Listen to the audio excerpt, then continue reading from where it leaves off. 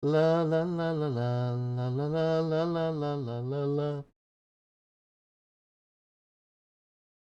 Stranger danger, make new friends, beware of rats and pay your rent. So much advice and yet it's not quite helpful. I don't listen, don't give a fuck. Maybe that's why I'm so messed up. So I'll take that hint and shut my mouth right now.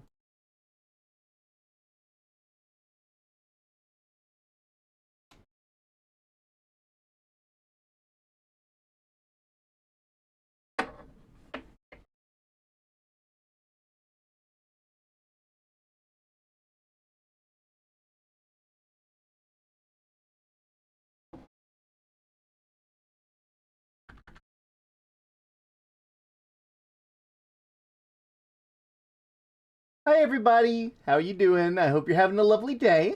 My name is Term. I'm the Axolotl of the Lighthouse, and I do my best to create a calm and cozy atmosphere for those of us just trying to find refuge from the storms of day-to-day life. Today, we're going to be doing some more Apollo Justice, as you guys all well know. It should be the last episode of the first game in the trilogy, if I'm not mistaken. If everything goes well. I really hope that I have adjusted my time right. Hello, Dim. It has been a while. Yo, welcome in backstage. I hope you're having a lovely day. You can actually watch today. Oh, I'm happy to see that I'm happy to see old faces and new faces and the same faces all here. I'm very very excited. Unfortunately, as you all well, the pebble of angles, often confused for the pebble of angels. Oh, I love that. I forget some of the pebbles that are in the roster from time to time. I will say I have adjusted some settings in Twitch again, which is always a dangerous thing for me to say, but maybe this will solve the issues that I've been having. Because for those of you who don't know, for the past couple months, I've been having this issue where I will stream and it'll be good for like 2 hours. Oh my word, I got small. I'll be streaming for 2 hours. And then suddenly, without warning, I'll just crash out of nowhere. And the crash is not normal. The crash is not normal. The specific crash that ends up happening is like a loss of stream key, which makes no sense considering the fact that I was literally streaming 2 seconds ago. What do you mean you lost my stream key? Find it again. Oh, and the only solution I've had to dealing with it was exiting out of OBS, opening it back up, and then suddenly it's found it again. I think I might have fixed it. I don't know, because this is sort of a test stream for that. But if I did fix it, then hey, nice. You know? Hey, Term, don't you love it when you follow a cupcake recipe that makes 50 mini cupcakes and it ends up making 74? 74! that is a lot of cupcakes. I mean, like, I mean, to be fair, in my opinion, more cupcakes is always good. But also, I understand how it must feel being like, oh, dang it, now I gotta ice all these, and I got all this extra batter, and I gotta make more when I don't want to make more. You know, it's a whole thing. In fact, how about we here, I'll meet you guys over in the kitchen for this discussion. Here we are. Oh god, I love this place. I love it so much. I love it. I love every bit of this little place. It makes me so happy. Isn't that right, Pitchfork? You having a good day? I think you're having a good day. At least I hope so. I hope all the laws are having fun in the kitchen today. You know? But I'm hoping that it fixed it. I'm hoping. If it doesn't, then I will go back to the drawing board. I do have one last trick up my sleeve that I might be able to do to fix the issue. But like at least 2 or 3 more tricks. But if none of the last couple works, I got my coup de grace, so to speak. And I don't want to do it because it means that I'm gonna have to reset a bunch of stuff. But it also means that things might be better then. I'm hoping anyway. Who knows? Who knows? Anyway, How's everybody been, if you don't mind me asking? I don't really get to talk about this a whole lot. I don't get to. I know I what's been going on in your lives. Is there any interesting stories that you all have had? I know backstage you've been watching some WWE with your friends, which is nice. I know Dim, you just mentioned that you've been making cupcakes, which is nice. It's very very nice. I'm actually not sure if you were here when we got our new lamp, because like we had an old lamp and now we have a new lamp. I'm not sure if that was before you left or after. I'll be real. I can't really remember when stuff happens. Anyway, while you guys all respond to that, uh, this is another announcement. Just remember that this week, after this Sunday, I will be taking a week break. I will be doing a reset week of sorts, where I will be going, seeing where I want to take the channel. I will be adjusting my IRL schedule, and then the week after that, we will be coming back. Weirdly, at the same time at the same time that like it'll be at around like it'll be around the same time that our 3 year streaming anniversary hit. And I'm still thinking about what I should do. New lamp. I love how I was talking to my mom and my tism activated when you said WWE. Oh god, that's amazing. That's hilarious. I know that feeling though. I know that feeling. Oh, new lamp. Let's go. Yeah, I'm super excited. You can still go into it like always. The command still works for it, thankfully, which I'm very happy I was able to get it set up. You also, it's just neat. And also, you can change the color of the flame in the lamp, which I'm very proud of because I wasn't able to do that before, and now I can, and that makes me feel really smart. But with that all being said, I swear I talk for far too long. You know. Oh. Ooh, yeah. Hmm? There, pitchfork. Oh, pitchfork. Did you? One sec. If I fix one thing, it's gonna break everything else. That's just how it works. Here, if I let me close this and relaunch it.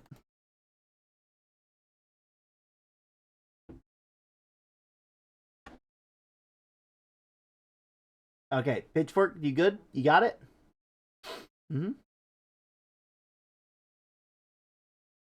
Hmm. You there? Maybe now. Plink, plink, plink, plink, plink. Plink, plink, plink. Come on, pitchfork. I know you got it in you.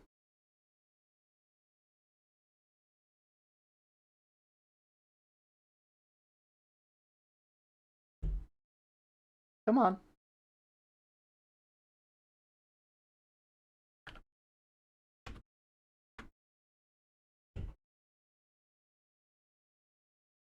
Pitchfork.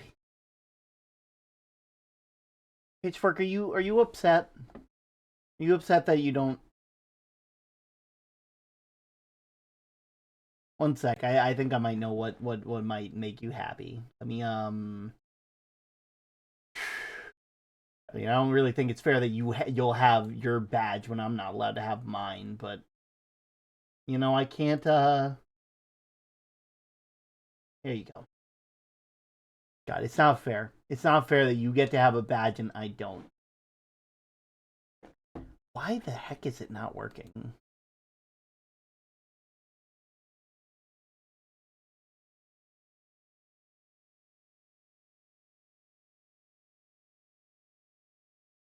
Cool down. Yeah, that'll work. Pitchfork, are you? Hmm.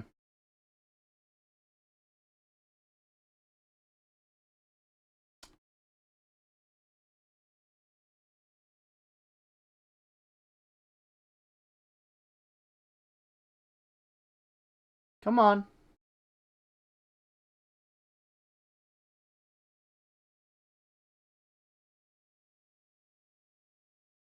Maybe...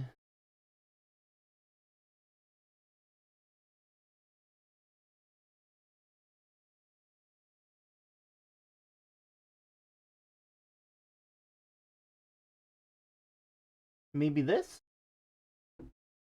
It might be. One more time? Is some bullshasterous team at General Stuff Hey! just crashed for no reason? I had the same thing happen to me, but on my old reused PS4, I kept on saying that I couldn't access the internet and couldn't play digital copies of games. Oh, absolutely. Absolutely. It's just it's just a crime, honestly. It's a gosh darn crime that like random stuff can happen, and unless you're like a wizard with like computers, that like you can't solve it. You know, and I'm not a wizard at computers. I really am not. Like, I know I do a lot of interesting stuff on stream from time to time, but I don't understand this stuff half as much as I claim to. You know, I'm flying by the seat of my pants half the time. I don't know how I got 3 years into this. This is some old news, but I believe I've shared it here. But about a month or two ago, a huge Cell Max statue I pre-ordered in like October arrived. I'm calling it a statue because it's almost a foot tall. It deserves to be a foot tall. He's upset that you can't have your attorney badge. Yeah, maybe I'll get it back. Maybe I'll get it back. It's okay, Pitchfork. At least you have it. At least you get to be an attorney. At least one of us is. I'm I'm okay. I'm fine. I'll be fine. I'll be I'll be fine. I promise. I gotta go. I'll see you guys in a bit.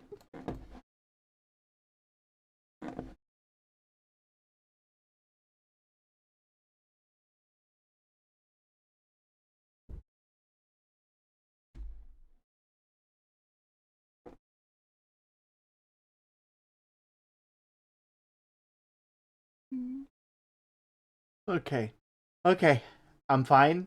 I'll be okay. I promise. I promise I will be okay. A lot of people might be asking, Term, why are you so big? Steve, how'd you get so big? Everything's fine.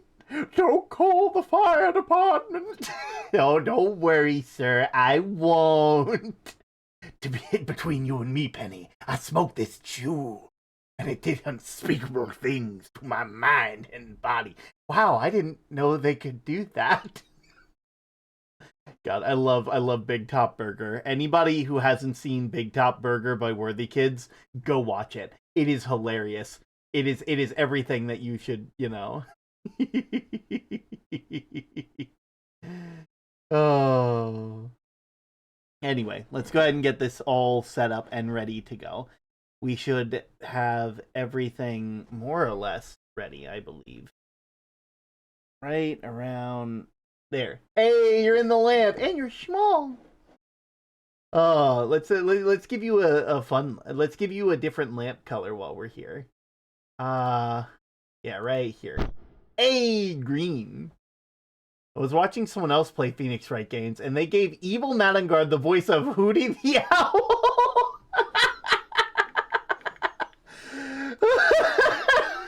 Okay, wait.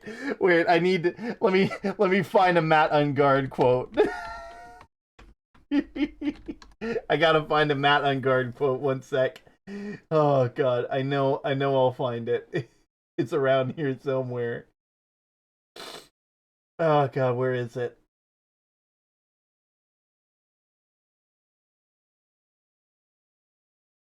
Fucking.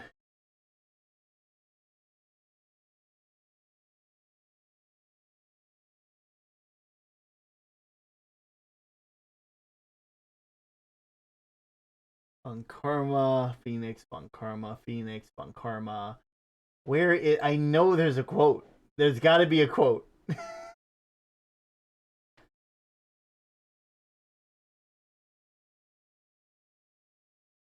uh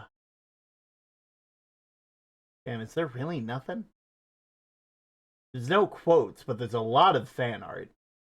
There's a lot of fan art of Matt Ungard, which I guess I shouldn't be shocked about.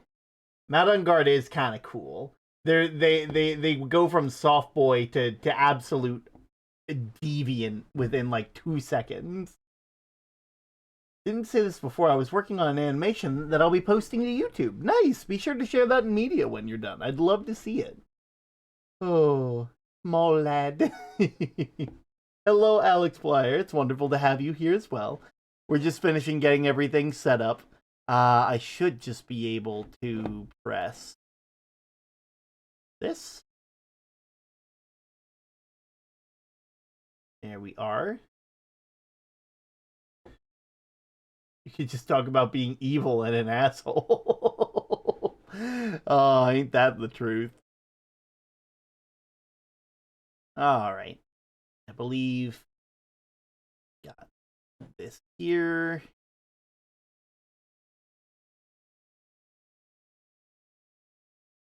Just give it a sec. It's loading. There it is. Health warning, everybody.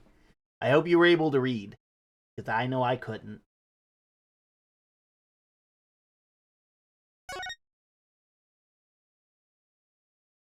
Alright. Listen, Matt Ungard is everybody in Phoenix Wright's confront characters. And they get what they fucking deserve in the end. I love how batshit insane these cases can get. I know. Right now we're in the middle of like, something. Yeah, we were in the middle of the Mason system. We had just finished getting all the past. Now it's time to get the future.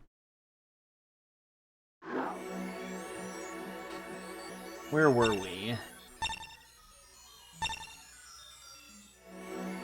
Through Studio, maybe? Hey, so... how you feeling? Drew Mishan felt like he was being watched? And you along with him. You sure it wasn't just nerves? Nerves? No, it's nothing so mundane. I stopped paying attention to my nerves a long time ago. But I felt it too. Journalist sure he's being watched, end quote. Don't you ever wonder why Zach Gramery got rubbed out after 7 years? Right after coming into contact with me! He completely vanishes from the courtroom. Then, for 7 years, he talks to no one. Not a soul. And then, just as the remaining time was almost up, he contacts me in order to have this made. And then he dies. Trying to put the pieces together, are we? And you were being watched this whole time? If Capcom ever makes another Ace Attorney game, I hope the first case is the most batshit insane thing ever, and then every case after that is normal, just to throw the player for a loop. Oh, I'd love that. I'm so tempted to make Pitchfork say one of my favorite Kaiba quotes from Yu-Gi-Oh! Ridge. I mean, to be fair, like, if you have the points, and it is relatively respectful, it should be fine, you know? Like, as long as it's within Twitch TOS, like, you can use Pitchfork to say random stuff, you know. Like, I don't see a problem with that. Even when I'm coming in your cap. Oh, God.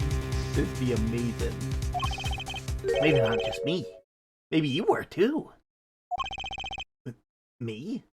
Wait, no. L, wait, no. Wait, I know how full this is. Wait, no, wait. Okay, good. It's not full yet. Woo! I always feel like somebody's watching me. What do you know about Zach Gramery?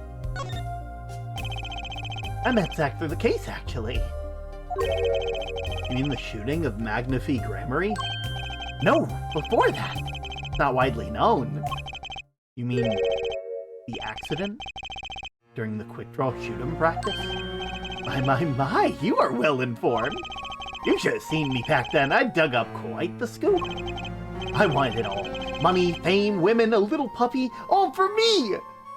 I'm not gonna lie, I know this guy's really creepy, but I kind of get this. The money, fame, and a little puppy.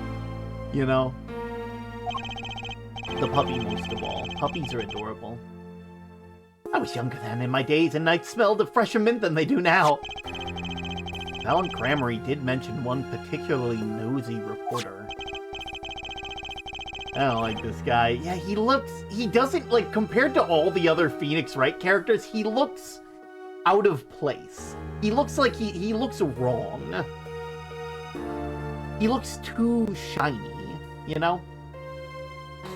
This nerd got some real spectacles on him.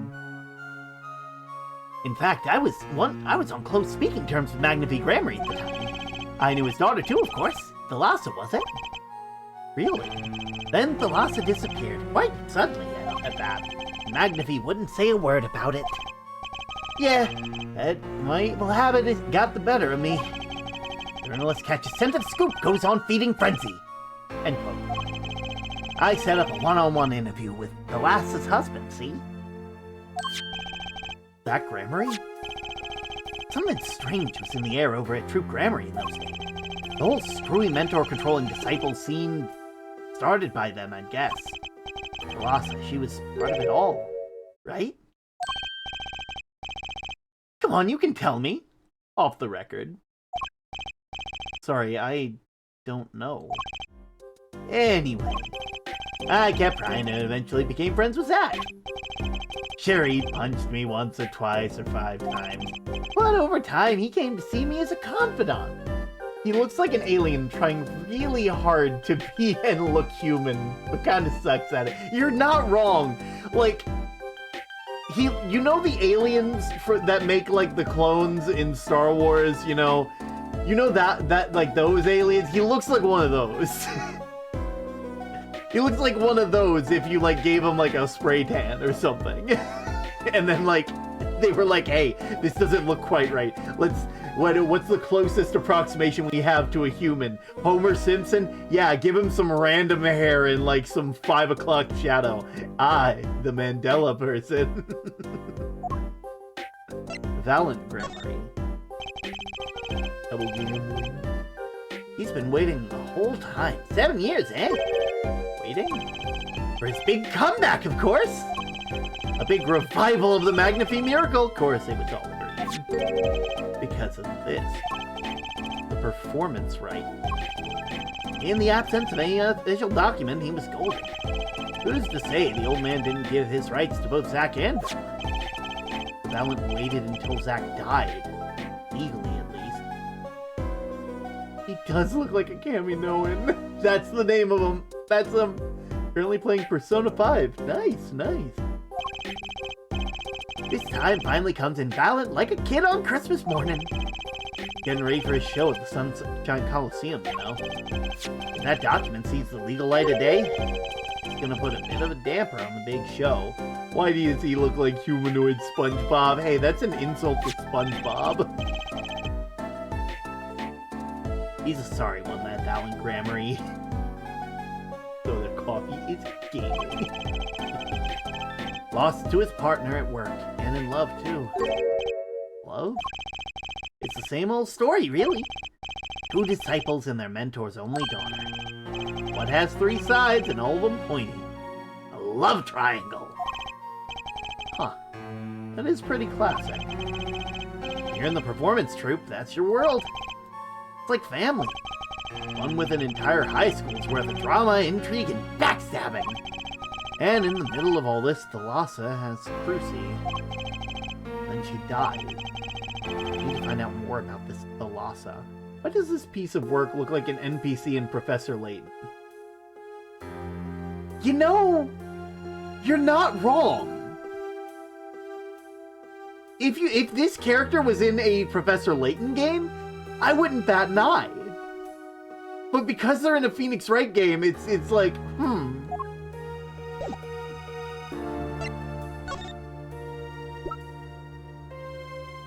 Hey, Mr. Brushel, could you take a look at this?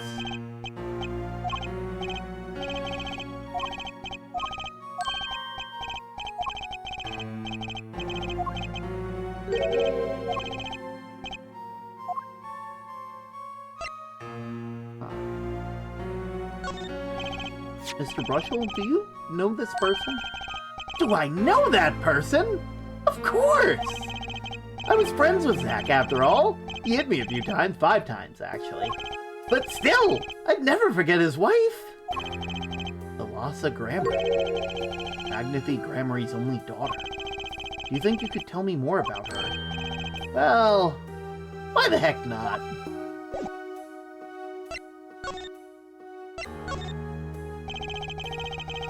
Hey, Brush, maybe you should lick the stamp.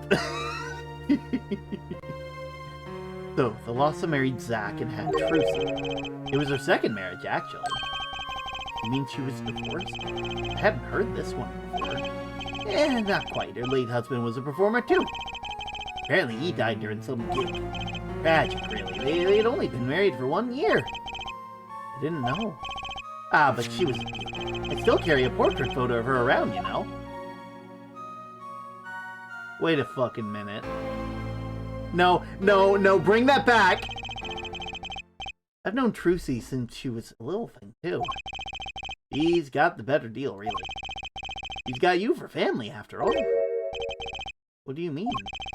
Just reminiscing, you know? Thalassa has another child besides Trucy. End quote. What? But Trucy said she was an only child. Ah, yes! She's the only one of her previous husband. Her previous husband? Her first husband who died during the performance? Yep, they had themselves a kid. Another orphan now. That's another one who slipped through the cracks. No idea where they are now. Thalassa had another child. You think I could borrow that photo? Sure, I can be generous on occasion, you know? I won't need this locket anymore. Better return it to Trucy before I forget. People and events all get tangled together and it gets bigger and bigger. Don't you think? I was too busy wondering about biggerer to listen to what you were saying. Sometimes you just gotta accept that you won't be able to untangle it all, I think. Maybe so, but still. I have to do what I can. And I have to tell what I find to those who come next. Next, you say? I'm not the one who will close the curtain on this little play. Apparently, that's not my role anymore. Agnethy. I was just wondering what Agnethy would think of all this. What do you mean? Haven't you seen it in Trucy? He's got this power. You mean how I can't lie to Trucy? It was the same with Agnethy. And with his daughter, Thalassa. Strange thing, you think? It's some grammary gene? Agnethy told me once, back when Zach married Thalassa. He said Zach has good eyes. But not good like the Grammary's eyes, not that good. Wonder if Zach ever played a game of poker with his wife. Who knows what that Grammary's secret is? Maybe nobody, now that Zach's gone. Zach Grammary. The plot had finally begun to reveal itself. It sprouted from a warp in the Grammary fabric and grew, swallowing everything, wrapping itself around the Grammary's power.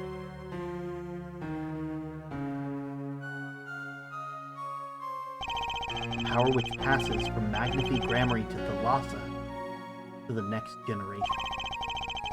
I would once again need to meet the one who bridged it all together.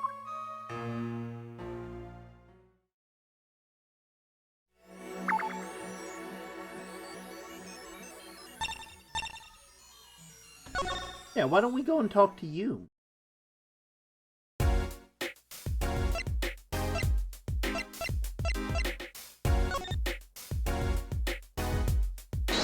Yeah. You and I got unfinished business, my friend. And though you may be dead, I can still question you. The Grammary secret. I have to know more about this power of Trucy. It's like she can see right into people's minds. The first time I saw her do it, it blew mine. And after you were done having your mind blown, you took her to play cards. Gotta use the resources at hand, as I always say. Yet I myself have no such power. But Trucy does. Why's that? Maybe Trucy got her power from her mother. The Lhasa Grammar? I will not speak of it. The Lhasa is officially missing, correct? And I think I know why you don't want to talk about her.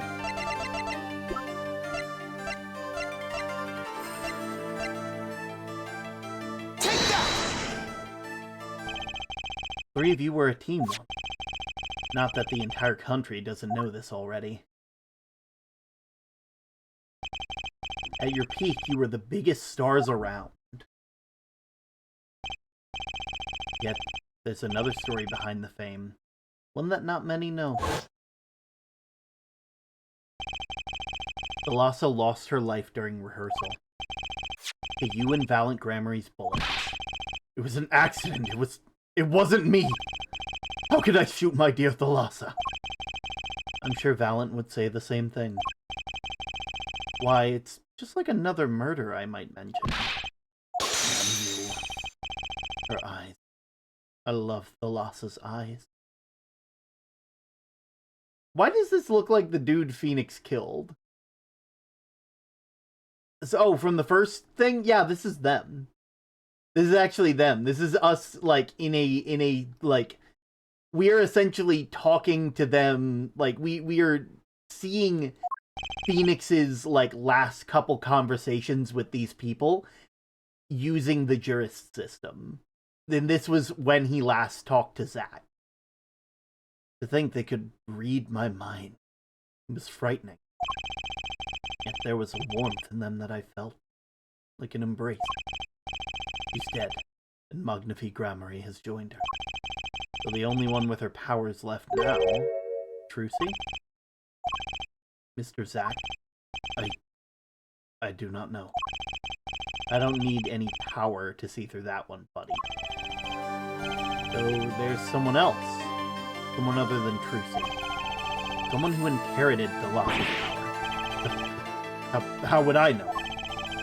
My chances are slim. It would take a miracle to learn the truth. Or maybe one has already occurred. There's someone else with that power, and I know who. Take that! This boy? Name is... I forget. Something weird.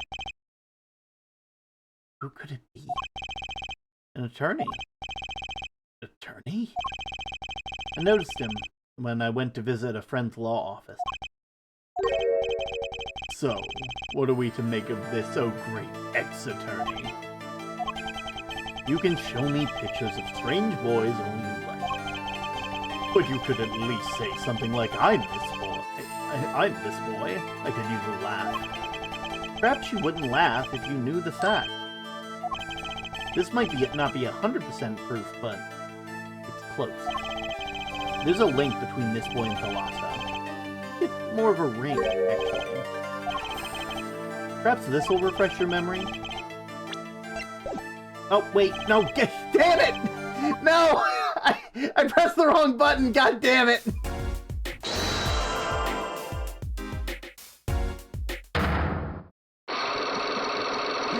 I swear.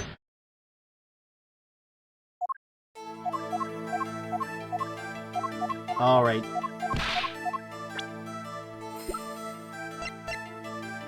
Take that!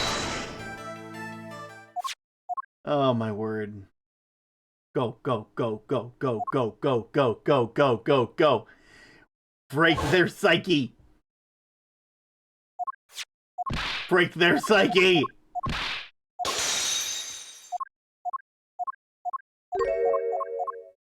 Boom, boom, boom, boom, boom, boom, boom, boom, boom, boom. That's someone with the power. It's this man.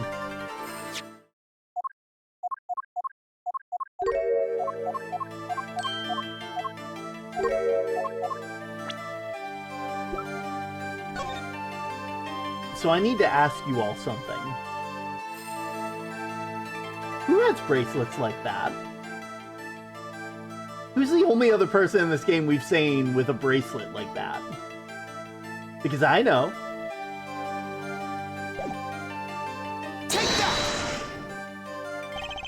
Actually, I know something. Your marriage to Thalassa was her second. How did you know this? Her first husband. He died a year after they were wed, yes? He was a performer. They met when he joined us Grammarys as a guest in our show. Apollo and his big-ass forehead. Love you, why? Absolutely. He was a performer. They met when he joined us Grammarys as a guest in our show. After Thalassa wed him, she left the troupe for a while. Can you say she had a child then? I have a photograph of her here. I couldn't help but notice what she's wearing when I first saw them. Those bracelets stand out. They're a Grammary family heirloom. This boy wears a bracelet just like the one in the picture. What? That's why. Why what, Mr. Zack? I took this photograph of Thalassa before she left us. When she returned, she wore only one bracelet. I bet I know where the other one went. She gave it to this boy. Her son. Double lock break.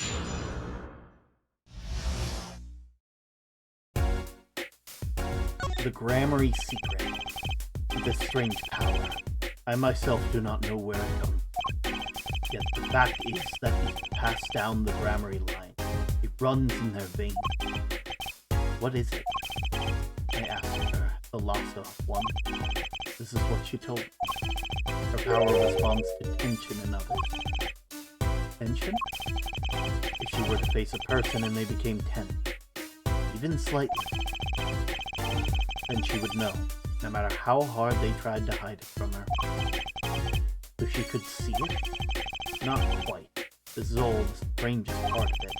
She wouldn't realize that she was subconsciously detecting this tension without the use of a particular object or, in her case, object. Object? Wait, were they something she wore? Yes, her bracelet. I admit the first time I saw one of those, I felt there was more to it than just fashion. But what kind of power could a bracelet have?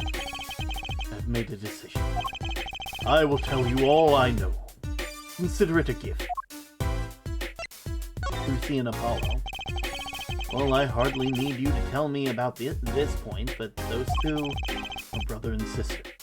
Yes. And the brother too has this power of theirs. But Trucy has an older brother. Wonder what will come of that. Mr. Wright, tonight, after our game is done, I will return to a life of hiding. I would not see her live her life without knowing. I understand. I'll tell the two of them when the time is right. I am in your debt once again. No kidding. What I want to know is how all this got to be so messed up. The bracelets. Those bracelets are made of a special alloy. It is said to expand and shrink very slightly in response to body warmth. So they're temperature sensitive or something. Yes. This is how they can shrink to the exact size of the wearer's wrist. This has something to do with the power? What have I told you? The Grammary power reacts to tension in others, and when the Grammary senses tension, they too become tense. And this tension translates to minute contractions of the muscle. So minute they cannot sense it on their own. The muscles? Oh, so that's what the bracelets are for. With the bracelet on, one can sense these contractions, because the bracelet is always a perfect fit. So when the person they're watching gets tense, the bracelet feels tighter on the wrist? Precisely. But that alone doesn't really count as mind reading. I believe I understand how the process works there. It's a simple question of eyesight. Eyesight? I guess that sounds simple enough. Have you ever heard of kinetic vision? Something about the ability to see moving objects with full clarity, right? I've heard of it before. They say athletes can see a moving ball like it was stopped if they focus. Oh, but it's not confined to sport alone. It all relies on the ability to focus. When we focus, we can see many things. The faintest twitch of the face and the meaning that lies behind it. Therein lies one of the secrets of magic. One must know the mind of a crowd before one may distract it. But basically, what you're saying is, the Gramarys can see really well, for them seeing is more than believing. It's knowing. Their power relies on eyesight combined with exceptional focus. Things are starting to come into focus for me, too. Of course, it is difficult to maintain such levels of focus for any length of time. But what if someone could tell you when to focus? Or something. Precisely. But wait, Trucy doesn't have any bracelet. You're talking about poker, yes? The timing of when to focus is so elementary, she probably does it without thinking. I doubt Trucy herself has realized this. That's all I know of things Grammar. Thank you, Mr. Zack. If this boy's bracelet is the real thing, then he will use it before long, thereby awakening its power. I'll keep that in mind. Shall we play a game? I've said so much. Let me say one more. I will tell you of that night, the night my mentor Magnifi Grammarly passed from this world to the next. There were 2 pistols, 2 letters sent. This was Magnifi's test. A test? In his last years, Magnifi worked us to the bone. No, to the pain. But that night, I could not shoot him.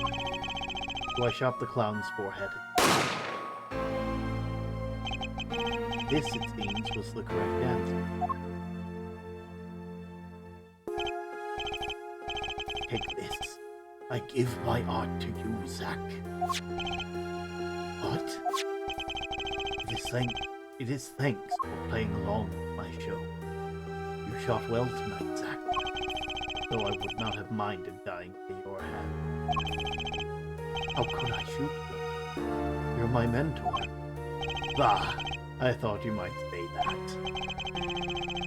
If I went home without shooting anything, what would you have done then? Then, of course, I would have given Valand his cap. And if I had shot you in the forehead instead, then it would be over. If you or Valand were to shoot me in the head, then I to the darkness would go, and my art with me. A fitting end, don't you think? Ah! Yet, this ending, too, gives me no cause for regret. I thank you, Zack. And I'm sorry. I've done much that was wrong in my day. The Valant fucked up. Seems to me that Magnifi wanted you to be his successor all along. That's why the time he gave you was earlier than Valant's. Perhaps. It's not something we will ever know, for sure now. I wonder, what is Valant up to? Waiting for you to die. If 7 years passes like this, the performance rights go to him. Ah. And now here I am. And his dream is ended. Worse than that, actually. Public opinion's a fickle thing, you know? What? You don't mean to tell me they put the blame for our mentor's death on him? The trial ended when you vanished, Mr. Zack. There were even rumors that Valant had helped you pull it off. But that's madness! Well, it seems that before I can once again disappear from this world, I have one more act to perform. Isn't it odd that sorting out my life should prove so complicated, even though I'm dead?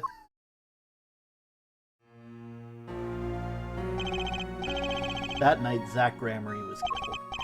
He died as Shady Smith, a mysterious traveler with a secret past. But he left one thing behind before he parted. This. To whom it may concern, 7 years, his confession, he used as I saw fit. Of course, he killed no one. This was his way of tying up loose ends with his old partner, Valiant Grammar. Added to the quirk.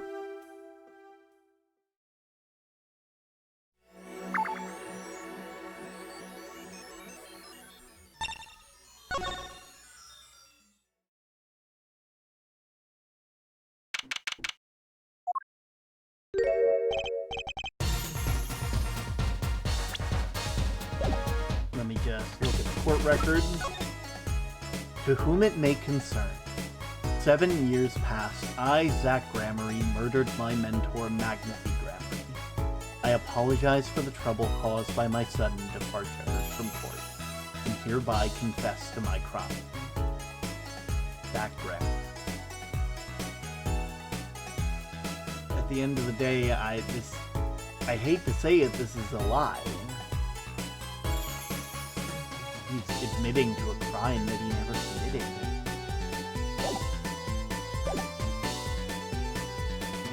Well, isn't this a blast from the distant past? Long time no see, Mr. Valiant. 7 years has it been. Frankly, I didn't think I'd ever see you again. Actually, I came because there's something I want to ask you. I've spoken to the press. I've nothing more to say. I've spoken to a lot of people myself and come to some conclusions. But then I realized I needed to hear it from you. Magnaphy Grammary. I have walked a difficult road these past 7 years. It wasn't Valiant and you. It'd be really funny if somehow it was Kristoff. No, you know who it is? It's Von Karma. Von Karma still fucking with trials to this day. It was I, Mr. Phoenix, right? My machinations lay undetected for eons. Oh, God. Well, difficult because you couldn't perform Magnaphy's repertoire? Do not be deceived. Valiant skill is the real deal. I do not require my mentor's hand-me-down. No, it was my partner who slowed me It's chug on the time. road. Congratulations. The lotto will soon be hydrated.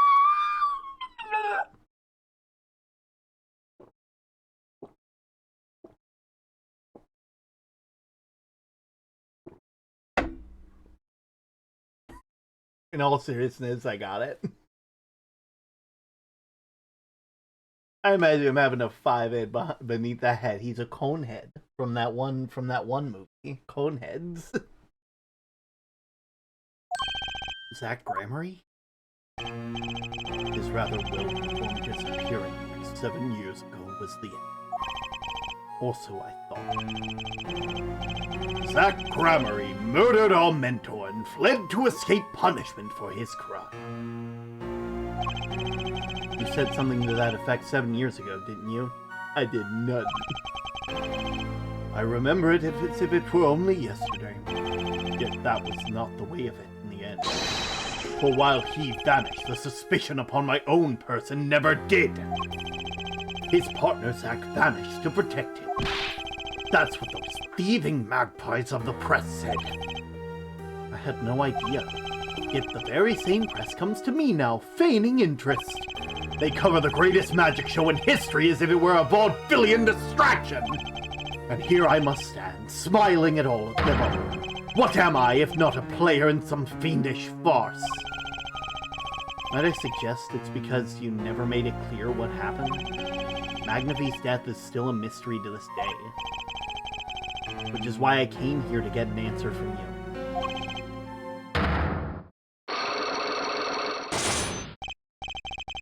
I knew I'd be seeing these sooner or later. The audience has no business stepping upon the stage. They must be content to sit and stare at the spotlight. It sounds an awful lot like something I heard 7 years ago.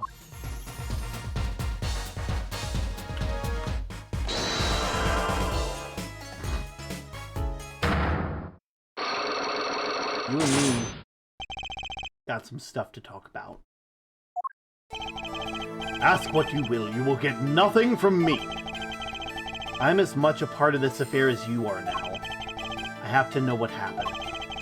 For 7 long years I have been. Now, finally, the curtain lifts on my new golden age. All the miracles of art are within my grasp. Sorry to do this, Fallon. Right now, I need answers. I think I'll start by dropping a bomb that should shake things up. Valen, I wouldn't be so sure about those miracles. Not as long as I have this. Take that! And what might that be? It bears the Grammary seal. I should have brought this to your attention sooner. But I didn't imagine you'd plan your comeback quite so fast. What is this? A document showing the true recipient of the performance rights to Magnafy's miracle. What? The Grammary? He wrote this? He passes everything to his daughter! Brucey Enigmar, actually. She's officially my daughter these days. Preposterous! Zach's gone! Vanished into the void! This is the genuine article. Zach was alive when he wrote this. Both myself and the notary can testify to it.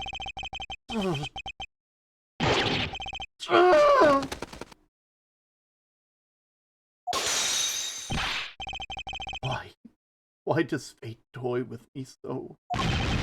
Why must my life be lived in thrall to the dead? You're not the only one with that problem. But he shot Magnafy! It was Zach! It was! And then he left, and my career as a magician fell into darkness. Did you think there might be some way out of it? Say if you could prove Zach Grammary shot Magnafy? Was that why you testified? Yes! My way out! It should have been my way out! Well, it might not be too late, Mr. Valen. All you need is a way to prove your case. Who really killed Magnafy Grammary? Take that! I believe I have the answer to your prayers right here. Zach Grammary wrote one more thing before passing on. But this is a confession, in which he admits to the killing of Magnafy Grammary. See? All according to your plan. I'm a magician by trade. Deception is my life's work. I fool the audience, give them a fleeting dream. Yet it seems the tables have turned. Now I am the audience, believing in the deceptions I have wrought upon myself. Zach wrote this right in front of me, after I explained your situation to him. I looked at him.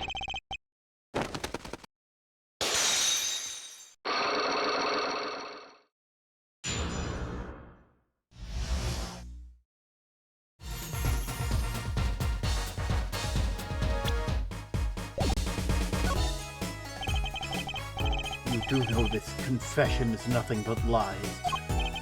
Yeah, it's my opinion that Zach Grammary killed no one. Then you must be thinking the truth is a simple matter of elimination. Two received instructions to kill, but one is innocent, and the one who remains is guilty. That would be the logical conclusion. So he vanished to protect his partner. A stirring tale. Is true. Did you shoot Magnafy Grammary in the forehead? If I had and I told you, what would you do? Run to the police, perchance? Do as you will. There's nothing left for me now. It is true, after all. I have little talent. I needed my mentor Magnafy's repertoire. It was as if a little demon grabbed a hold of me. I knew it. The Valen Grammary did kill the great Magnafy.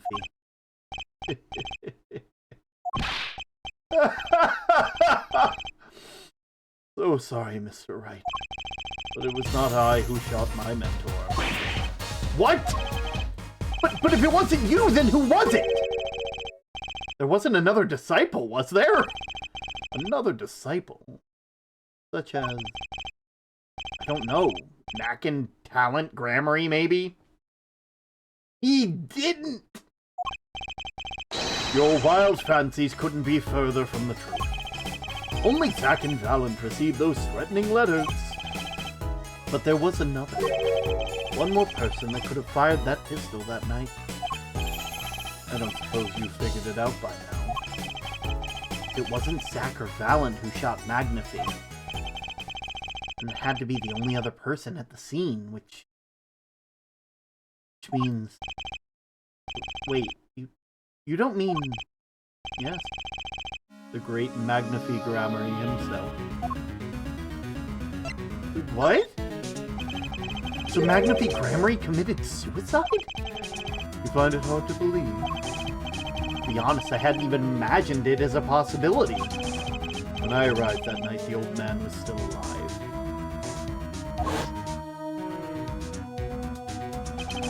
He appeared to be asleep, and I could not shoot him. But when I turned and made to leave his room, the old man called out to me. You spoke with Magnifi Grammary? Yes. And this is why I knew what he had done. Magnifi transferred the rights of his repertoire to my partner Zack Grammer. Not me. I see. Then I guess I owe you an apology. I always thought you were the one that did it. You owe me no apology. Huh? My crime was, in a way, more serious than that of murder. What? Your crime? Is Valent Grammary confessing something to me? What could be more serious than murder? What's your crime? You see, I knew the 2 letters had been sent. But there are no secrets between partners. It's easy to find out. That was when I understood Magnifi's plan. He wanted to die by one of your hands. Little did I expect it was anything to do with the rights to his repertoire. That was when I heard it. The little demon whispering inside my heart. The demon? Let me confess. I intended to shoot Magnifi. And I planned on framing my partner for the crime. What? That night, I prepared something before going to Magnifi's hospital room, which was IV fluid, of course. I'd seen it on an earlier visit. If Zack did not shoot, I would do it. Then I would use the IV liquid to place the murder on his hands. That was my plan. But you didn't shoot him. I could not. Hey, time for an ad, which means we gotta wait. As you all know, I do not do stuff during ads. It's the time for me to relax and enjoy the time that we have here. If you are able to hear me, though, I want to thank you guys so much for watching. It's impossible to imagine that it's been 3 years so far. Also, we're sitting pretty at stuff at the moment. I'm very excited for everything to come back. I will be making a Google document. I might actually get in a call with Elle to set that up. Because I do gotta send out some stuff for you guys. For when we do stuff. There's some interesting things that I plan on doing. You know? 2 years, 10 months, 23 days.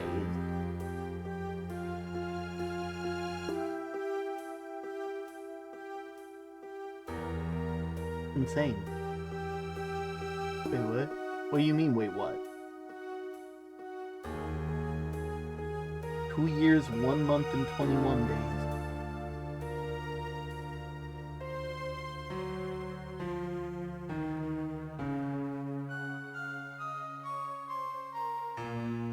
Insane. Dang. No one...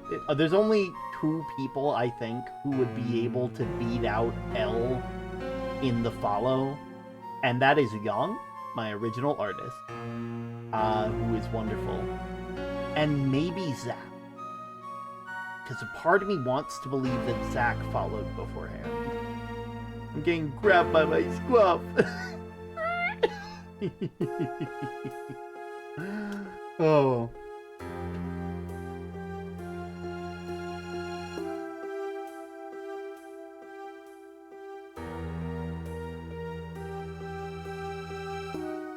Oh.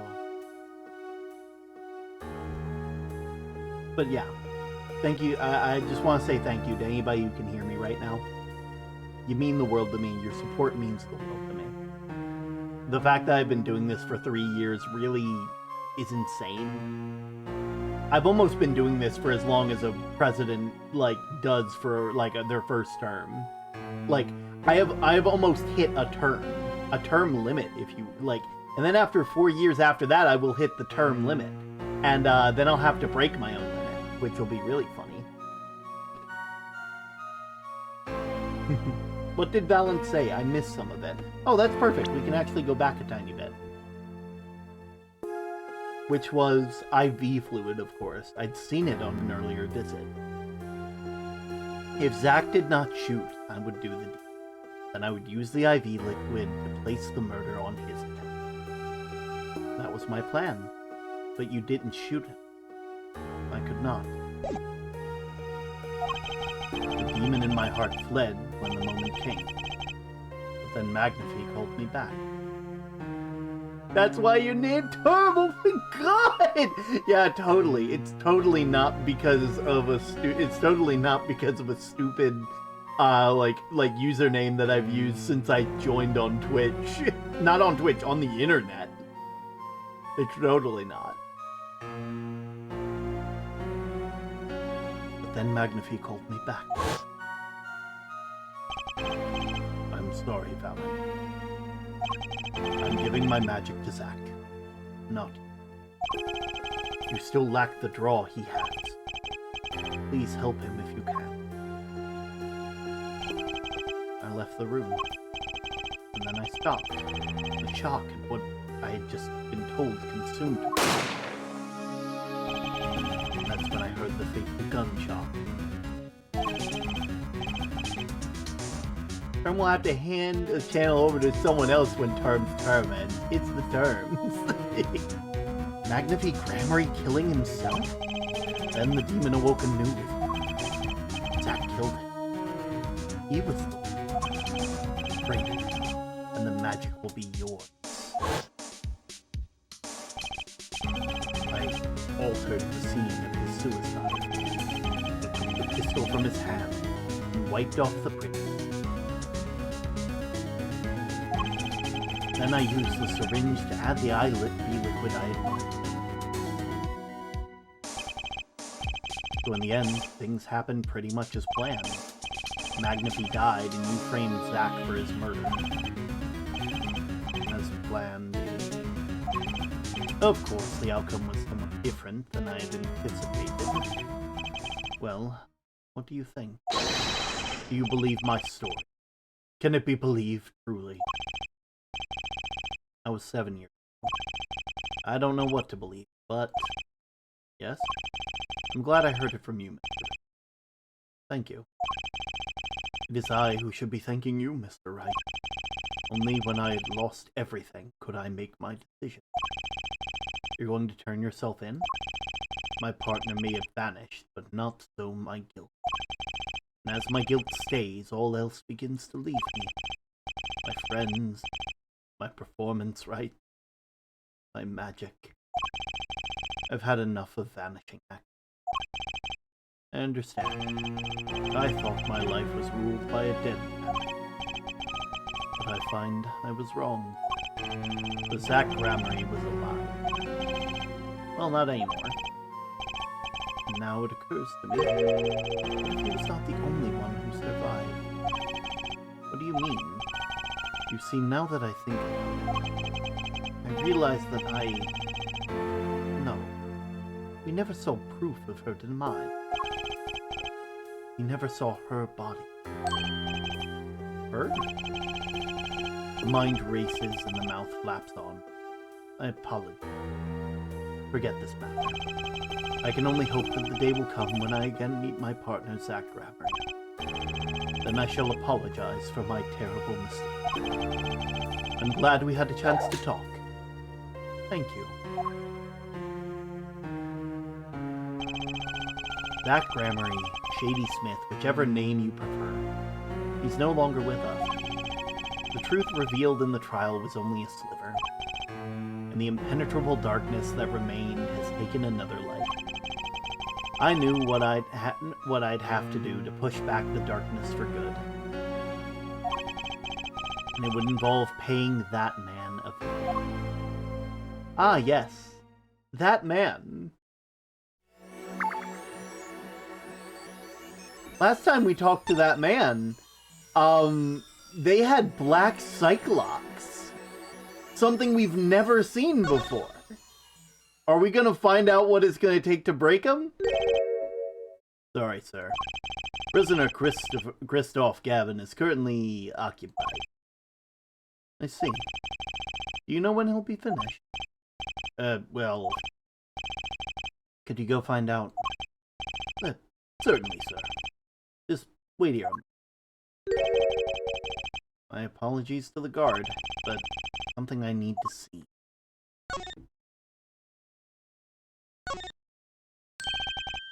There it is, the yellow envelope. And the sender is Drew Measham. I was right. When I arrived at the studio, Mr. Measham was at his desk. He seemed to be writing a letter, but he was quickly sealed the envelope. It was a yellow envelope. I heard it was left at the scene of the crime. If this is the last letter that Drew Measham wrote, then there's something I need to do. The last thing I need to do. Here goes. Let's see if the anthraquinine spray finds anything.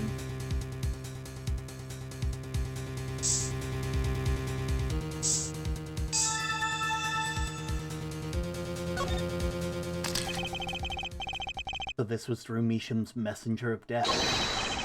It was the stamp, all right. No mistaking it. And his last letter was sent to Christoph Gavin. The interview request came like you said it would. Gotcha! And they're looking into the case. I swear on my life I won't tell them about it. So please release the spell you put on my daughter. I'll write later with a report. Drew Measham. Letter posted by Drew Measham just before dying. Poison traces were found in the... Finally. Decisive evidence! What's this? A burglar. In jail. Gavin! I didn't know you moonlighted in larceny, right? Gavin, there's something I have to ask you. Can I steal your stuff? The answer is no. My apologies, but there's not much I care to discuss. Vera Measham hasn't received her verdict yet. You follow me, Gavin? There are no known survivors of antiquinine poisoning.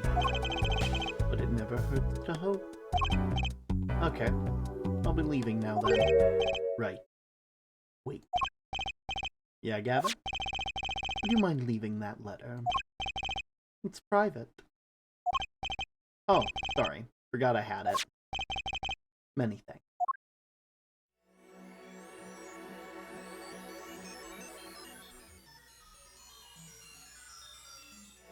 What the? No. No way! He had a secret camera on him the whole time? Oh, you fucking genius! Man was ready! Well, we've now seen all the clues in the case.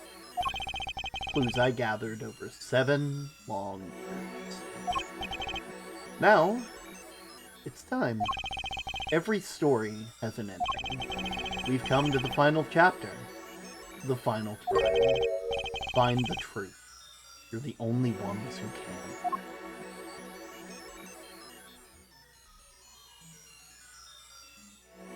Oh my god! Phoenix, you madman! Man was ready! First off, saving. And we're continuing because obviously. Welcome to court. 7 years, all leading to one verdict. A verdict which you must decide. Is the defendant Vera Measham innocent or guilty? The courtroom doors are opening. The trial awaits. Are you ready to begin? Courtroom number 3. Preparations complete.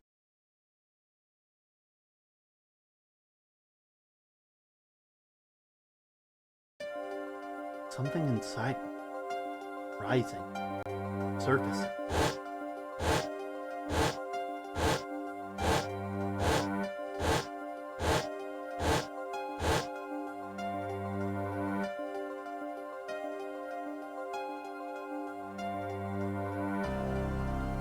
Something important.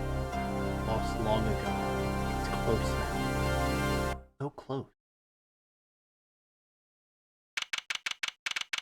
October 9th, 10 a.m., District Court, Courtroom number 3. Court is now in session for the trial of Vera Measham. The defense is ready, Your Honor. Prosecution is ready. Prosecutor Gavin, how's the defendant Vera Measham's condition? Acute quinine poisoning, according to the physician. She could die at any time. Thus, her absence from the courtroom today. What? They can't put her on trial without her being here! It is unusual. They should wait for her to get better and do it then. So bureaucratic of them! Well, you know what they say, Rule 8. Elven bureaucracy is bullshit, but you gotta live with it. Damn, I'm gonna hate not referencing that. That's a little harsh. Can't delay the trial any longer, or they risk having no one left to try. A trial without a verdict can only cause grief. The records of the case and experience tell us this. Apologies to the defendant, but the show must go on. Right. If Vera dies, the trial will be cancelled. I'm not going to let that happen. Mr. Wright told me everything that's been going on behind the curtain all these years. I'm going to get Vera her innocent verdict while there's still time. Very well. Your opening statement, Prosecutor Gavin. The prosecution's case is unchanged by recent events. Why did Vera Measham succumb to poison? Because she couldn't live with the guilt of what she'd done. Objection! But Vera was poisoned with atroquinine, the exact same poison that took her father's life. What better confession could you ask for? Being the killer, she would have had access to the poison. Significant, since it's rather hard to come by. That is true.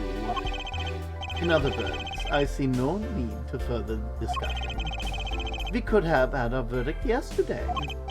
Well, Mr. Justice, if you have no objections, I see no reason to postpone the verdict. What we need to worry about isn't the verdict, but the trial itself. The defense holds that Vera Measham is the victim, not the killer. If that's so, then you have to prove something. Shiva's in court, giving her testimony before us.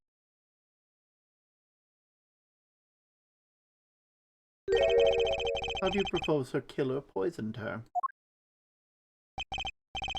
Oh, and incidentally, it would be nice if you told us who the mystery killer was.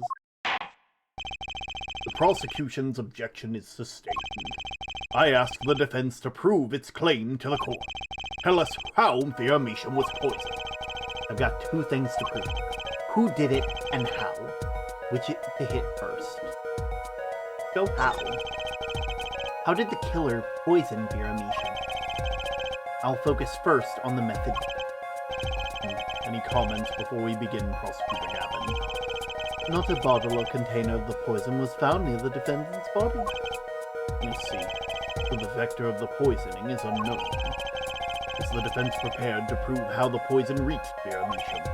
Yes, Your Honor. Very well. What method was used to poison Vera Meacham? Well, that's easy, Your Honor. The nail polish. Take that! What's this? It's a beautiful bottle. I'd like to give whoever designed that a hand. Hey! Enough with the puns, Your Honor. That was a good one, damn it! Is that nail polish? Colorless. I've been thinking of getting, like, clear nail polish to, like, do my nails, because, like...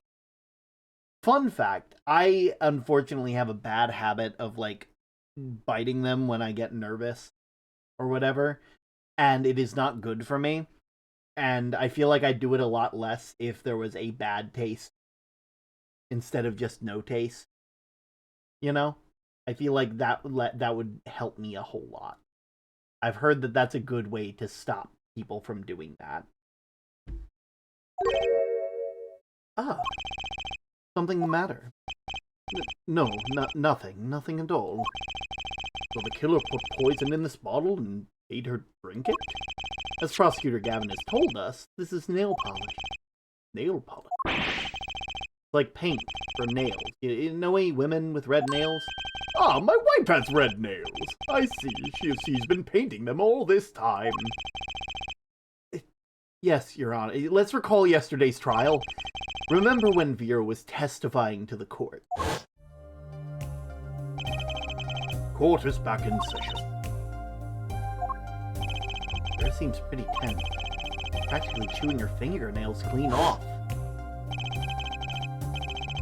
Whenever Vera became nervous, she had a habit of biting her nails. Oh. Prosecutor Gavin? When the prosecution had Vera examined, did they check her nails? Well, Bailiff, have them check the defendant's nails at once. Mr. Justice? Yes? Do you know who did it? You know who put poison in the nail polish? Yes. That bottle belongs to Vera Meacham. Why do you ask? Know someone else who might have a bottle like this? No, just checking. Mr. Justice, you're about to accuse someone of poisoning that bottle of nail polish. Please dispense with the chatter. You realize the weight of this accusation. Let me show you. Understood, Your Honor. I know that I'm doing this time. Then let's ask, who poisoned Vera Meacham? Christoph Gavin. Take that! What's this? Christoph Gavin? Objection! What's your game? My bro. There's no way he would do something like that. You should know better than anyone else. Indeed. He is behind bars. I know. However, that doesn't mean that it's impossible to do what he did. What? Ask yourself when he put the poison in the bottle. It could have been yesterday, it could have been a month ago, maybe it was a year ago, or perhaps it was 7 years ago. But Christoph Gavin had no motive for killing this poor girl. It's simply inconceivable! Prosecutor Gavin doesn't seem to think so.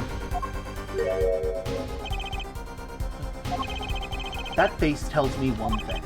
Christoph Gavin's own younger brother doesn't find it inconceivable at all. Well, Prosecutor Gavin, if you feel there is a clear and pressing need, then we may have to summon Christoph Gavin from jail as a special witness. Fine. I've known for some time that an impenetrable darkness lurked at the bottom of this. A darkness that has swallowed even myself. Okay. The defense's wish is granted. Let prisoner Christoph Gavin take the stand. Bailiff, begin proceedings to call a special witness. The witness of Christoph Gavin, currently residing in solitary cell 13 at Central Prison.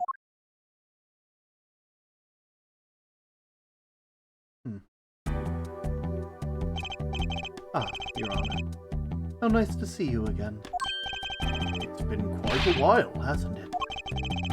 To what do I owe the pleasure of your company? Not every day that I'm summoned from the solitary cell. In fact, it's never. I think you already know Mr. Christoph Gavin. Mr. Justice. I hear you've been doing quite well for yourself. Why do I feel like somehow he's still my boss? Stiff upper lip, Apollo! You can do it! Does this bottle look familiar? Ariadone nail polish. Why, yes. I use it myself. As did the late defendant, I hear. She's not dead yet.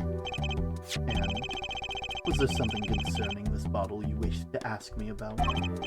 I admit I respect her for her taste in nail polish. Her taste in...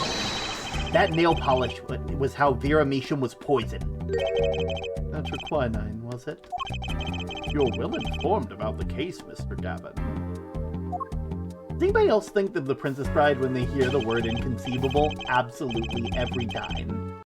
Inconceivable! You keep using that word, but I don't think you know what it means. Even in solitary, much comes to my desk, and I have nothing to do but read. Well, Clavier. Maybe you can explain this. You're being accused again. By him. Again. Ah. And you agree with this accusation, do you? Let's hold a proper trial, shall we?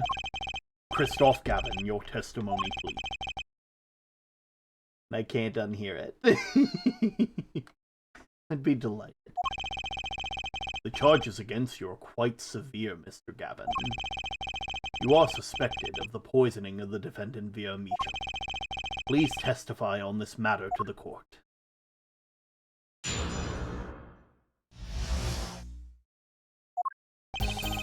Owning the same nail polish does not a murderer make. I've been in solitary confinement for half a year. How could I poison her? Her father died of the same poison.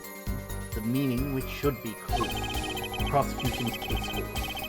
She poisoned her father, then attempted to poison herself. Surely you aren't going to suggest I was responsible for poisoning her father too?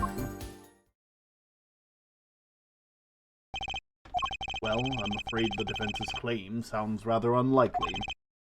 Naturally. For one, I don't even know the Measham. Isn't that so, Mr. Justice? Very well, Mr. Justice. Begin your cross-examination. I'm accusing Christoph Gavin, my ex-boss, but I know he poisoned the Measham. The question is, when could he have done it? Not to mention why.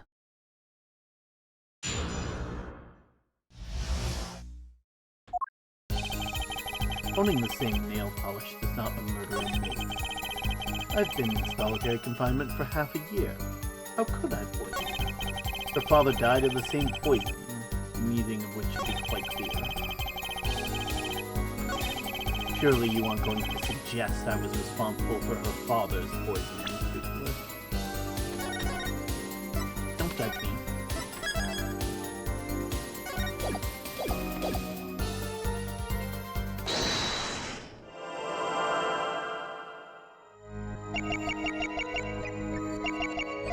Going to suggest I was responsible for the poisoning her father too, right? Why do you have a scar on your hand, by the way?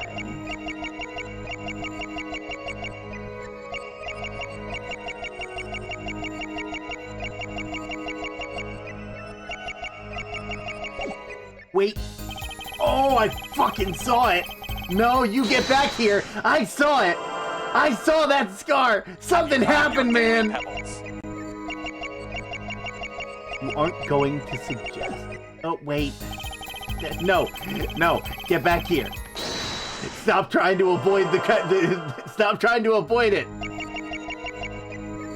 Surely you aren't going to suggest I was responsible for poisoning her father.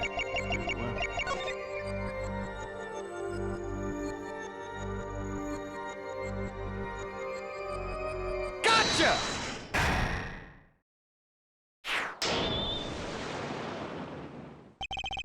It was you who killed Drew Meacham.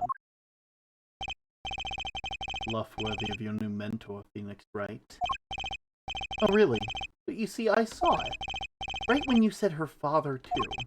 Your hand tensed unnaturally, and a little devil appeared to give me the news. And let's assume, for the sake of argument, that you saw me being tense. What does that mean? Are all tense witnesses guilty? Tell me, was Drew Meacham fond of nail polish too? Sorry, but there's more than one way to poison. You don't need nail polish to get to someone's mouth. Ah. Then I must be very talented indeed. You see, Drew Meacham was killed on October 6th. Meanwhile, I was already in solitary confinement in Central Prison. If that's not an alibi, then I don't know what is. But you found a way, all the same. And I found it too. This is how you poison Mr.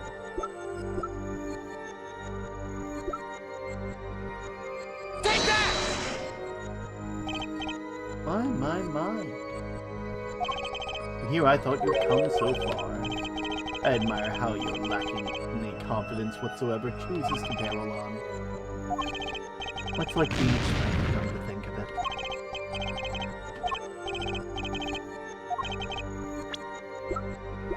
I guess I have to give you that. This thing here, specifically.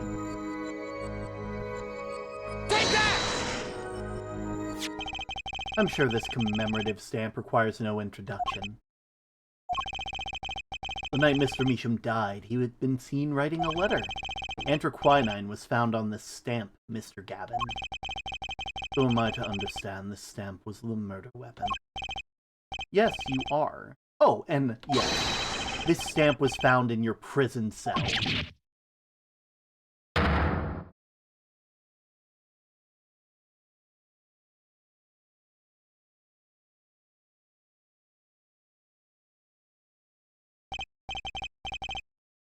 That's all, Your Honor. Order! Order! Poison on the back of that stamp. After Drew Meacham was killed, someone paid a visit to the witness's cell. Phoenix Wright. Daddy? That's when he found the stamp. You made Drew Meacham write you a letter. That's how you killed him. What? My. You've upset my poor brother to the point of uselessness. Allow me to clarify this matter justice. All you need to do is recall witness Sparkbrush's testimony. Well, that's the thing. See, after you put the letter in that envelope, Mr. Meacham sat there searching his desk drawer for something. His desk drawer? Yeah, it's a stamp! The so-called postage stamp. End quote. He was looking for a stamp. Ergo, he had no intention of using this stamp. What are you getting at? What I'm arriving at is that this commemorative stamp was in a frame. It was mere coincidence that he had used it that night. That would seem to be the case. Or perhaps you mean to suggest that I can somehow manipulate coincidence. He does have a point. How would the witness know if the victim was going to use that stamp? Without that, he couldn't have planned the murder. What? Really, Flavier? You should be seeing through these weak-spined bluffs by now. He's right, though. How could anyone have known Mr. Meacham would use that stamp then? Least of all Christoph Gavin locked away in his cell. Well, it seems that the defense has run out of things to say. I assume he had something to say in the first place. I believe the defense's bluff has been called. The defense's bluff? I'm not sure I agree with you, Christoph. Lapierre? Honestly, I wanted to believe you. But the defense wasn't lying to get away with a bluff. You were, Christoph! What are you saying? Prosecutor Gavin! Her forehead. What was your accusation again? Huh? Oh, it was that this poison stamp killed Drew Measham, yeah? To which my brother responded thusly. There was no way to know when Measham would use the stamp. Yes, that's right. Which is why it couldn't have been planned. Tell me, it needs to be planned. Why? Oh, why couldn't it have been a coincidence?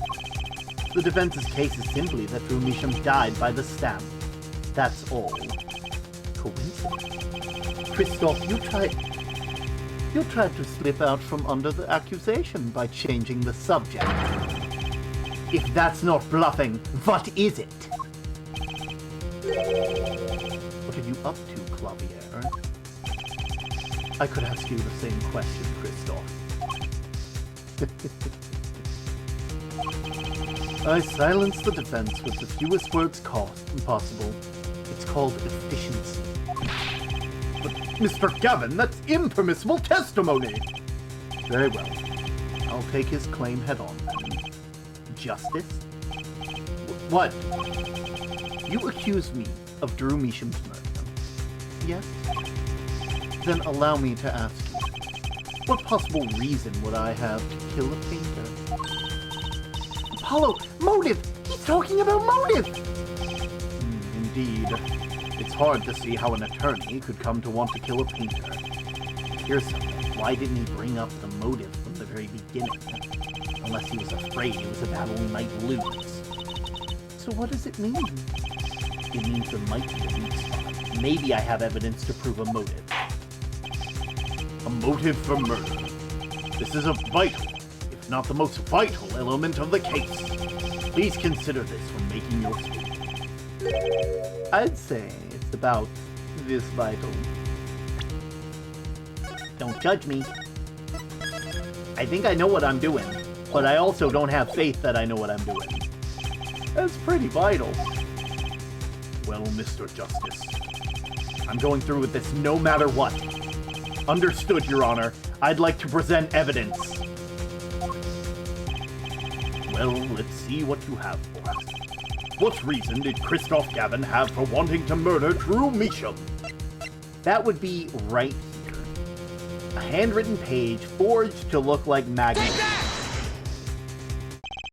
Christoph Gavin's motive becomes quite clear when we consider why the stamp came to Drew Measham's studio in the first place. Me when I judge you. Don't judge me, no! And why was that? Forgery, Your Honor. Go back 7 years. Drew Measham accepts this first job creating forged evidence. I've seen this before. A page from a diary was it Magnifique Grammar style.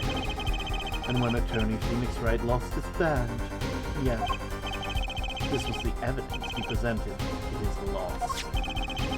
This evidence is a fake, yes, but did Mr. Wright request the forgery be made? That was never proven. Objection! The defense attorney on the case was Phoenix Wright. Who other than him, drunk with the prospect of victory, could it have done it? And why would they? Just out of curiosity. Do you remember this letter? This is the first page. And this is the second. Those were presented in court yesterday. This letter was sent to Drew Measham by the client who requested that forgery. The enclosed stamp was none other than the poison commemorative stamp.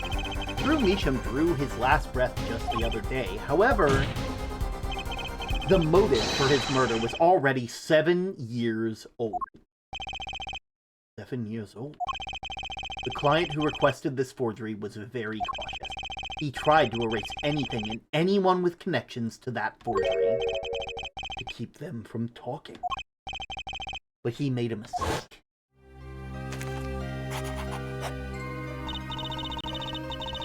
That was a picture of my favorite magician, so I kept it.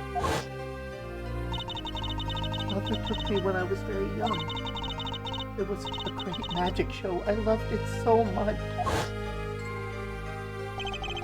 The killer's time bomb was delayed. The poison stamp was sealed within a glass frame, where it sat for 7 whole years.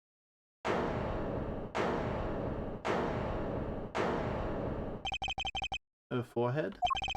You understand what you're telling.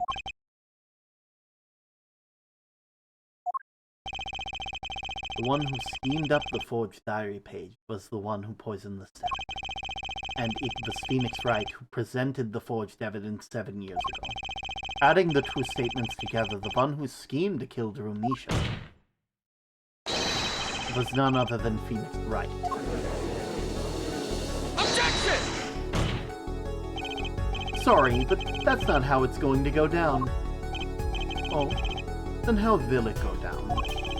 I checked through the records of that case when I found this. 7 years ago, just before the trial began. Oh, old boy! Here. What's this? I don't know. I just got it over there in the hall. They told me to give it to the old boy in the blue suit with the spiky hair. And one more thing. I'm sorry to have sprung this on you so suddenly. I received the files from your previous attorney just yesterday. I understand. I am asking the impossible of you. Yes, well, you haven't really told me what happened yet.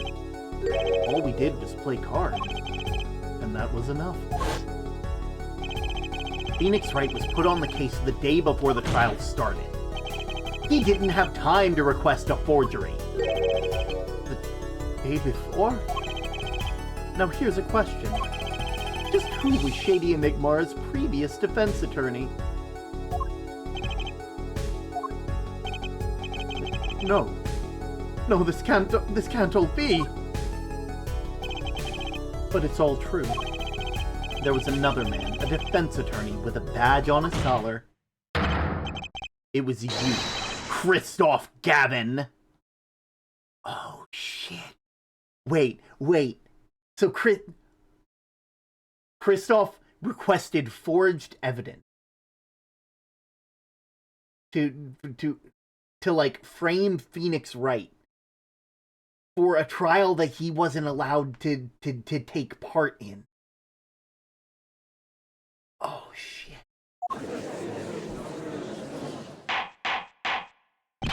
Order! Order!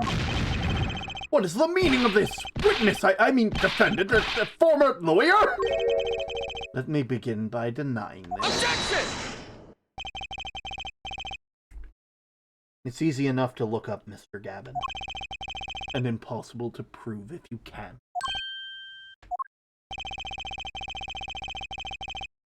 Attorneys are registered with the court the day before the trial began. In other words, no record remains in the court. How exactly do you intend to prove Phoenix Wright's claim? That would be difficult. I'm afraid this line of inquiry won't ease. Objection! Her forehead? Are you sure you don't have evidence? What's wrong with Prosecutor Gavin? He looks clammy. Evidence. Evidence that shows this man, Christoph Gavin, requested that forgery 7 years ago. Javier. Just prove it! Clear up those doubts now, and I swear, I'm off this case. You must have thought of some evidence to follow? Prosecutor Gavin looks like he's in physical pain. That's darkness. I have to pull this darkness out of him and prove that it's the only way. What proves Christoph Gavin's link to Drew Misha? Well, Mr. Justice, you claim Christoph Gavin requested a forgery of Drew Misha 7 years ago. prove it. It can be proven. Simply ridiculous. Why even discuss it? This evidence is not... Objection!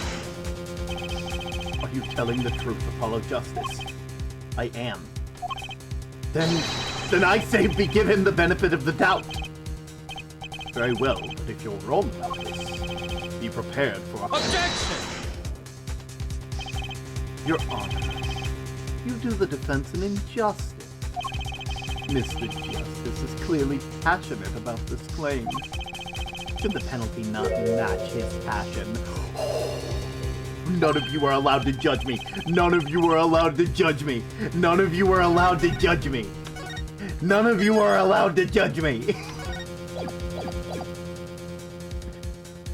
I haven't given a penalty like that in a long time. Mr. Justice? Oh no, none of you are allowed to judge me! Fine, Your Honor. All I have to do is prove any kind of link? Almost crashed there. And yet we don't. I'm crossing my fingers, hoping for the best. Something that ties Christoph Gavin to Drew Misha. And I have something that clearly does the job. Very well, just present your evidence. Show us the link between our witness and Drew Misha.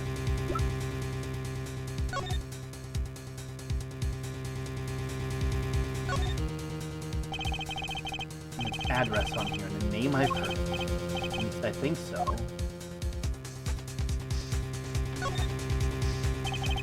The stamp.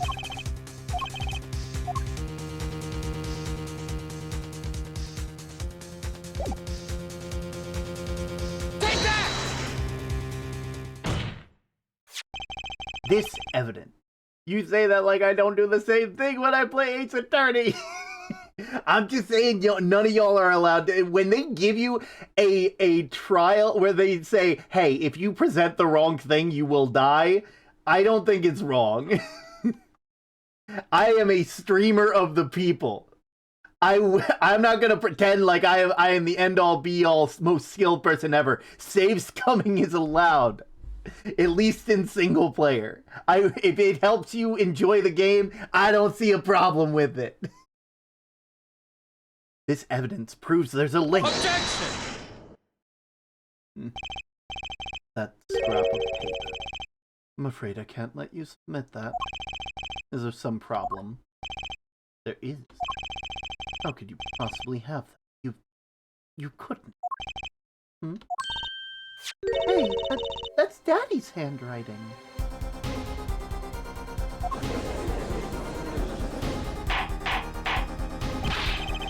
Mr. Wright's handwriting?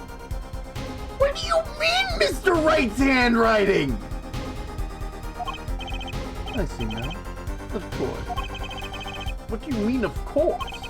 I just remembered I had a visitor yesterday. Phoenix Wright came to my cell, except I wasn't there. Phoenix Wright? Then I returned. I saw he had something of mine in his possession. Of course, I had no intention of letting him get away with reading my private mail. Why am I turning you into Clavier? You're not Clavier. Really? You mean this letter was in your cell? No. However, it appears Mr. Wright had yet to be cured of his bad forging habit. Well, if it isn't a forgery, it's not a very good one, and the writing is terrible. This is Mr. Wright's reproduction of what was written in the real letter. Reproduction? When Mr. Wright visited Christoph Gavin's cell, he brought with him a small video camera. Oh, thank goodness. Oh, thank God. I was so worried. What? He recorded his entire conversation with you, Mr. Gavin, and the contents of your personal mail.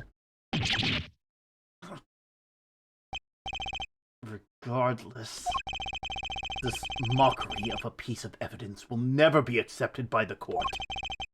Evidence based on a video a man with no authority whatsoever claims he took. A man who happens to be an ex-attorney suspected of forgery. Prosecutor Gavin. Prosecutor Gavin? That's embarrassing as this is for me to say. I'm afraid my brother is incapable of making rational judgments at this moment. Your Honor, your decision, please. The defense claim is denied. What? Only actual evidence is permitted in a court of law. Please remove the defense's evidence from the record. Better luck next time, Justice.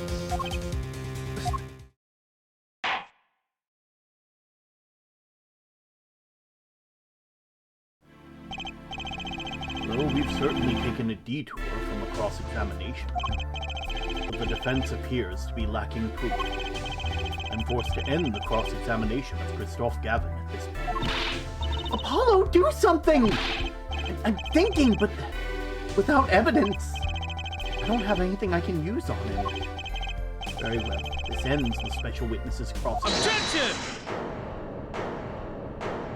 Objection! The show's over, yet the crowd screams for more. Only now do I understand why. Prosecutor Gavin? Frankly, I'm relieved. This has been bothering me for 7 whole years. I'm tired of the whole youthful angst scene. Now's our chance. Let's clean out the family closet, eh, Christophe? Javier, you're spinning out of control. Calm yourself before you say something you'll regret. Spinning out of whose control? Mine or yours? Take a moment to consider everything you've built. Your reputation as a prosecutor, your fame with the masses. You could lose it all, Claudia. Apollo, did you see that? He's trying to press Prosecutor Gavin! Prosecutor Gavin, try to remember. What's really important to you? You amuse me, her forehead. I couldn't forget what's really important to me, even if I tried. In fact, I haven't. Not even once. 7 years ago.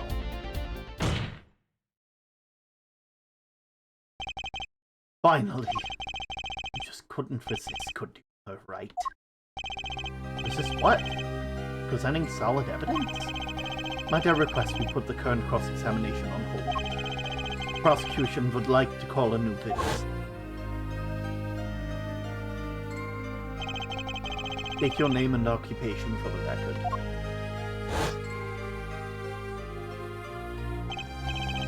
I'm familiar with the trial. I've watched the video several times. Didn't you find anything unnatural about it? Unnatural?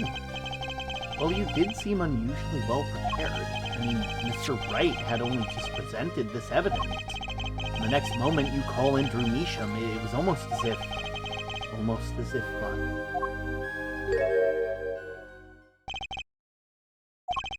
It didn't even occur to me to wonder. Now that I do, I see there's only one possible explanation. Almost as if from the very beginning, you knew Mr. Wright was going to present that evidence. Ah! Correct. I knew that if I applied the usual pressure, Phoenix Wright would eventually come up with that forged diary page. Don't do this, Clavier! I knew because you told me, Christophe. What?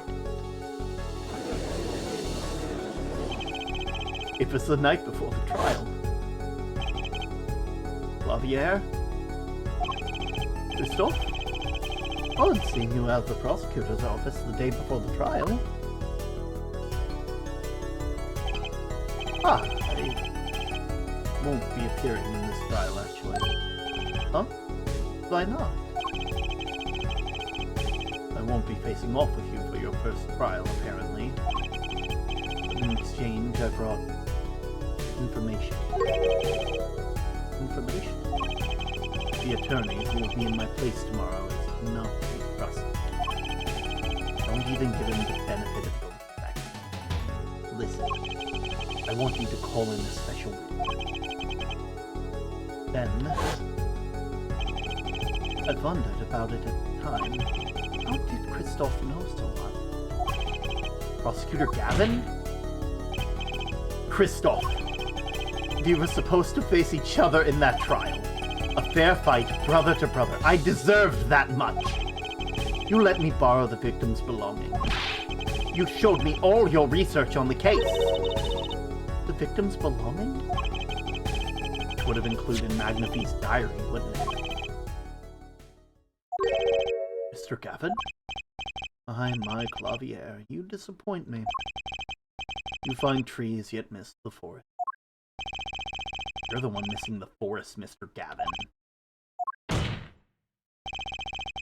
You can't sweep this under the rug. Not anymore. Tell me what was going on behind that trial. Why not? I've achieved what I came here to do.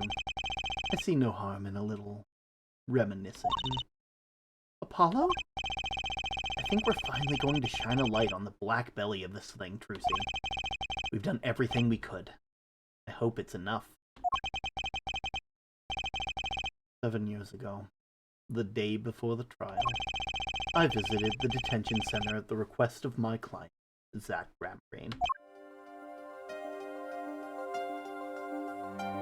2 cards.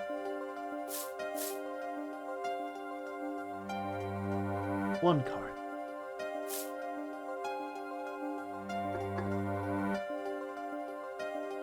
Showdown time. Enough. You lose, Gavin. Thanks for the work. Now go. To be honest, I don't know what the reasons were to this day. As far as I could tell, he dismissed me as his representation because I lost in a game of poker. I can come to no other conclusion. Daddy used to say something. If you want to know a man, you have to compete. Zach wasn't watching his points or the cards. He was watching the man behind the cards. Christoph Gavin.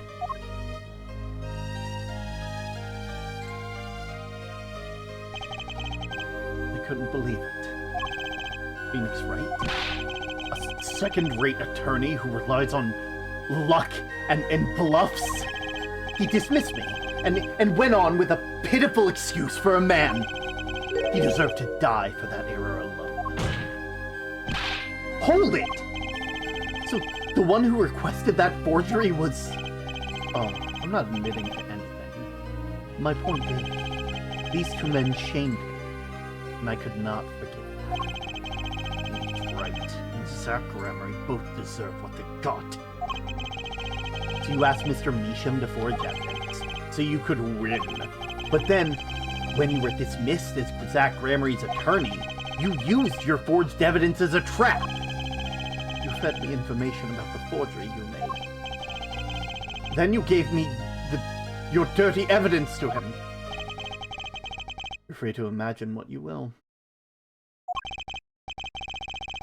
My point, that all I had imagined came to pass. Everything went perfectly.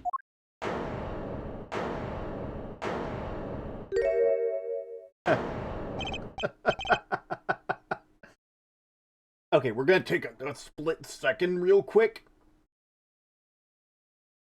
He was because he was a defense attorney, he wanted to defend Zach Gremery in this trial. It would have been a big thing, and not only that, it would be him facing his brother for the first time.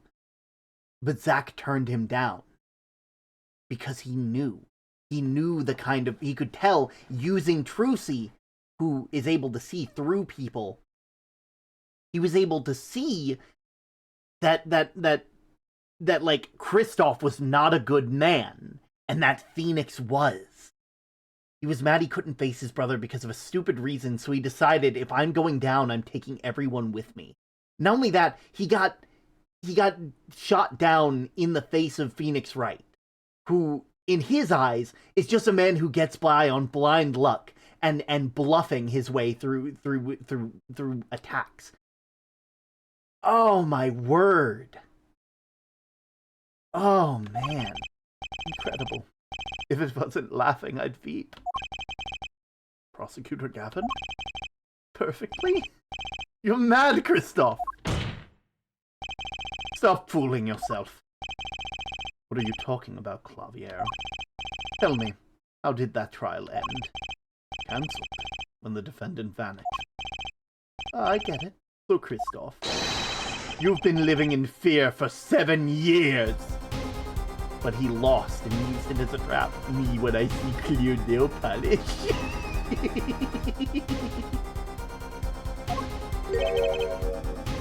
What? You were afraid your forgery would be revealed and your reputation trashed. You couldn't leave things to chance, so you watched everyone involved with the case for 7 years.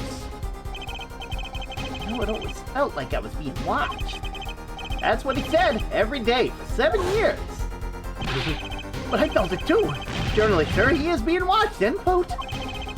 Don't you wonder why Zach Gramery got rubbed out after 7 years? Right after coming into contact with me! Wait just a minute. Zach Gramery was seen by this reporter. How is that possible? Was he alive after being gone for 7 years?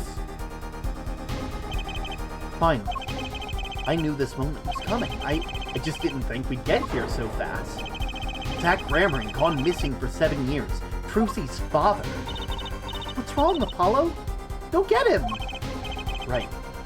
Leave it to me. Allow me to refresh the court's memory. 6 months ago, Christoph Gavin was charged for murdering a mysterious traveler. I remember him quite well. Shady Smith was it? Poisoned in a Chinese restaurant. Tragic. No. The details don't really matter right now. What matters is the traveler was Zach Gramery.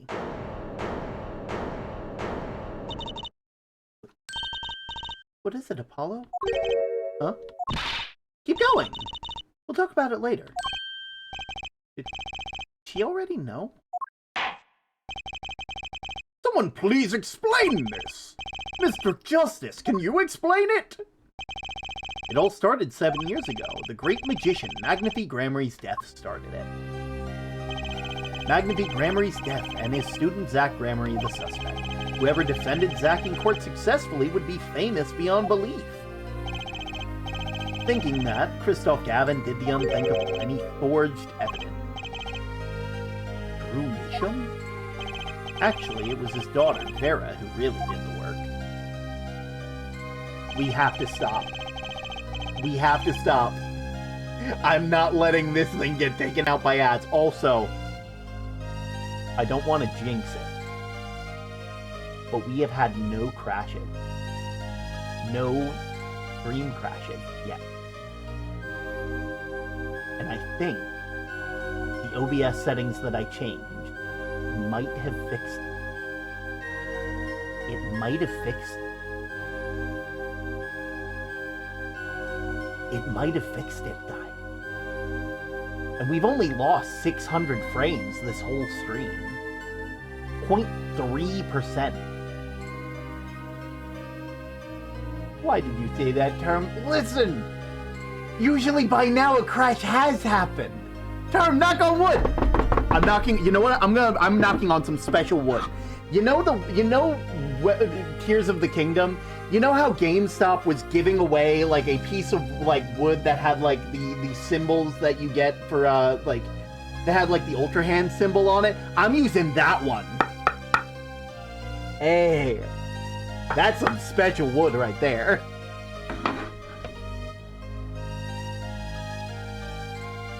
I've removed him. It won't even be a term stream anymore. The crashes are mine. All of the crashes are mine to keep.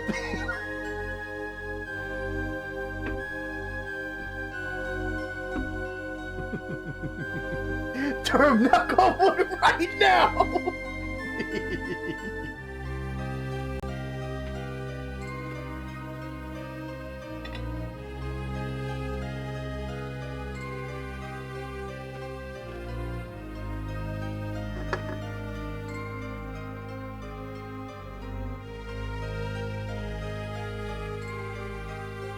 All of the bitrate is mine to keep.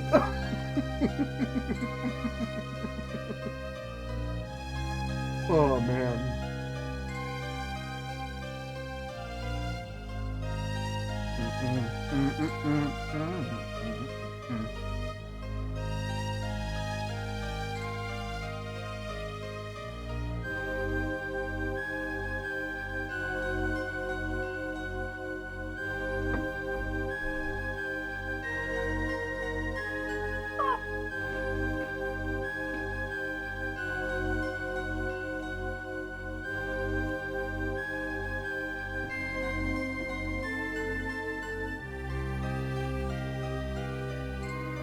God, I'm so fucking stoked.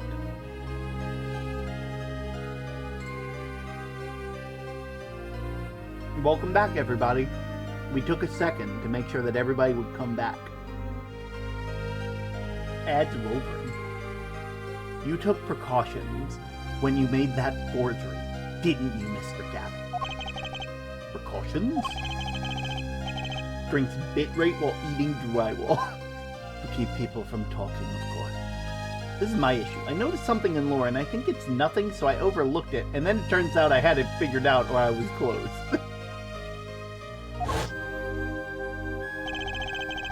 These two know too much. Leave them alive and there'll be nothing but trouble. That's when you planned your poisoning of the forgers.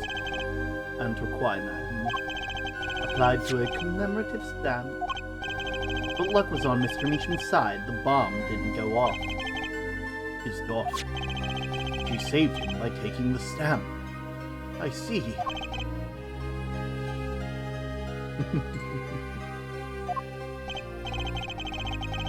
But that wasn't the only bomb he set. The Aridoni nail polish, of course. He noticed something when you requested that forgery. When Vera Meacham is nervous, she has a bad habit.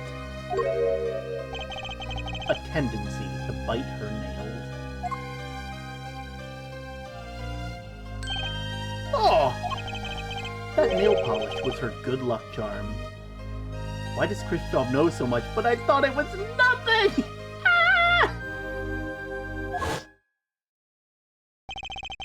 She's almost kidnapped once. Since then she's been...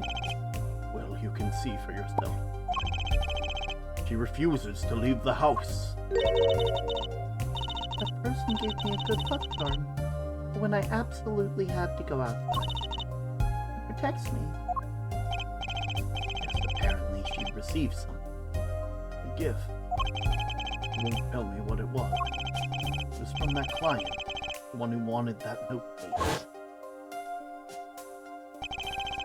It was his insurance. Insurance? I can't afford that. Not on a judge's salary. And certainly not on a defense salary. What about a detective's salary? You mean negative? They have to pay to be a detective. As long as she lived quietly at home, there was no danger here. But what if she had to go out? If she ran into any trouble, she'd become nervous. And the nail polish would do the rest. His time bomb sat there for 7 years. And then, they went off. Know what that means? You know what that means.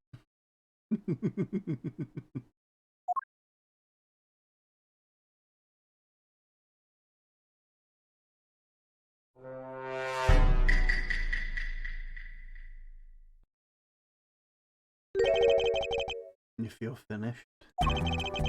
May I return to my cell now? I'm not accustomed to standing for such long periods of time. Mr. Gavin! Have you heard a single thing we've said? Oh, I listened quite closely to your little tale. Quite an entertaining piece of fiction. What?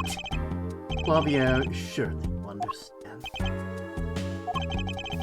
We're back to the evidence. The lacking evidence.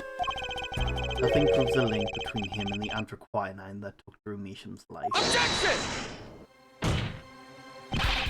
What about the restaurant? You killed Zach Grammary! To keep him from talking! I killed no man with that victim. Read over the report again if you'd like. The victim was a traveler by the name of Jim, about whom we know little else.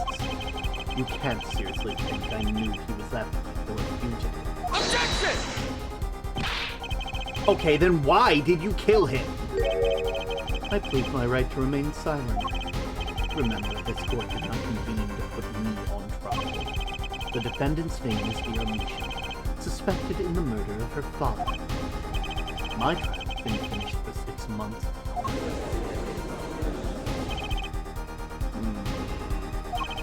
I'm afraid we've strayed considerably from our purpose here. This court concurs with the witness. If the defendant Vera Mishan, who is on trial. No, but you're doing so well, Apollo! As long as there's no evidence to support the accusation against him, this course of inquiry cannot find Vera Mishan innocent. Objection! Your Honor, Phoenix Wright spent 7 years collecting this evidence. You still don't get it, do you? Let us assume that there is poison in this milk. Who then was responsible for causing Vera Misham to bite her nail? What? It wasn't me. I know that much. The one who brought that poison to her lip was you.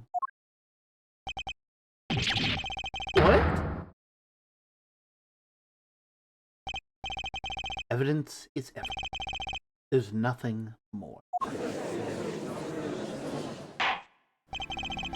I believe this discussion has reached its conclusion. Your Honor! Mr. Justice, you have performed admirably well for a novice attorney. I respect your partner Phoenix Wright's determination as well. However, without direct proof, you have nothing. Isn't that right, Claudia?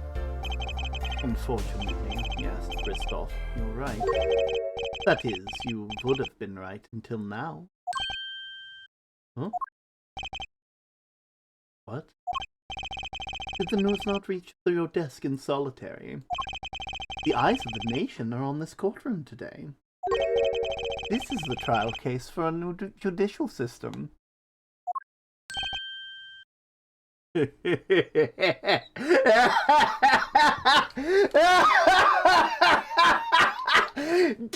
got!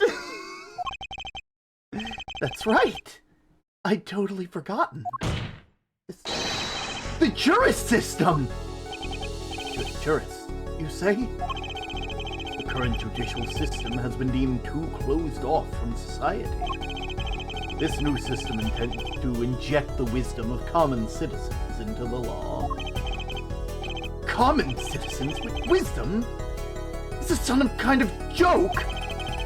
What could we possibly gain by doing this? Entrusting our judicial system to a mindless, emotional mob of irrational mouth-breathers. Common sense citizens have something called common sense. Common sense is not restricted by the law. Nonsense! There's only room for two in this court. Me and the law! Keep the riffraff out! Out, I say! They're not in the court, actually. They're watching everything by video camera. Oh, shoot! Everybody... Why does this look like a reaction image of you got the whole squad laughing? New confront character unlocked. Christoph Gavin.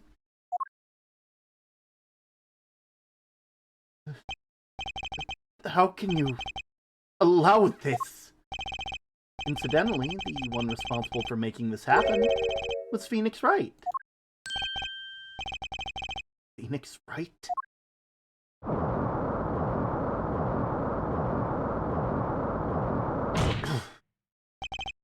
So, everything was leading to this. Of course. Right. Right. Right. Right!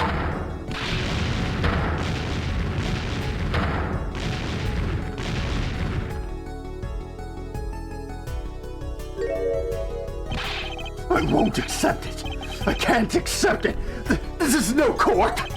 Law The law is everything! Law is absolute! You let ignorant swine soil your courts! Christoph, it's over.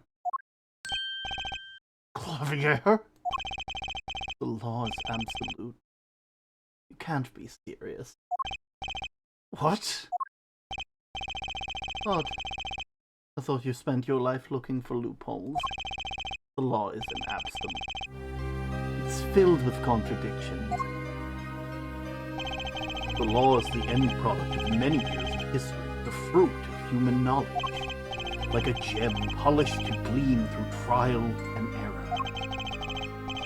It is this fruit we receive and pass on and face in our time, and it is always changing, growing, nurturing. It is our task as human beings. Except for you, Christoph. You aren't changing. You stopped. You're not needed anymore. Couldn't think of anything to say. Maybe because I still hadn't seen enough. Someday I'll know what law is, and I'll fight to change it if I have to.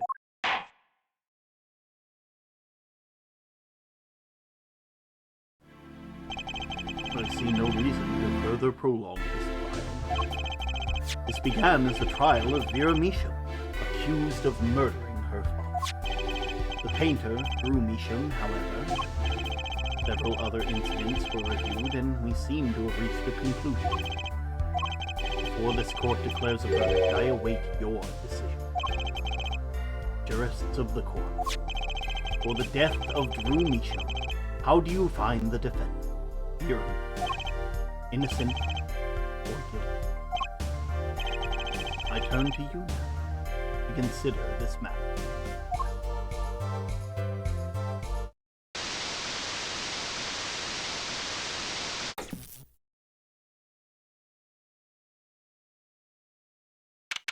October 9th, 12:48 p.m.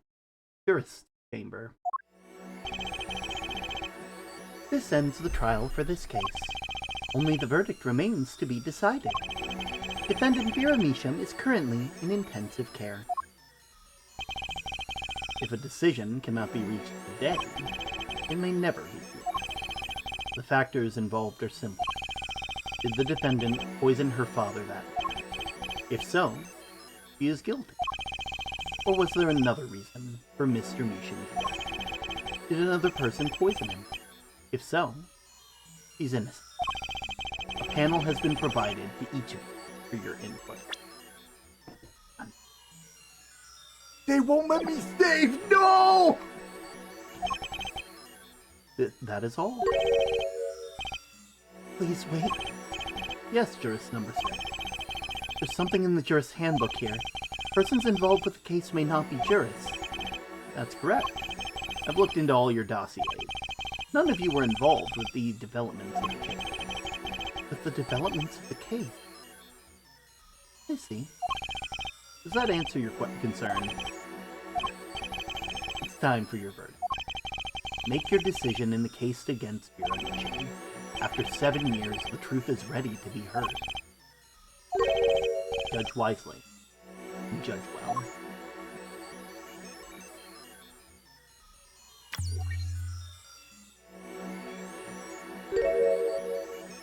Holy shit, we're Lamiwar!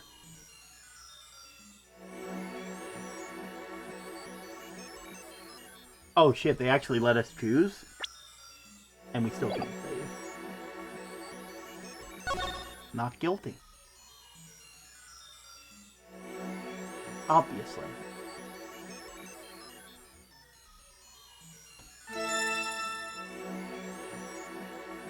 Literally.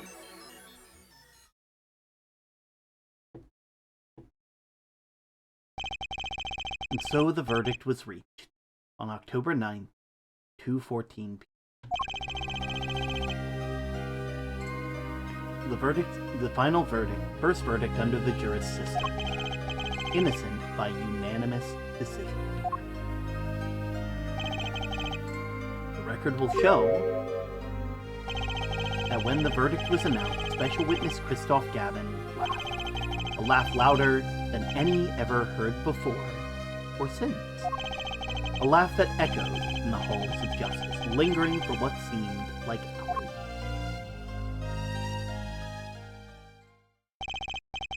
October 10th, 8:30 a.m., the morning after the trial. In an intensive care ward, a true miracle occurred. Vera Measham opened her eyes.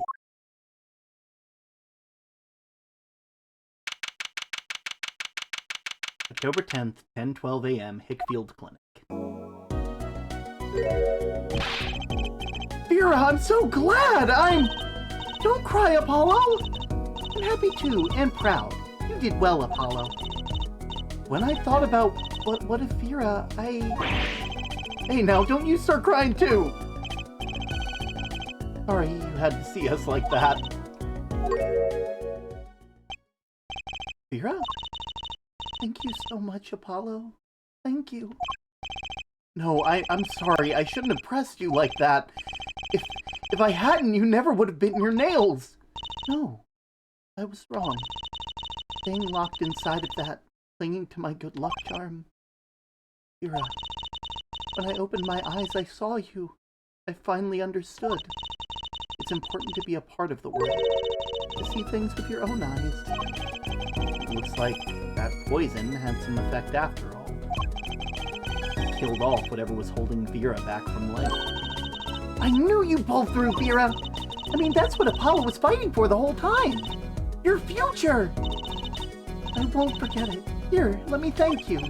No, really, it's okay. Oh, it's so cute! Look, it's me! I love it, thanks! Is that me? She really captured your essence, Apollo. Well, I think so anyway. That reminds me. You know where the other lawyer is? The other lawyer? Oh, you mean Daddy! Except he's not a lawyer anymore. No, it's my fault, isn't it? I'm sorry. No, that's not what I meant! No, it's okay. I'm through looking away from things I've done. I hope I can look at him in the eyes again someday and apologize. I'm sure he'd be happy to hear that. He bought all those things for me when he came to visit earlier. You mean the stack of videos? Mr. Wright finished watching them all? You know, I knew my real daddy was alive. Huh? I was there 7 years ago, remember? I was the one who helped him vanish from the courtroom. Why does the drawing of Apollo's hair look like a couple of French fries? Because his hair looks like a couple of French fries. You did... How? I'm not telling. He promised me that day he went away. We may not meet again for some time, but know this, I will be watching, and one day I shall return. You're the next Grammary, after all. Ha ha ha ha ha ha! Oh, Bruce. In the end, he couldn't keep his promise, could he? It's okay. Phoenix is my daddy now. Even if he can't really play the piano. That he can. Oh, and I got you too! Even if your voice is kind of loud sometimes. Glad I made your list. Hey, come to think of it, where is Daddy? The one who can't play? Do you know Apollo? I think he said he had to meet someone. I wonder. Maybe it's a new mommy!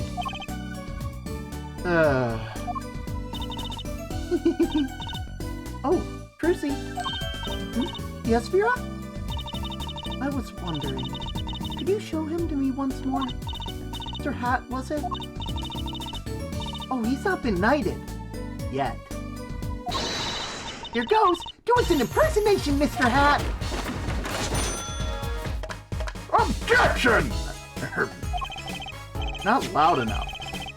And I like Miss Magic Underwear better anyway. That's Magic Panties, Apollo!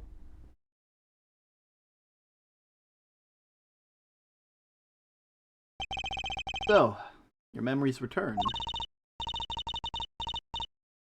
Mr. Wright, Was this all a part of your plan, too? I don't know what you're talking about. When I lost my memory, I was reborn as Lamilar. But you knew my true identity, did you not? Was that why you chose me as one of the jurists?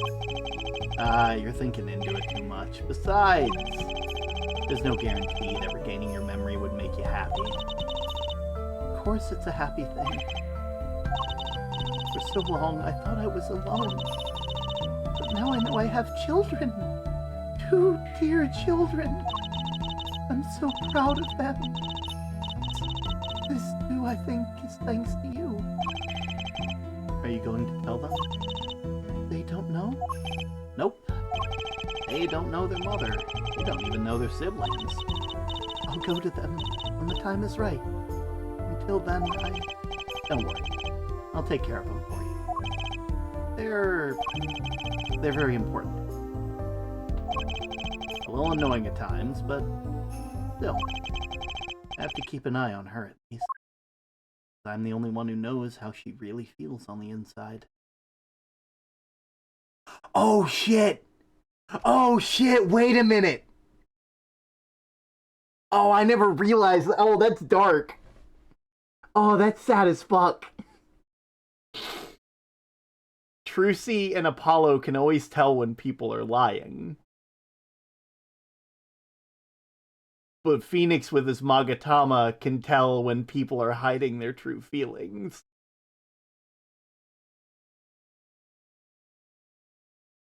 Oh god, they're just a bunch of they're just a magical found family. They're just a magical found family. They deserve the best. I want them to be happy forever. That's so cute. They're just a magical found family. Like, Phoenix can always tell when people are hiding shit from him, and that's gotta, like, wreak havoc on his social skills and opinions on things. Because, like, no one's ever telling him that, like, he'll know if people aren't telling them the truth. And then Trucy and Apollo can tell when people are, like, subtly lying to themselves. He sees the Cyclops on her. Yeah! Isn't that sad? Oh, man! God, that's so sad! Your bracelet. Yes? I've seen a lot of mysterious things these past 7 years. But your bracelets were the strangest of all. I remembered meeting him half a year ago in Christoph Gavin's office. And then I met you. 2 fates destined to intertwine. And I was there when they crossed. I'll never forget that. Such a small thing, that bullet. Yet it tore while I was away.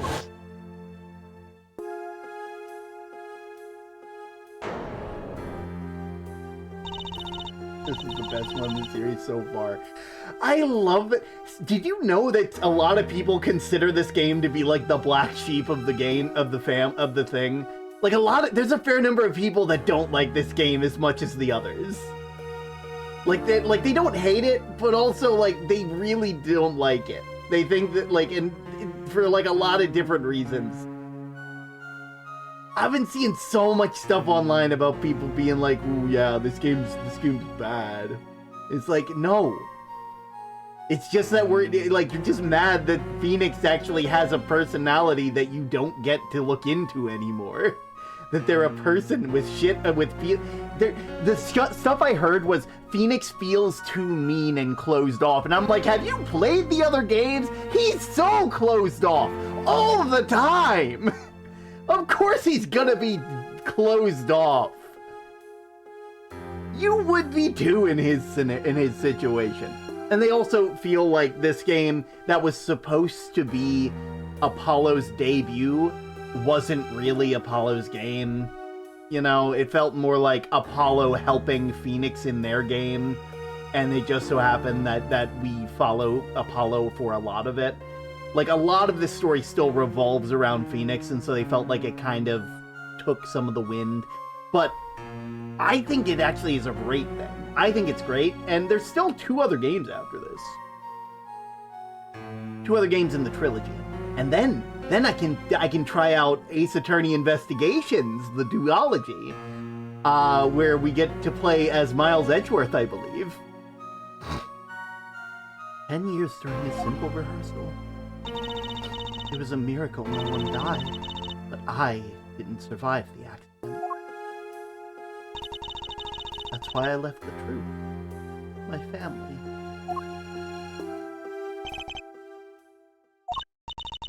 Now my memories return. I'm myself once more. For the first time, I'm glad to be alive, Mr. Wright. Speaking of miracles, Vera Measham regained consciousness this morning. I can only hope she's as glad as you are. It's a strange thing, fate. Sometimes a life is taken. Sometimes a life is spared. You know what I've been thinking? People don't die that easily. As long as they've got something worth living for. You know, that's some rich advice coming from a man who fell through a burning bridge into a lake. Into a river that supposedly no bodies have ever been recovered from.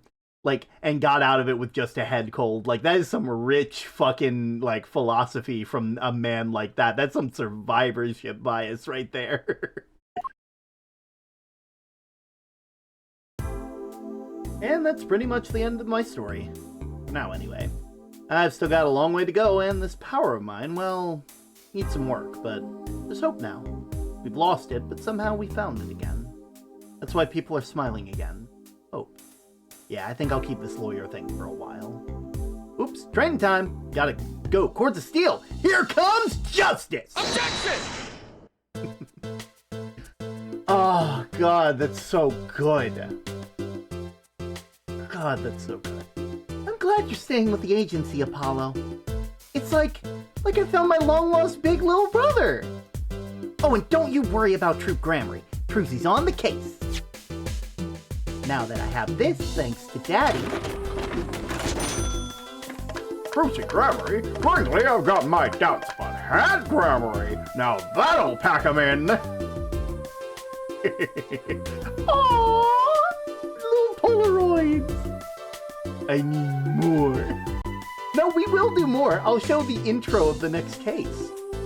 Not every day you get a trial that rocks harder than one of our geeks, yeah. That's why it's over. The Gavineers are breaking up. The news calls to run on tissues at supermarkets nationwide. You're the real stars now. I look forward to our next jam session. Oh, it's time for the next game. I'll show the then what term? Oh, God. Well, it's finally over. You know, thinking about it, I've been a piano player longer than I was a lawyer now. Now that's everything sorted and I've got time on my hands. Maybe I'll take some lessons. Or maybe I'll take the bar exam. Again. Oh, God, this is so cute. But yeah, well, I'll show you guys the sneak peek of the first case of the next game, just to get a feeling for what we're going into. Uichi Maramoto.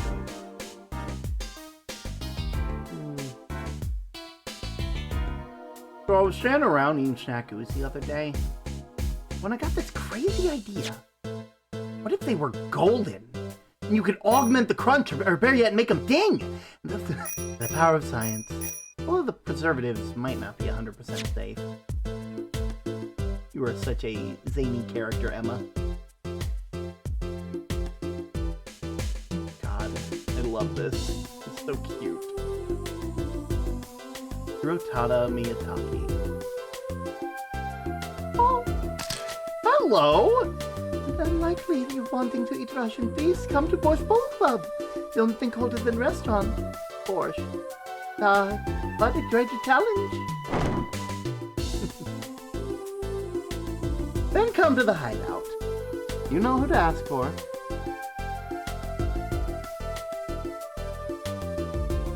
Because they're not Orly, they're O'Reilly.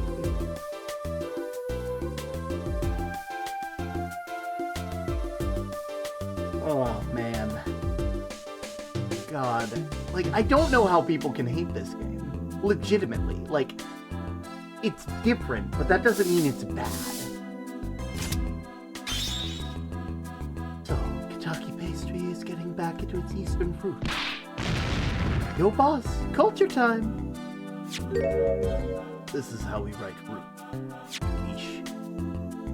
We're still about giving it back to the people. Yo, boss, PR time!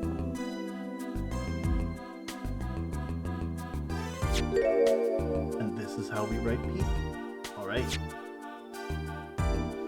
Not the walkie paying any attention, kids.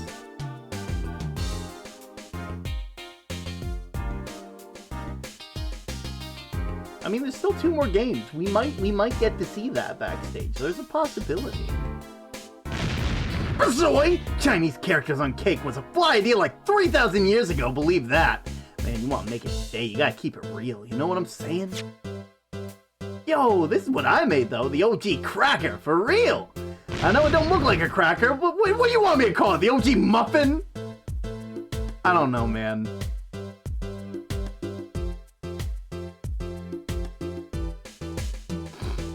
I think you might need. I'm happy that they're participating in the family business. I don't know where all that talk about food is coming from. You ask me, there's only one food, and that's noodles. Noodles forever. I got a new one. See, this time I just put a big chunk of salt in the bowl. Why pretend they'll do noodles about salt? Salt is forever.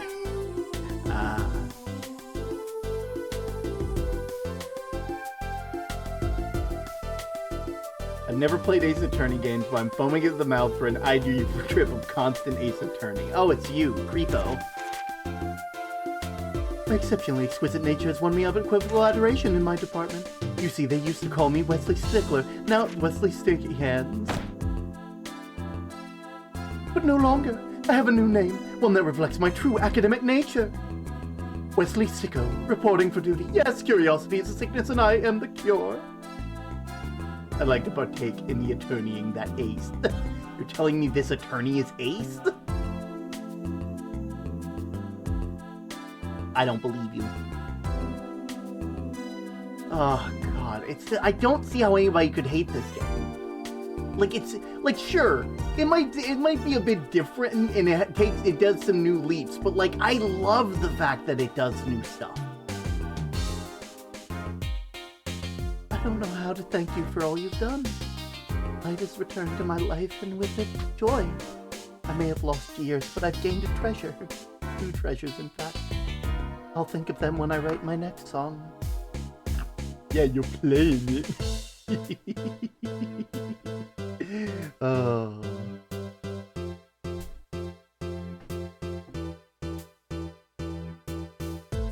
Brushel! Brushel here, back on the beat with another interview!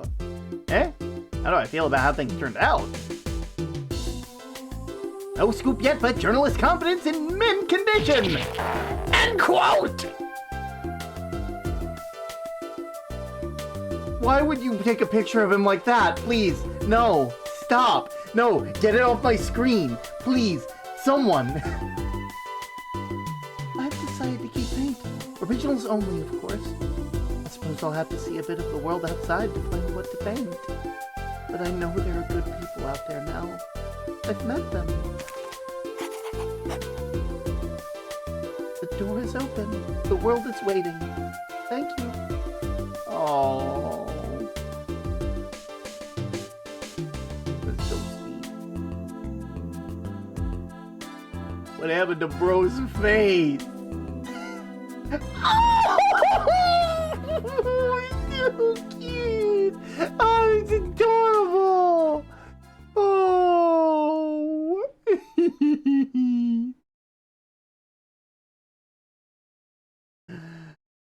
Oh. Wait! No! Oh, you can't do that to me! No! It was so... Oh my god, that was so cool! Continue to the next game. Not yet. We need to go and look at that. No, we need to show that off. Art library. We'll show off Apollo Justice first. Lotto gets a heart spike. Blah, blah, blah, blah, blah. He looks like a Professor Layton NPC now. Oh, God. Oh, my word. Look at all this. Oh, my God. Oh, God, I love it. Oh, my... All of these are, like, thumbnail material. Can I just say that right now? People have had to have used these for, like, absolute cinema. You're not gonna show me the end thing? Oh, wait. Character designs. Oh. Yo! Yo, they were gonna give him a full-on suit? Yeah, that would not have worked. That would not have worked. I like his vest more. They were gonna give him, like... He was gonna look like a younger Phoenix for a bit there. That was something. They wanted to give him a beanie for a bit. Glasses. Oh, it looks like Trucy. They were just kind of deciding on color schemes for a lot of it. Ooh. They wanted to give him, like, math? Ooh. Oh, man. Behind the scenes, Mr. Hat! Oh, I love Mr. Hat. God, they were gonna make him look more like a person. No, I love the fact that he's just this dude. He's just a guy. Oh, man. Oh, he was gonna be smaller, too? He was gonna look like a boy? Oh, man. Oh, man, they really... Look at his face in the bottom right with this single round, that little smiley. Oh, Phoenix. See, this one probably doesn't have a lot of changes because, like, they already had, like, a base to go off of. Looks... And then they had Kristoff. Looks like they were going to go for something a bit different for a bit there. More Kristoff Gavin. Looks more like a Pokemon professor in this stuff. Oh, Clavier. Oh, Clavier.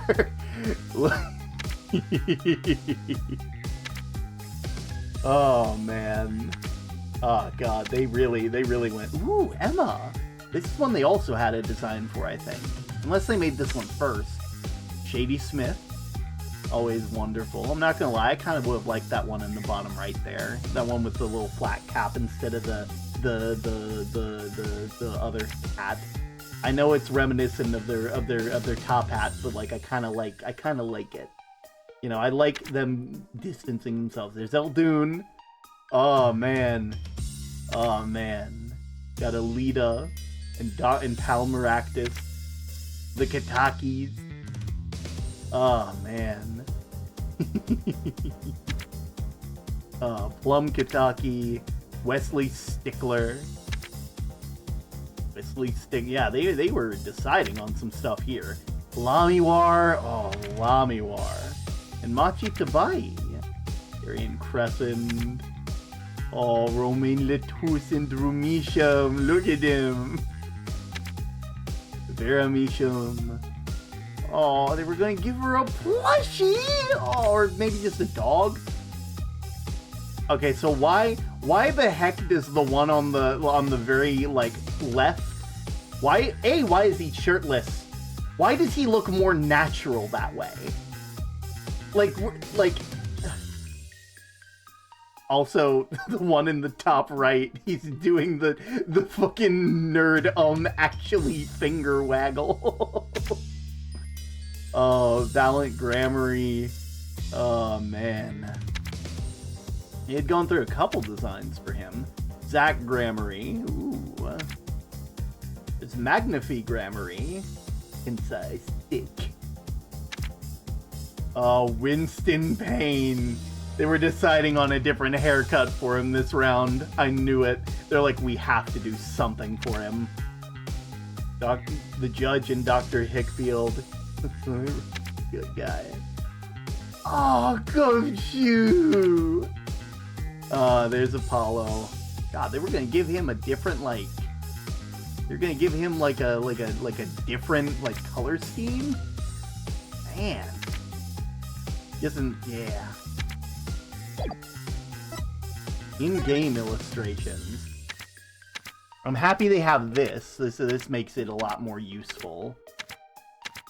For, like, finding specific scenes.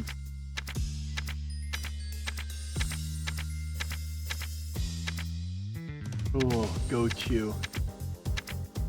Ooh.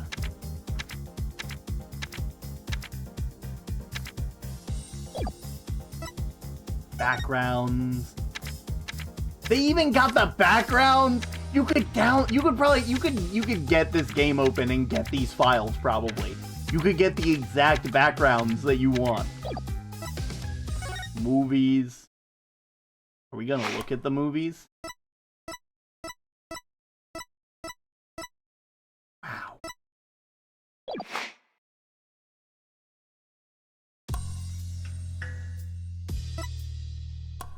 Well, we have an orchestra, an animation studio. Wait.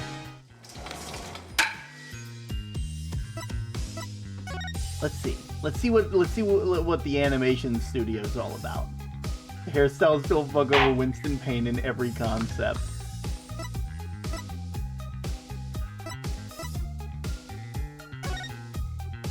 Oh my god.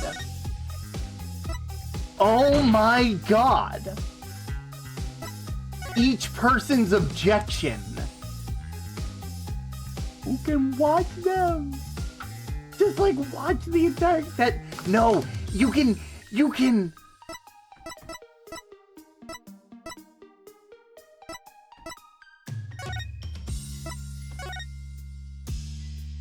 look at Shady Smith. You can look at everybody's animations.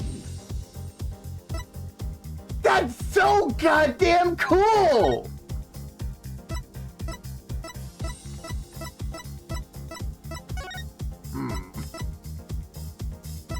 You can look at everybody's animations. That's so cool.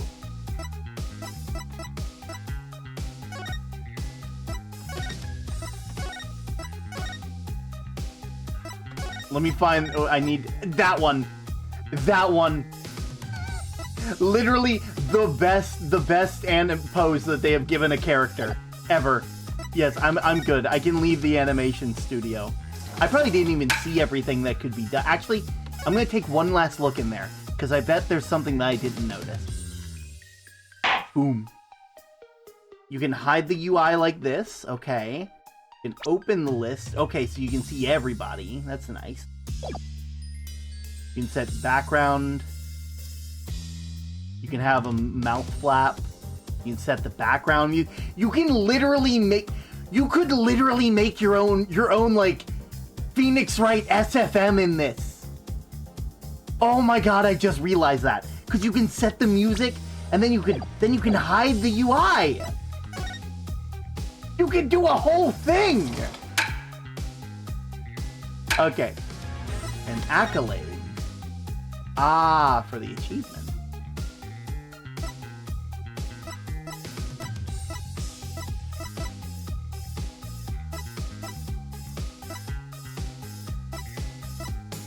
Turnabout countdown.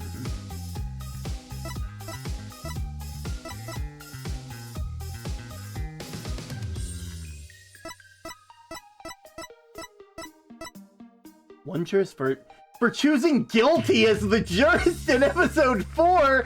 Oh, that'd be fucked up. One jurist's verdict. God, that's cool. I think there's a website that does that already. Yeah, but this is something you can do. Like this is something that's in the thing. Like, you can just do it. I guess it's also so you can see the animations close up and be like, wow, that looks nice. You know? You came down in a bubble, dog. It's coming out of the mouths of Ace Attorney characters. You're gonna look at me? You're gonna tell me that I'm wrong? Am I wrong? Game selection.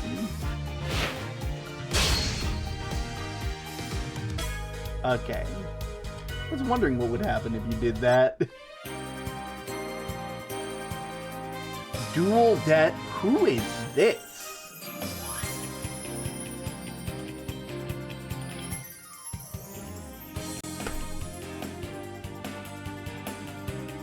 Our boy is back!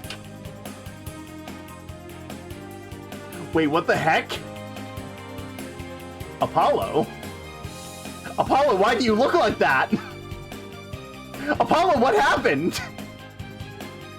Apollo!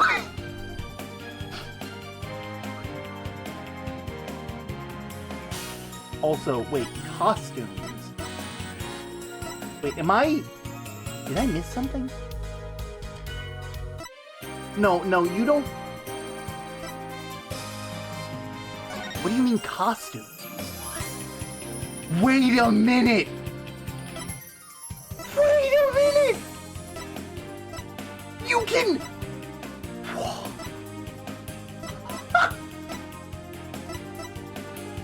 You can change...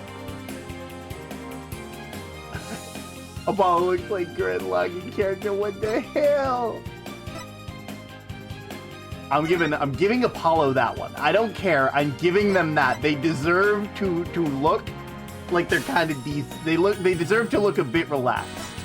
You know? I'm leaving you in that one though. Oh, this rocks. Oh god, I want to see the first case. I want to see the first case to completion. Oh no. You know what? I'm putting it up to a vote. I'm putting this up to a vote. I will be right back, everybody. L, start a poll. Do we play the first case through, which is the tutorial case of this game? Or do I just show the intro? I will be right back.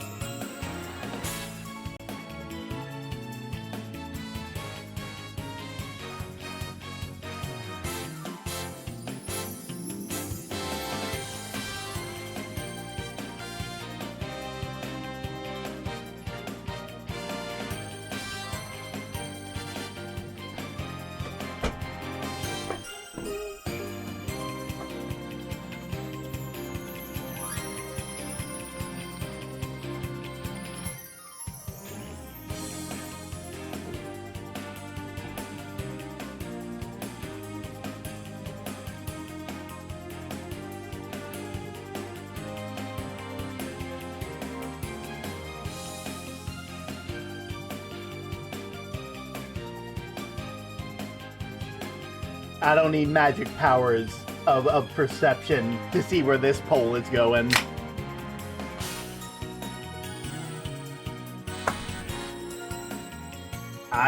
The people have spoken. You voted, and we listened. This cannot be undone.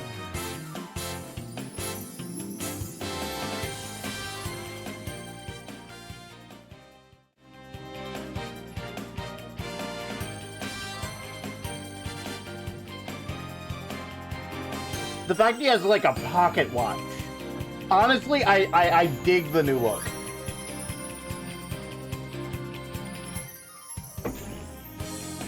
objection. Term is fucking ballin'. I'm fucking ballin'!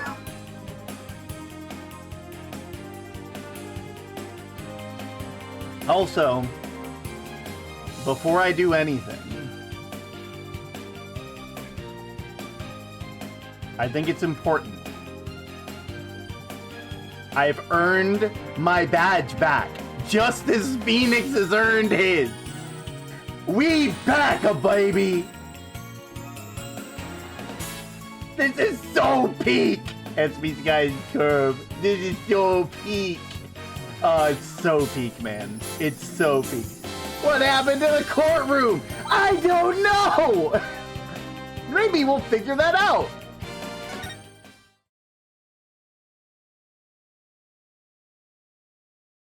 We're running it back. Heck yeah, we ball.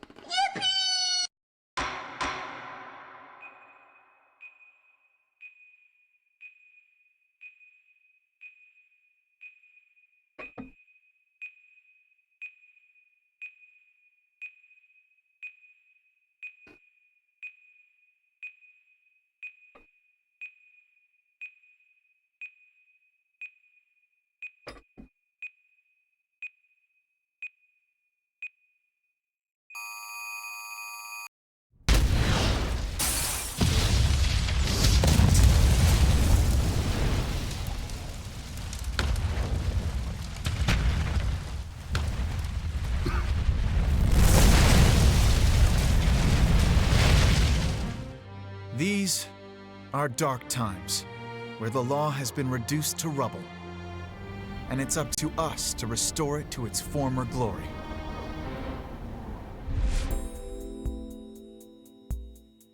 Yeah, I know what you mean.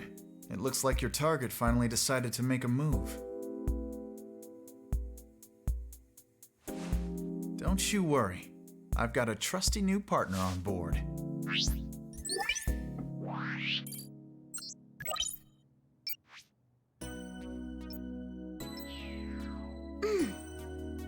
Done. Ready to go? You bet. Let's do this. She's been with us for half a year, though I can hardly believe it. Anyway, her power will be our greatest weapon. Uh-oh.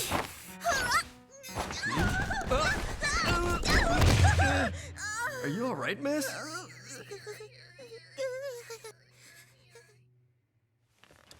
Yeah, it's for this very reason I returned. Time to bring it to an end.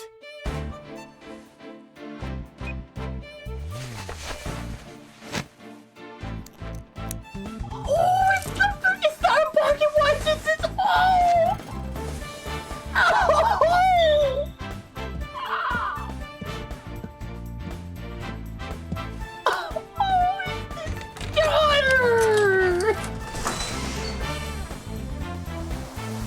Who could ever go back to the OG suit after seeing that? I personally couldn't.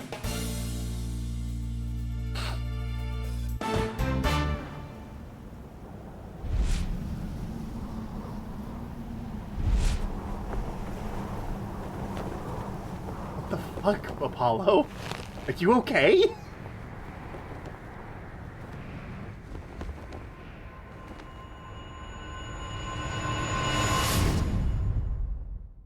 What the fuck was that?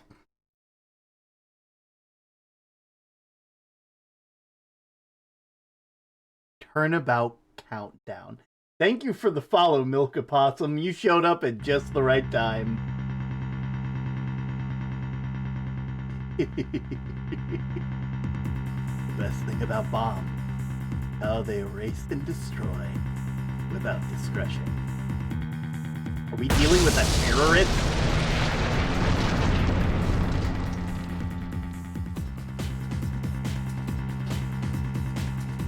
Now all I have to do is pin everything on that little girl.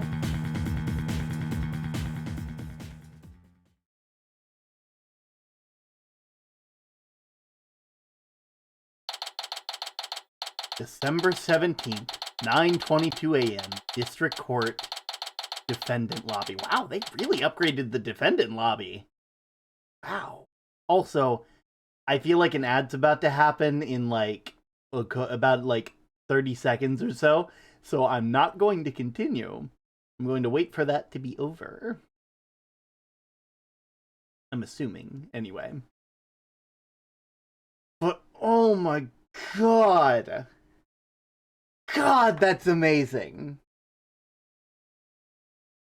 Oh, I'm worried though, because like, if there's voice acting, does that mean that am I going to be allowed to do silly voices? Am I gonna have to interject after they're done talking to do oh no. Is something being lost today? For the ad? I will consult the tome for the ad. Ooh. That is not a good way to start. That is not a good way to have a first time chat, Milka Possum. That ain't a good way. That is not how you network, I hate to tell ya. Egg. Let's see.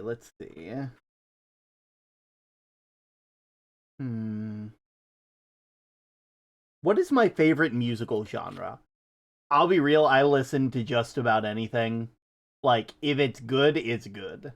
You know? Oops.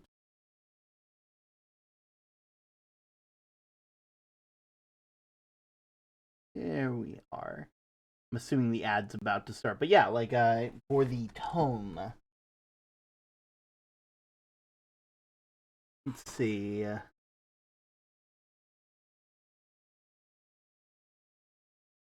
Yeah, I listen to just about anything. Like, I flip flop from time to time. I know currently I'm working on a character playlist for something. I know I sang one of those songs like last time I was on stream, which is you know. Oh, you know.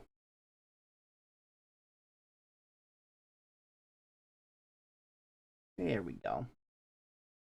Thank you for that, El.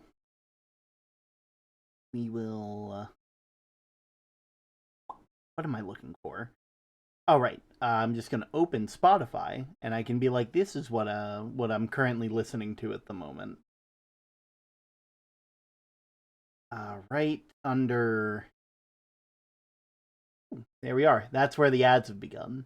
The music that I have in here is Coin Operated Boy, Cavalry by Dresden Dolls, Cavalry by Schaefer James, Screeching Wheels by the same, Do What I Gotta by Nathan Apollo, When I'm Dead by Bear Ghost, Ain't No Rest for the Wicked by Chani Jash, Flatline Heart Monitor from Sound Effect Music Set, Pit by Chani Jash, Boots from 28 Years Later by Missed Artifacts, Mercy Down by Schaefer James, Father Finley by Spencer Hood, Don't Waste My Time by Legrand, Half Decade Hangover by Willwood. For me, it's heavy metal. It drowns out the sound enough to where there is an absence, nor there isn't an absence nor an abundance of sound. Valid. You know, it's like I like things that have like I like really clever rhyme schemes, I think, because like a lot of my favorite parts of music are when like a piece of music goes like really when like the wording is very clever in the way that it's done. Like in Half Decade Hangover. Let me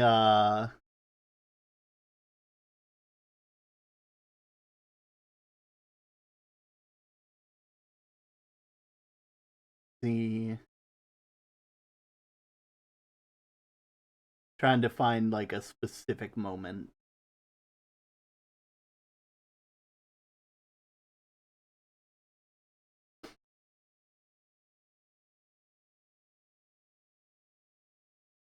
Sober, but so much still hangs over. Please believe me when I say I poured my whole past down the drain. Say that second chance is a chance I can take. But I can't make amends for things I can't remember. I can only say I'm sorry and occasionally pray. I guess you'll have to take my word that I've changed after 1,825 days. See, and then there's another part earlier.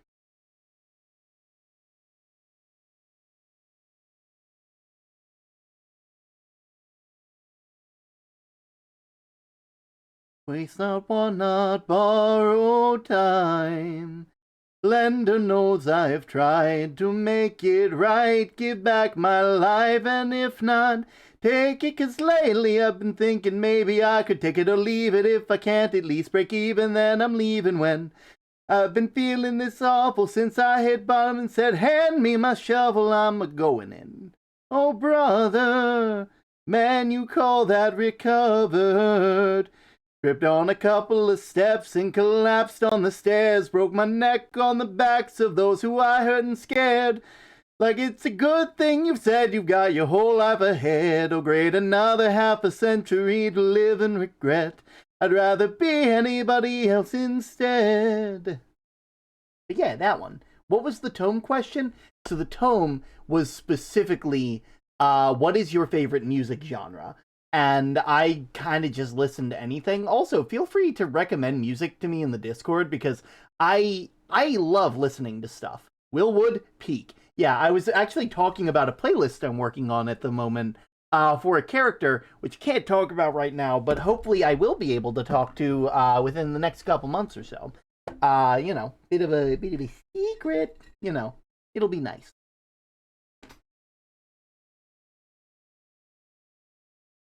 But with that being said, it's time we get into it.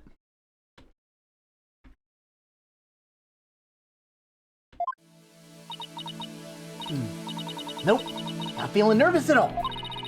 It's amazing what a girl can get used to. Even a tense atmosphere like this is no biggie. You doing okay, Athena?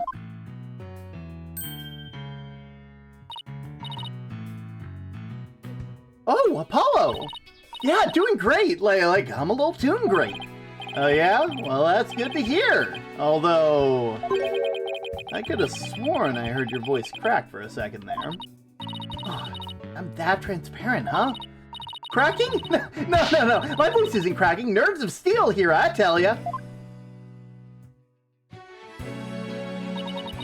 This is Apollo Justice. He's a fellow lawyer at the office I work for. Apollo is the lead for the defense on this case, but I'm going to be there at the bench with him, doing what I can to help out. I'll do whatever it takes to defend Junie. Jesus Christ, what happened to the audio? What happened to Apollo? I don't know, man! Apollo's like super goddamn, like, I don't know what's happened to him! Speaking of steel, how are you holding up? That explosion really... Oh! Oh, you were... Oh, Apollo. Oh, I'm so sorry. They survived an explosion. They were in that explosion. Oh, that explains it all. Okay.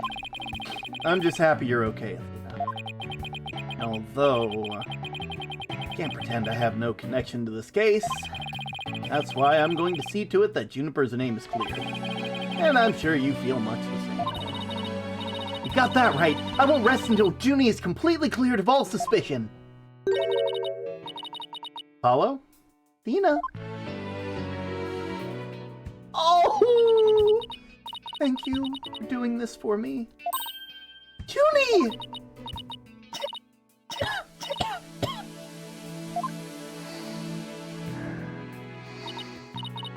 Hey, are you okay? Sorry about that. I always seem to go into coughing fits whenever I get nervous.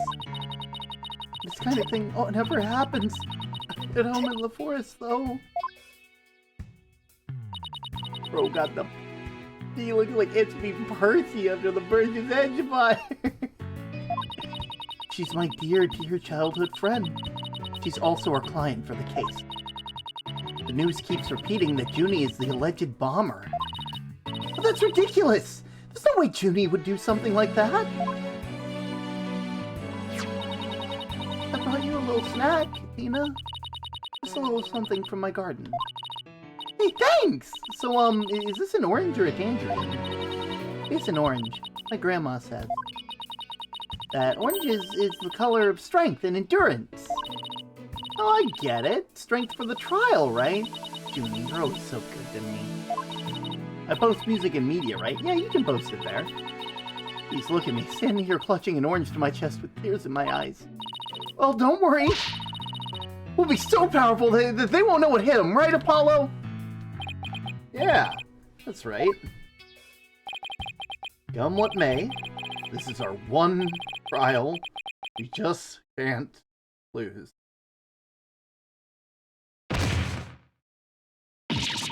Apollo! Apollo!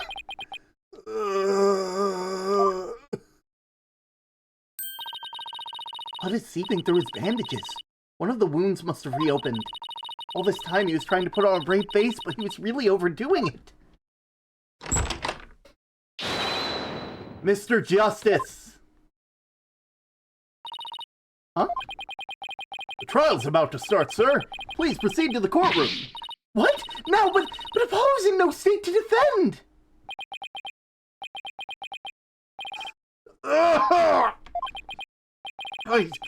I have to defend Juniper. What are we gonna do? Trial's about to start with or without us. There's only one other option I can think of at the time like this. But even if I called him now, he'd never get here in time. Oh wait, there's something else I can do. Apollo, give me all the evidence for the case. Huh? What are you gonna do? Bailiff! Yes, miss? The defense would like to submit a substitution of attorney petition. Athena! You're not seriously... You just concentrate on getting better. I'll defend Junie. All by yourself? Athena, stop for a second and think about what you're saying! You've never once taken a case on alone before, right? No hay problema. I can handle it, I think. I guess it's really up to you, Junie. Would you be okay with me taking over? Sure. I believe in you. And that's enough for me. You're worried for me, aren't you? To be honest, I'm pretty nervous too. I think my heart just might burst out of my chest. But you're in no shape to stand at the bench right now. So you'll just have to leave it to me. Alright. I can see your mind's made up anyway. I hate it that I can't be there, but I know you'll give your utmost to defend Juniper. You bet I will. Rest assured of that. My name is Athena Sykes? Athena Sykes. I'm still just a newbie, but I'm a lawyer. This is only the second time I've taken the lead in a defense case. It'll be the first time I stand up there alone, though. But I have to do this, and I'm definitely not about to let anything bad happen to Junie.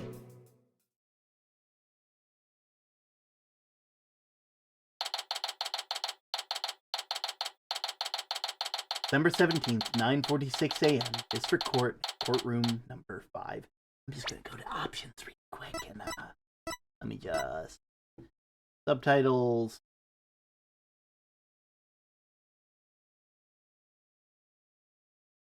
Okay, good. That's on... Reader... Turn on this to enable consultation during trial segments.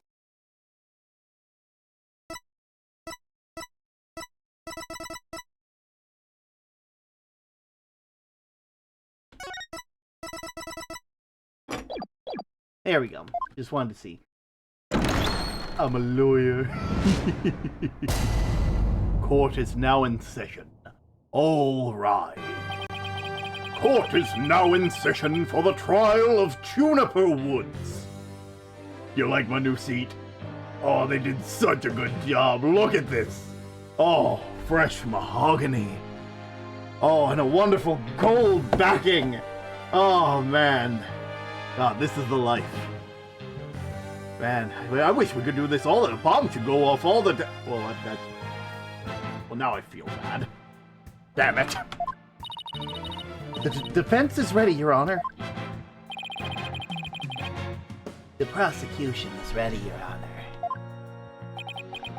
Honor. What's the meaning of this? I was under the impression that Mr. Red Monkey would be my opponent today.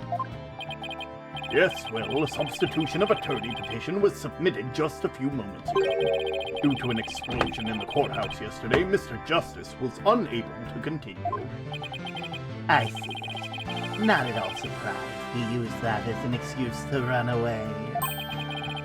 With me as the adversary, who wouldn't want to feign illness in order to escape? What? The nerve of this guy! I'm gonna give him a piece of my mind. Well, like I would if I wasn't so nervous. Ugh, this arrogant jerk! You arrogant jerk! No! Widget! Is my hearing getting worse? The 3D animation is throwing me off. It's not bad, just different. Yeah. They definitely were getting their bearings with this 3D entry, I feel. Dude, you never win! Every time he loses, I feel like he completely changes his persona.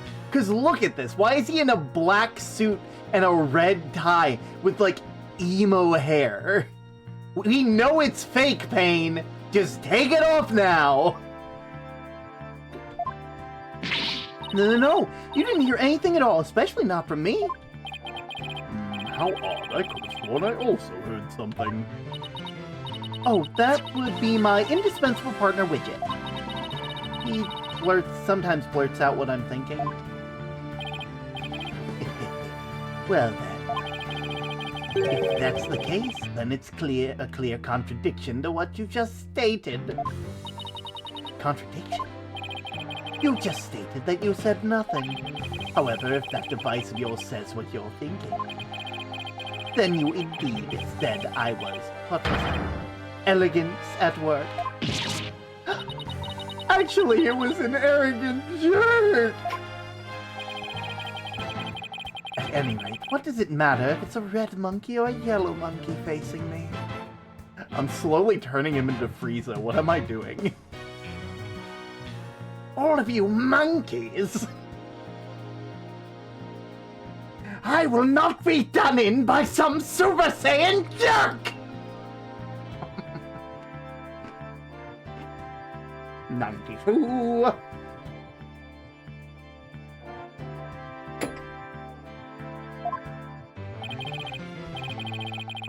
No fresh out of law school rookie can defend this witness.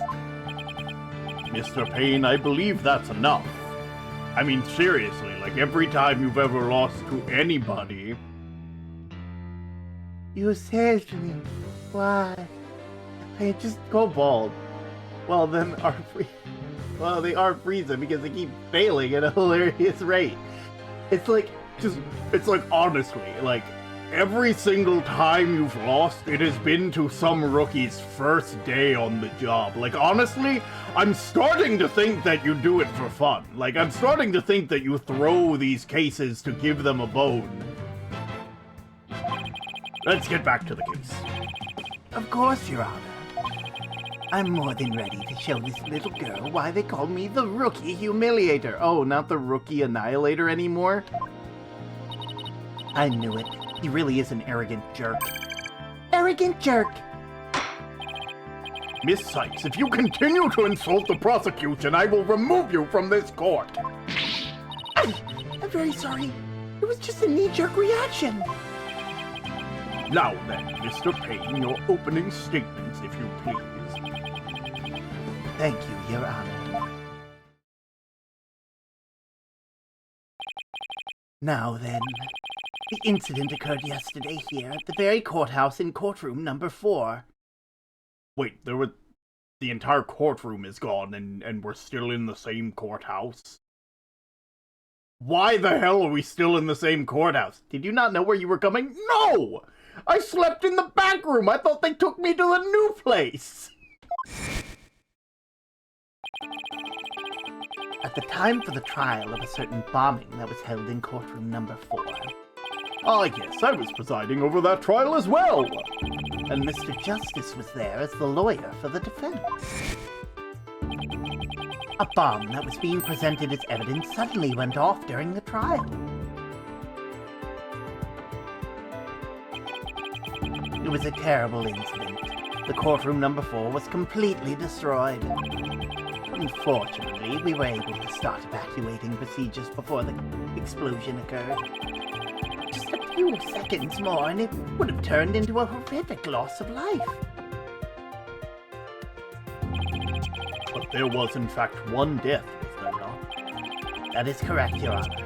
When courtroom number 4 was examined after the blast, the body of Detective Candace Arm was discovered. Candace Arm? That's some rude ass naming. She was to take the stand as a witness later in the trial. I suppose she wasn't able to evacuate in time, which is a terrible tragedy. I must admit I stumbled at least 10 minutes myself before I was able to escape. 10 times myself. Maybe the court should see about getting you even shorter robes. The victim's body was found near the entrance of the courtroom. I suspect she stayed until the very end to help guide others to safety. Your Honor, allow me to submit as evidence the victim's autopsy report and details about the bomb. Arm's autopsy.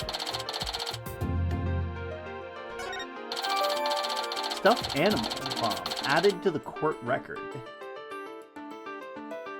A time bomb that destroyed the courtroom. It was hidden inside a stuffed animal when it was detonated. Okay, I know how this works. All evidence for the trial is filed in the court record. When I want to check it, I should just press E. We're going to do that now. But first thing, you're not going to let me show down my defense attorney. I want to show them my badge! Alright. Cause of death, trauma to back of the head caused by impact with a flat object. Time of death between 8 and 11 a.m. We couldn't have gotten a closer time? What do you mean between 8 and 11? That's a 3-hour gap! Time bomb that destroyed the courtroom. It was hidden inside a stuffed animal when it was detonated. Apollo Juniper Gaspin Payne. Was their name always Gaspin, or is this another guy? Better take a peek later. Now then, please call the accused to the witness stand.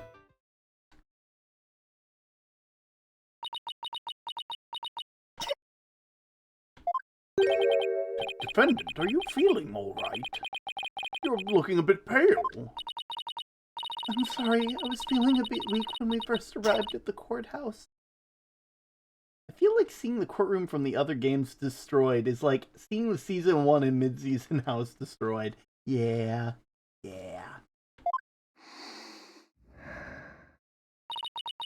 But I'm alright. Junie's really giving it her all. He's another guy. If we could please proceed. Your name and occupation, defendant?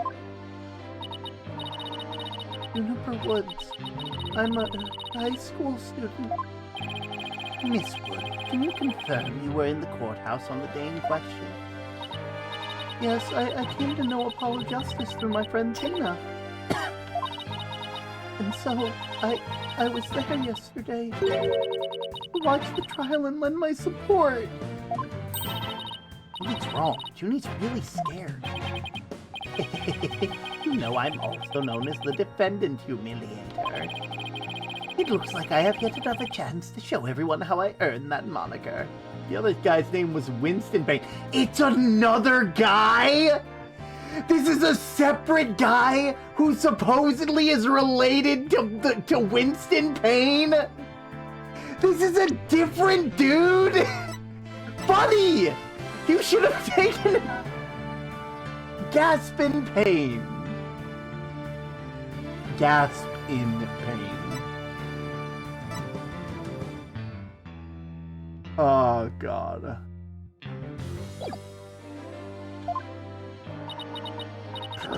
This arrogance know no bounds. I have to protect Junie no matter what. Hey, you arrogant prosecutor Payne. What is it? You want me to demonstrate why I'm known as the rookie humiliator instead? That's It's a separate dude! Either Winston Payne changed his goddamn name, or this is like one of his brothers or cousins.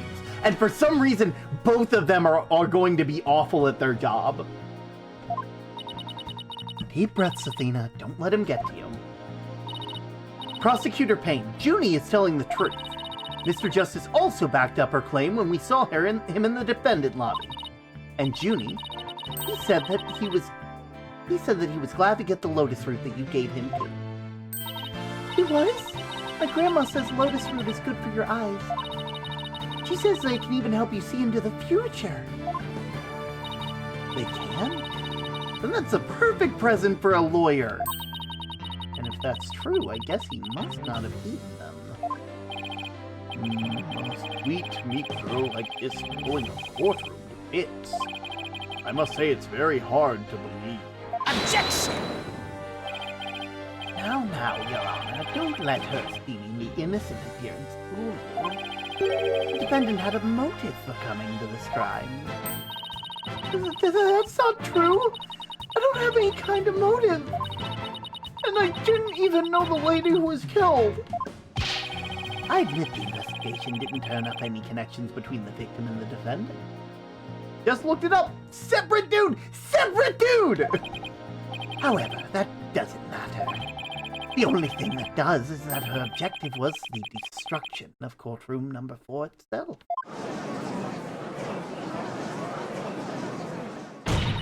Hey, what's that supposed to mean? Why in the world would Miss Woods want to do that? That's a very good question, coming from a novice such as yourself. But first, a question for the defendant. Have you ever been brought up on false charges? What? Yes, I have. And did that experience cause you to harbor a grudge against the court system? Objection! No, just wait a minute! Is that the kind of thing... That's the kind of thing that was motive for blowing things up, then every one of our clients would turn into bombers. That's a valid point. We wouldn't have a single courthouse left standing in the land. You know how many false charges I have sentenced people to? Oh man, you don't even know. It wasn't until like Phoenix showed up that I think we've had a better track record. But even then, it's a... Oh man. I'm sorry, what were we talking about?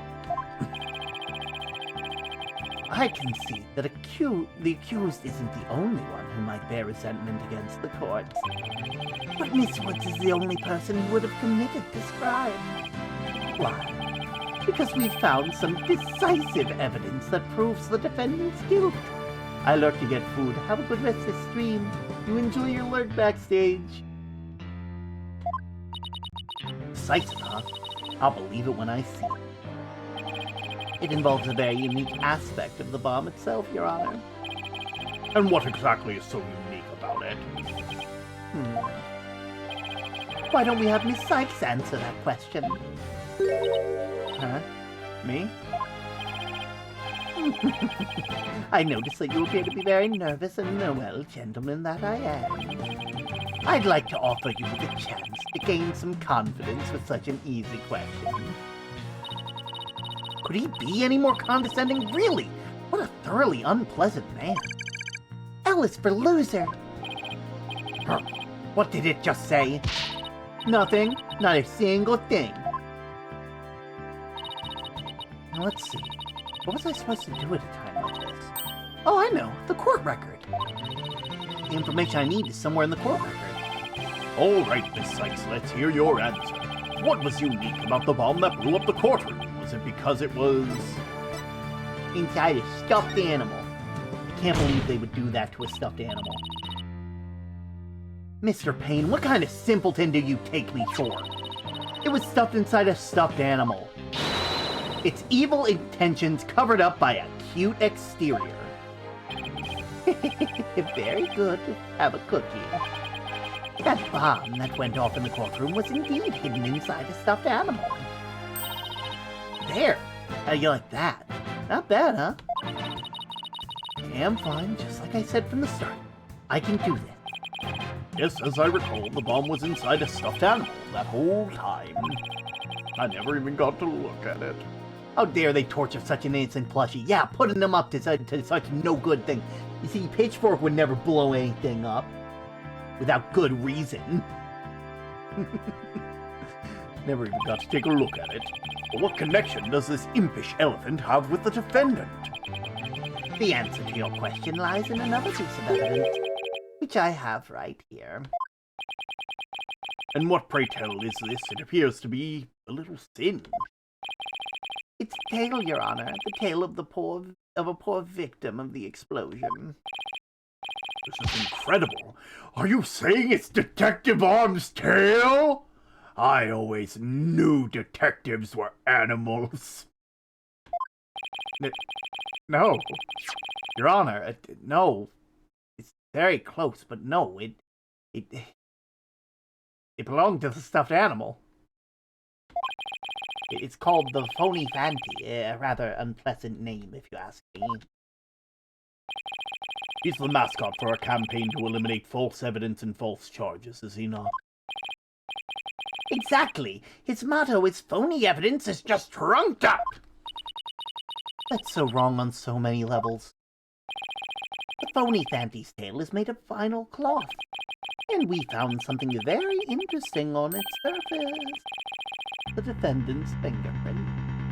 I always knew the detectives were furries. What? The Phony Fanty provided the prosecution with all the evidence we needed. It clearly proves the accused handled the bomb.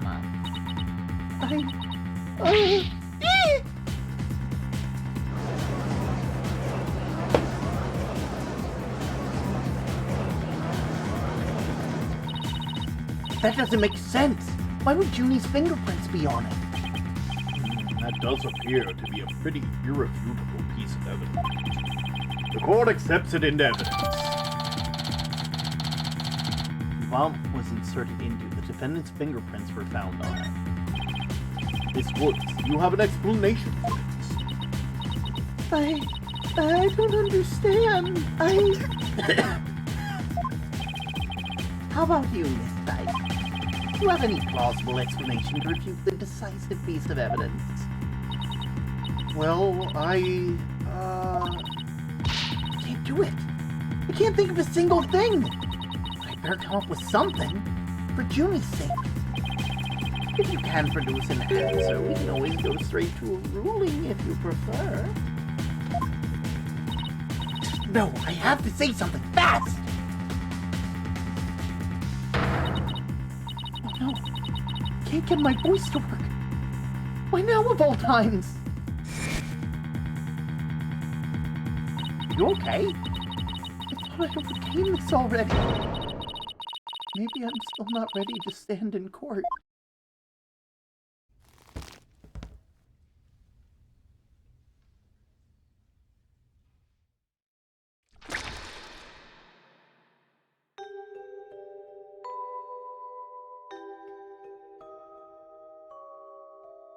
I'm sorry, I didn't know we were playing Little Goody Two Shoes. What the fuck?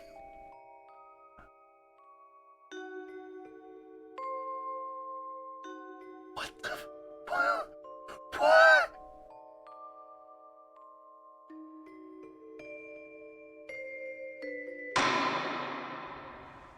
As you can see, there is no room for debate. Objection! Why, it's you! It's my boy!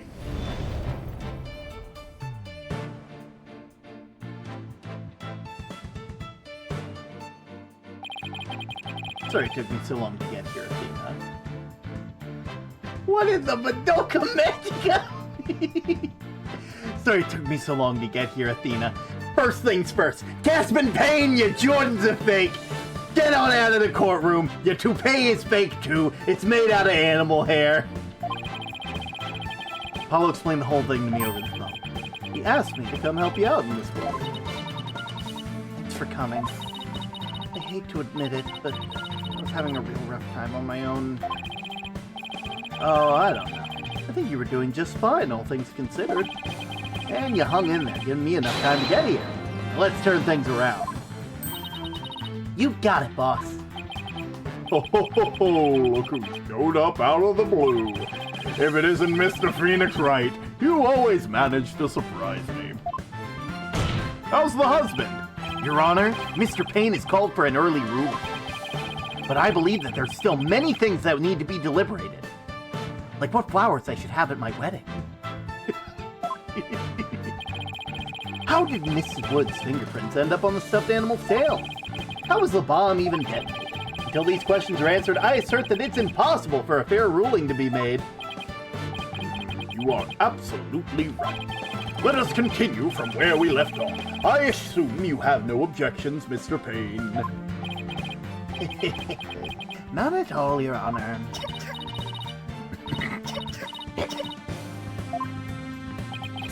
Miss Woods really looks like she's having a hard time. Who's really struggling, Mr. Wright? I think the sense that she's afraid of this courtroom itself. Because of yesterday? Yeah, it was understandably very traumatic for her. Poor thing. There she is, back in the courthouse again, being so brave. I'd like to make a request, Your Honor. If at all possible, I'd like to have Miss Woods rest in the lobby. Given the defendant's condition. Very well. I grant special permission. You go get some rest, Junie, and leave the rest to us. Okay, thank you. Sorry about this.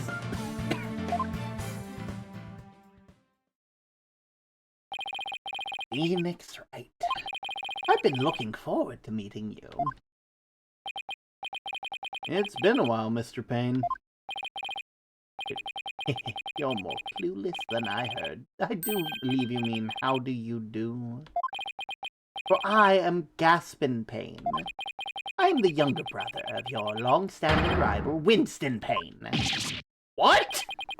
Long-standing rival? When were we ever rivals? Let alone long-standing. You see, Mr. Wright, I will cleanse Winston of the disgrace he met with at your hands. Like the royal pain is going to be as thoroughly unpleasant as the other. Your Honor, the prosecution would now like to call a decisive witness to the stand. This witness will testify as to how the accused detonated the bomb in the courtroom. Very well. Please call your witness, Mr. Payne. Who the heck are you? Witness, your name and occupation, please. Witness? Name, Ted Tonate. Oh my god, is that Tone? I see Tona in your name. What are you doing hiding in there? In all seriousness, Ted Tonate. Detonate. Detonate. Mm-hmm. Good, Mr. Tonate. Occupation, bomb disposal specialist. Oh my, what a strange robotic voice you have. Speech synthesis via typing is the same as me talking. Sound exactly like a robot. Can you speak in a normal manner? I can. He can!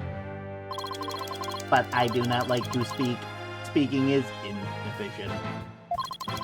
Energy expenditure. Speaking greater than typing. Understand? What an odd witness. Hold up, also explodes.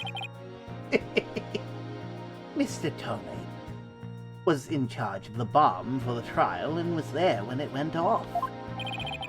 Being a bomb squad specialist, do you have any relation to the victim? Negative. I first met the girl while on this job. Many people are employed by the police. I only a fraction of them. However, I was shocked when I first discovered the body of the victim. Shocked? I was the first one on the scene after the explosion. I went there to ensure safety, but I ended up discovering a dead body. So he was the first to discover the body, was he? He is here to testify about the circumstances surrounding the moment of the explosion. Very well. The court will hear Mr. Tonate's testimony. But at the very least, show this court some respect and remove that face guard, witness. Okay. He's allowed to have goggles but no face guard? Okay. When the bomb went off. The bomb was originally disarmed by me, then transported here as evidence. Bomb name HH3000, operated by timer or with a remote. I was watching from the gallery when I suddenly became alarmed. I saw that the bomb timer was counting down.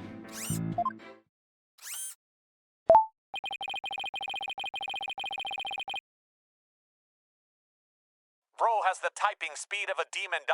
Also, wasn't that the guy from the intro? Yeah, usually the first, like, case, they more or less tell you, like, hey, this is the person who killed the person. Because, like, it's an intro case, and they want you to feel confident that you know who the killer is. But then after that, they're like, nah, we're not going to tell you anymore. You know? So even though the bomb... Also, I'm not going to lie, you'd be surprised how, like, fast people can type. Especially if it's, like, specifically for speech synthesization. Like, a lot, they're, stenographers actually are able to type super fast because they have a special, like, typing, like, apparatus that, like, does shorthand, which is really, really neat. It's really cool. Would recommend. So even though the bomb was supposed to be disarmed, it somehow got switched on. Precisely, activating the timer is very simple. 1. Connect wires. 2. Switch on timer. A monkey could do it. I am sure even you would be able to, Mr. Right. I guess that makes you the blue monkey in this barrel of fun, boss. I now would like to begin my cross-examination... Huh?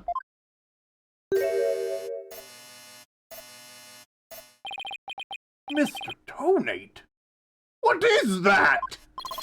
HH3000, aka a bomb. Bomb? Great googly moogly! Yeah! Mr. Tonate, I demand you to disarm that immediately! Disassembly complete. 5.3 seconds. 0.2 seconds short of my personal best. Are you trying to give me a heart attack? I'm not exactly a spring chicken, you know! This is an exact replica of the HH3000. It is used to practice disarming bombs. Disarm equals success. Explosion equals failure. An exact replica of the bomb that exploded, is it? That's what it looked like.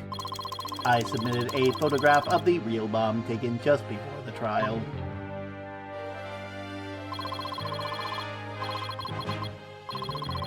Dimensions: 10 inches in height, 10 inches width, 10 inches depth, weight 12 pounds, a perfect replication. Your bomb does appear to be in a good copy indeed. Yes, however, I could not replicate the detonation mechanism. It has a very puzzling wire setup. It is regrettable I could not replicate it. Witness, that's enough. There's no need to replicate anything here.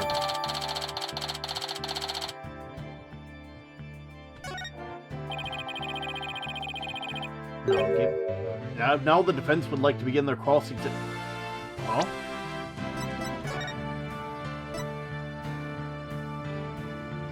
.5/16 of an inch alloy plating. Got a broken clock on the side.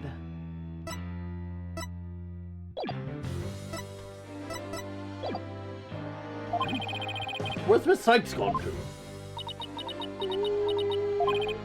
Athena, you can come out now. Okay, Mr. Wright, let's get to work. Daily Pebbles? I guess you were pretty scared, huh? Typing full sentences with one end. God, I wish you taught me how to do speed typing. Oh man, it's insane. What? I don't know what you're talking about. She was about to bolt. No, wait. She was about to bolt. Hey, put a sock in it, widget. Transparent as ever. Now let's see, where were we?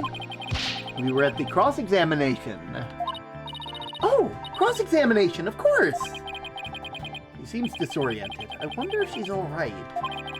Maybe I should ask Athena if she remembers how to cross-examine. Nah, she'll be fine. No need to right now. She'll be fine. See, she has Apollo and you. Apollo only had you. Well, and Mr. Gavin.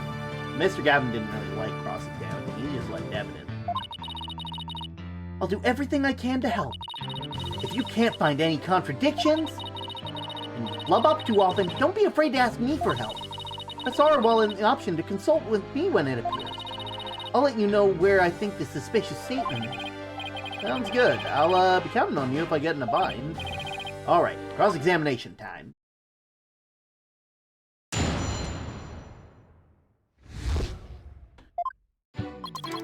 The bomb was originally disarmed by me, then transported here as evidence.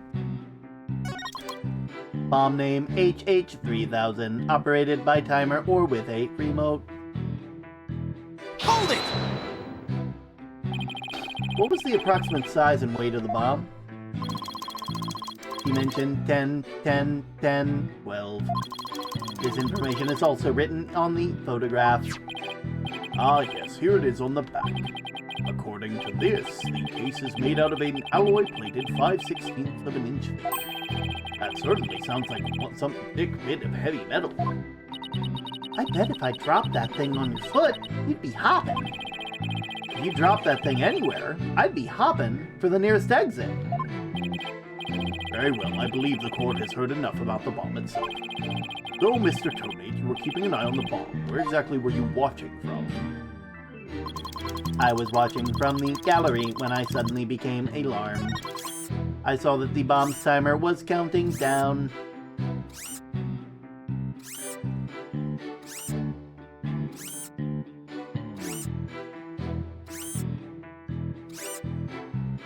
Hold it! You saw it counting down clearly with your own eyes? I hardly think a timer as small as the one on the bomb could be seen from the gallery. These goggles help me see very, very small things clearly from very far away. I can even see what you had for breakfast by looking at your tie. Why do I suddenly feel like I'm a bug under a magnifying glass? Guess it's possible that he saw the timer if he was wearing those goggles. I'm not so sure. There's something that just doesn't sit right. I don't think I follow. Mom was completely hidden inside the stuffed animal. So well concealed, in fact, that it didn't even look like a bomb at all. I'm trying to find testimony that conflicts with the evidence, right? That's right. Listen carefully to Mr. Tonate's testimony.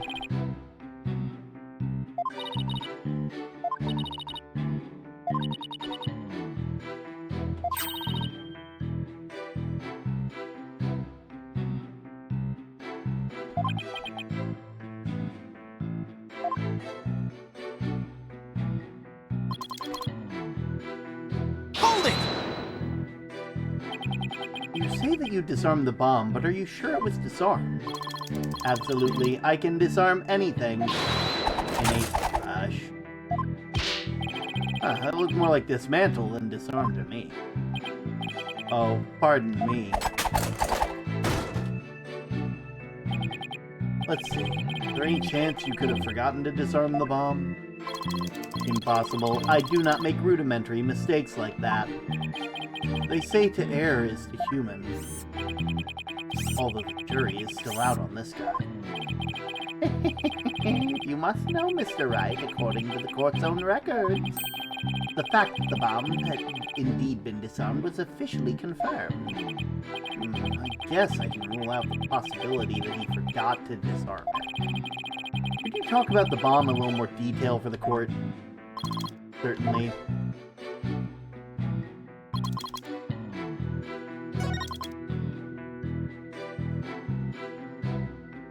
Hold it! Suddenly became alarmed. Why were you in the gallery?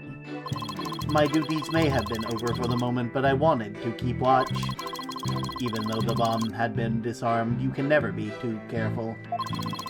Explosive devices are very dangerous things. How admirably responsible of you. A model to be emulated. I practice disarming bombs every day. I practice assembling them, too.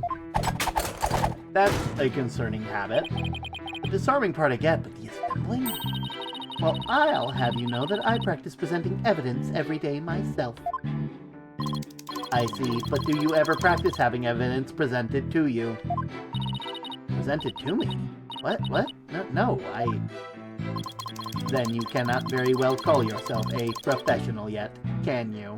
That does it! I'm gonna start practicing having evidence presented to me every day! You better drink some coffee, boss. We're gonna be pulling an all-nighter! I don't think that will be necessary. Or worth either of our time. So, Mr. Tomate, what did you witness from the gallery? I saw that the bomb's timer was counting down.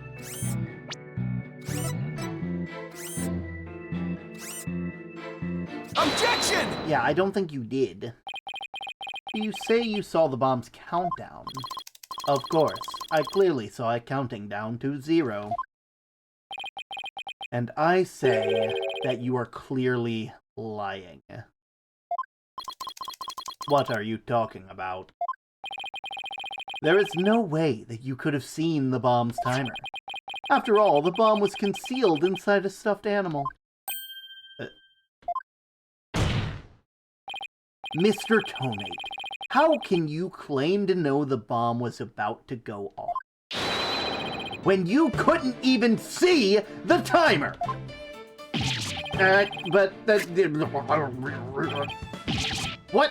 What? No! This does seem like a glaring inconsistency. Witness, do you have an explanation for this? Well, Bud, you're typing and you're talking about efficiency, but you're using multiple triple dots. You're using multiple ellipses. You don't need to add stuttering to your typing, sir. Oh, that was great, Mr. Wright. You found a contradiction right off the bat. Always remember, Athena, when you find an inconsistency in a witness's testimony, there is always a reason behind it. A lie, a hidden meaning, a secret, whatever it is, it's up to you to dig it out. And if they say that they went left when they went right, it means they're guilty. Only guilty people don't know their left from their right. Pointing out every contradiction we find is the best way to do it, right, boss?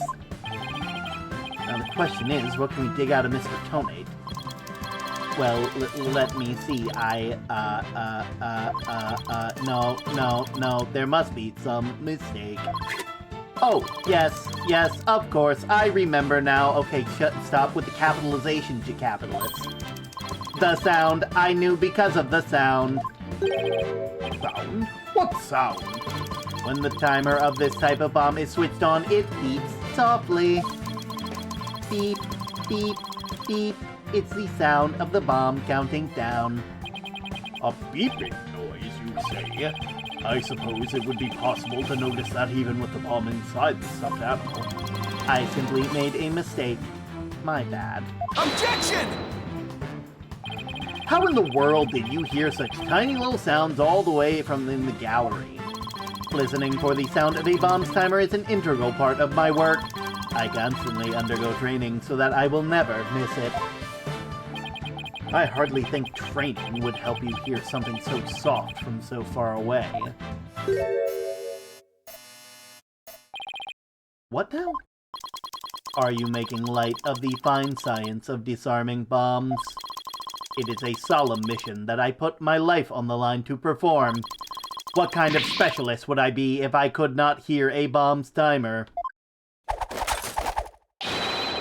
It's not like disassembling a toaster, you know. Now he's just showing off. You keep asserting that the sound was too tiny to hear, but the only tiny thing here is your skills as a lawyer. Being mistrustful is not an attractive quality to you. Yeah, and not accepting the fact that you're bald isn't an attractive quality either. Do you know how confident you could be? How much charisma you would earn by just deciding to go full bald instead of trying to keep that fucking animal on your head? You're just overflowing with attractive qualities, aren't you? Or perhaps you have some proof that Mr. Tone did not hear the sound. Well, no, but still seems totally suspect. But it's going to be really hard to prove that he didn't hear something.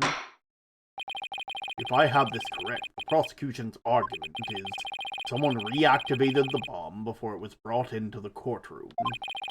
What I don't understand, Mr. Payne, is why you believe that person to be Miss Wood.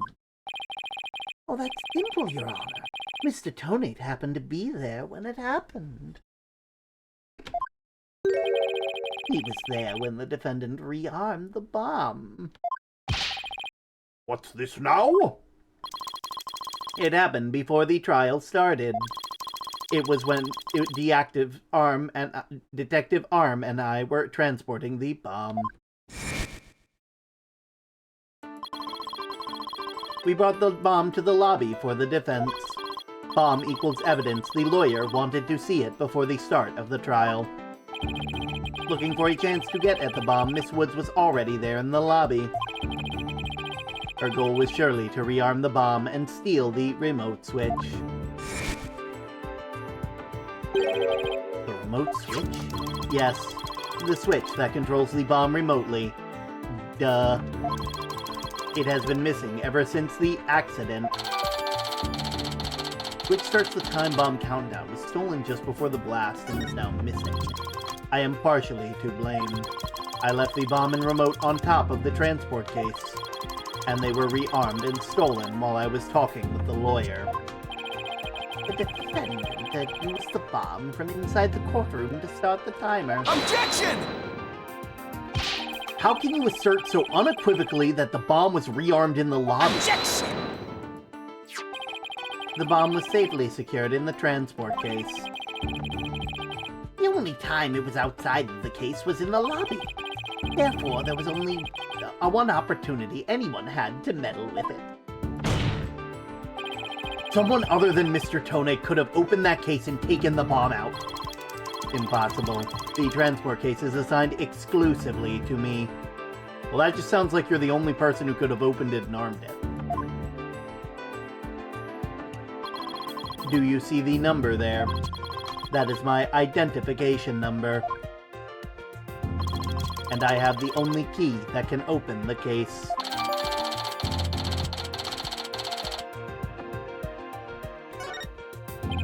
Nevertheless, Mr. Payne's assertion is nothing more than conjecture. You have no proof that it was Miss Woods who stole that remote switch. And by the same token, you have no proof it wasn't her. Yeah, that's not how the fucking law works, man. Like, oh, you got no proof that it wasn't. If it wasn't her who did it, Mr. Wright, then who did do it? I don't know. It's not my job as the defendant. My job is to prove that it wasn't her. Do you want me to just accuse someone in this courtroom? Yeah, I'd love that, actually. What I do have is a piece of evidence that proves that the defendant handled the bomb. That tail! 5 minutes, 24 seconds, 0.2.3 deciseconds. The defense advantage lasted a mere 5 minutes. Talk about a rotten hand. Did they... Wait a minute. Did they... I don't remember Phoenix using poker slang before the last game. Did they add that as a thing? Did they make that a thing in these sequels where they're like, yeah, he was a major poker player for like 7 years. Of course as long as they have that fingerprints on their trump card, I'm at a big disadvantage. I think they did. They intentionally added more poker slang to Phoenix. It makes sense. It appears we have to hear from the defendant herself once more. I wholeheartedly agree, Your Honor. I would like to recall Miss Woods to the stand. I trust you have no objections, Mr. Wright. I'm worried about her condition, but we do need her testimony. On the other hand, I'm not sure I want to make Athena mad. I can read your feelings, you know, boss. Guess there's no hiding from her, huh? Don't worry. I know we need her testimony. I go all in on that theory. Cards are all laid out for that to be the case. I'd go all in on that theory. But if anybody picks up on her again, they'll pay. As she's already at anger level 1. Anger level 1? Wait, there's different levels of anger? Now I'm concerned.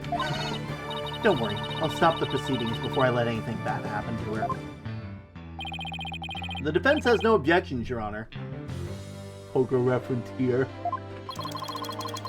In that case, I will take my leave. But before I do, there is just one more thing, Mr. Wright, is it? Me?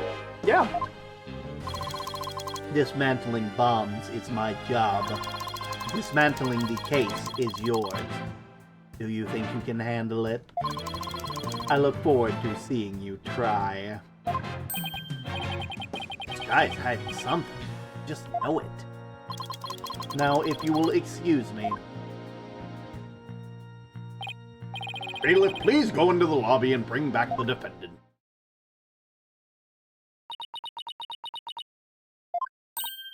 Judy!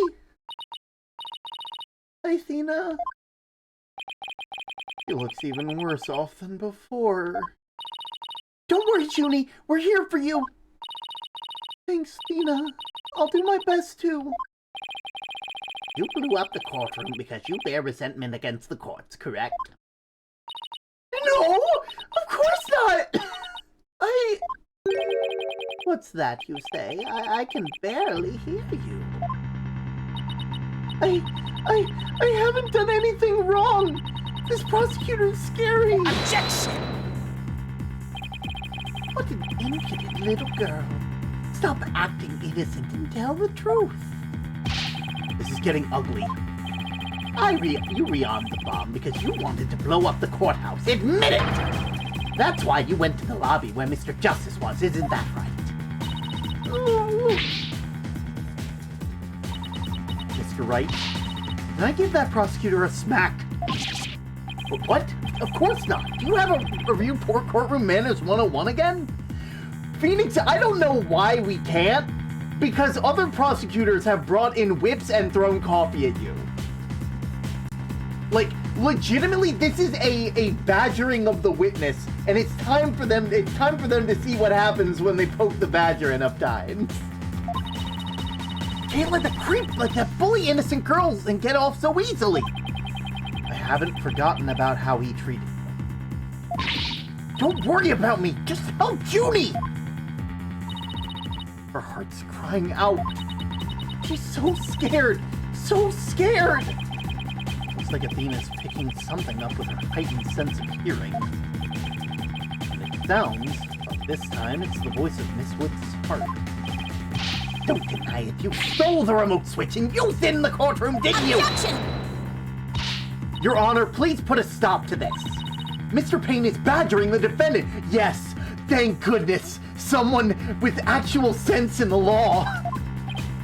Yes, Miss Woods does seem quite frightened. Mr. Payne, I ask you behave more like a gentleman.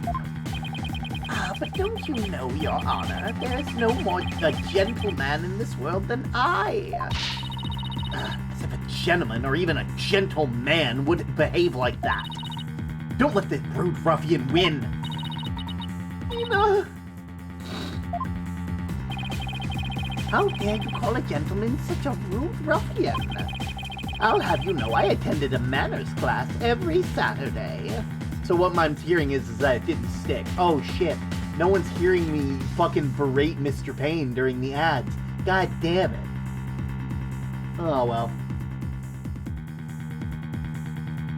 No one's been hearing me absolutely going off on this man. Oh. In the manners class every Saturday. Why am I starting to sound like an old granny? Bald-ass motherfucker. You don't even look good while bald. At least I look good when I'm bald. That's just how it be. Chew bald. Mr. World deciding that they don't want to look like... there's a lot of confidence in being able to pull off the bald look. Not everybody can do it. Oh.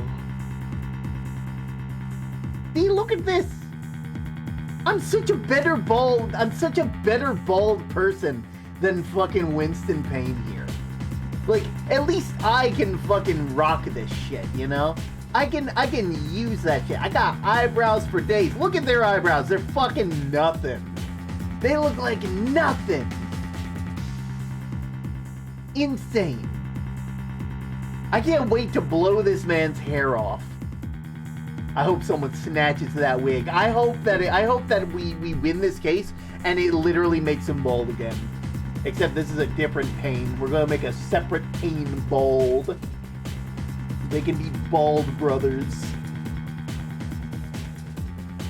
Oh.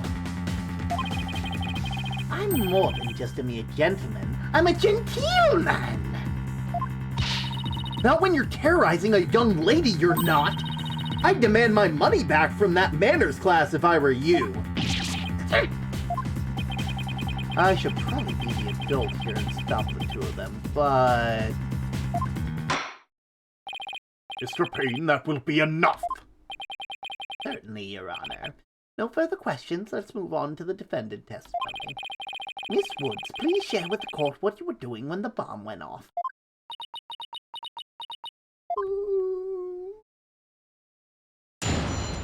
Witness testimony.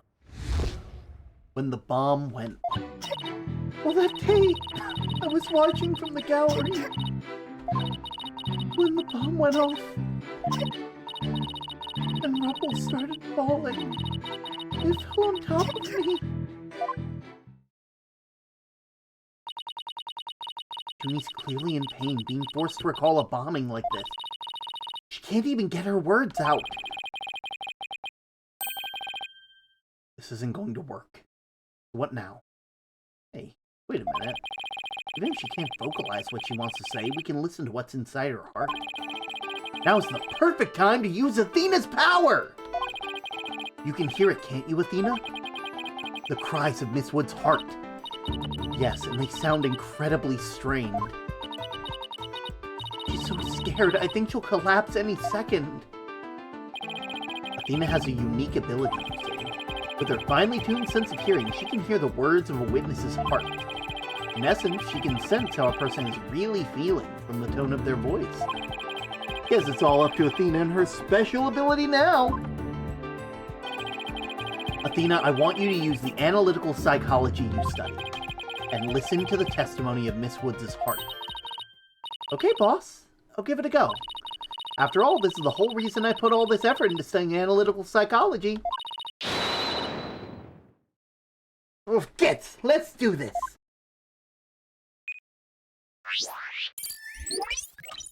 Huh. So your holographic thingamabob can show us how Miss Woods is feeling, right? In a nutshell, yes. The emotions and images that I pick up on just while listening to her testimony. I can enter all of that into Widget and use the mood matrix to analyze them.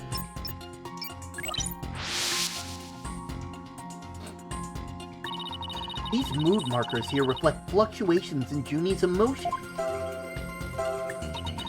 When she feels happy or is enjoying the memory, the happy marker will light up. When she feels angry or frustrated, the angry marker will react.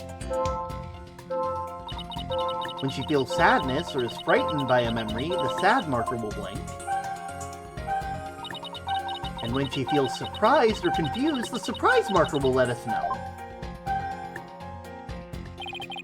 So with your special ability in Widget's Mood Matrix program, we can track how Miss Woods is feeling as she testified.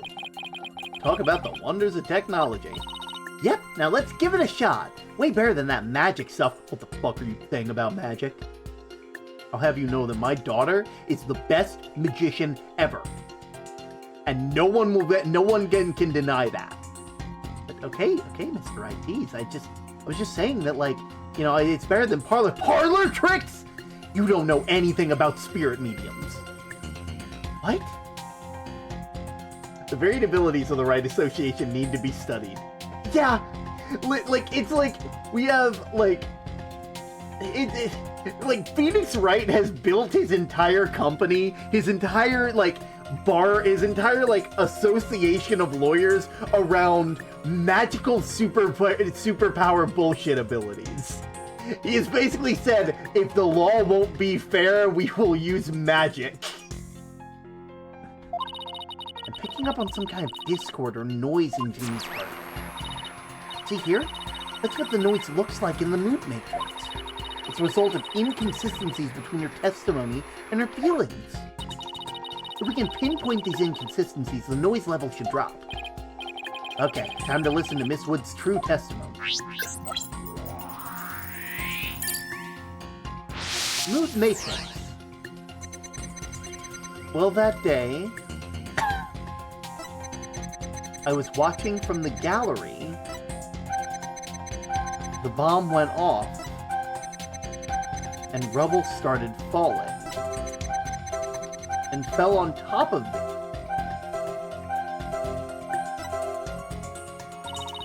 I think I have a good grasp on Jimmy's emotional state. The power of Athena is incredible, and I'm seeing an unexpected emotion that's inconsistent with the content of her testimony. It's a waste of time, motherfuckers! Phoenix is in court! Listen, why do you think he's called Phoenix? Because he rises from the ashes. He casts Fireball in the middle of the courtroom, he dies, and then he just comes back up 10 times stronger. What? Already? It fell on top of me. Look at this! When she says it fell on top of me, the happy marker is reacting. Look at that. That is odd. There must be a reason for this contradicting emotion. We just have to do some digging. When we find an unexpected emotion, you'll first need to pinpoint Q with it. And then select the unexpected emotion or reaction from the 4 mood markers.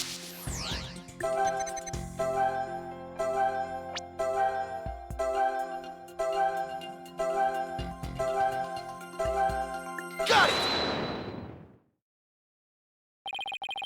Widget is registering joy when Miss Woods recalls the rubble falling on her. There must be a reason for this unexpected emotion. Miss Woods? As the rubble was falling, was there also something that made you feel happy? What? Mr. Wright, the feeling of happiness is spreading through Junie's heart. Keep going on this point. I bet Junie will start to calm down. Great. Let's hear what she has to say. Just as I was about to escape the courtroom, the bombs went off. I was so startled, I tripped. And then rubble started falling on top of me. I really thought I was done for. But just then, Apollo came and rescued me. Oh, she has a crush on Apollo. Oh, she's so sweet. Oh, he's so cute. Apollo? He used his own body to shield me from the rubble. So that's when he sustained those injuries. How do you feel, Junie? Did talking about Apollo give you some courage?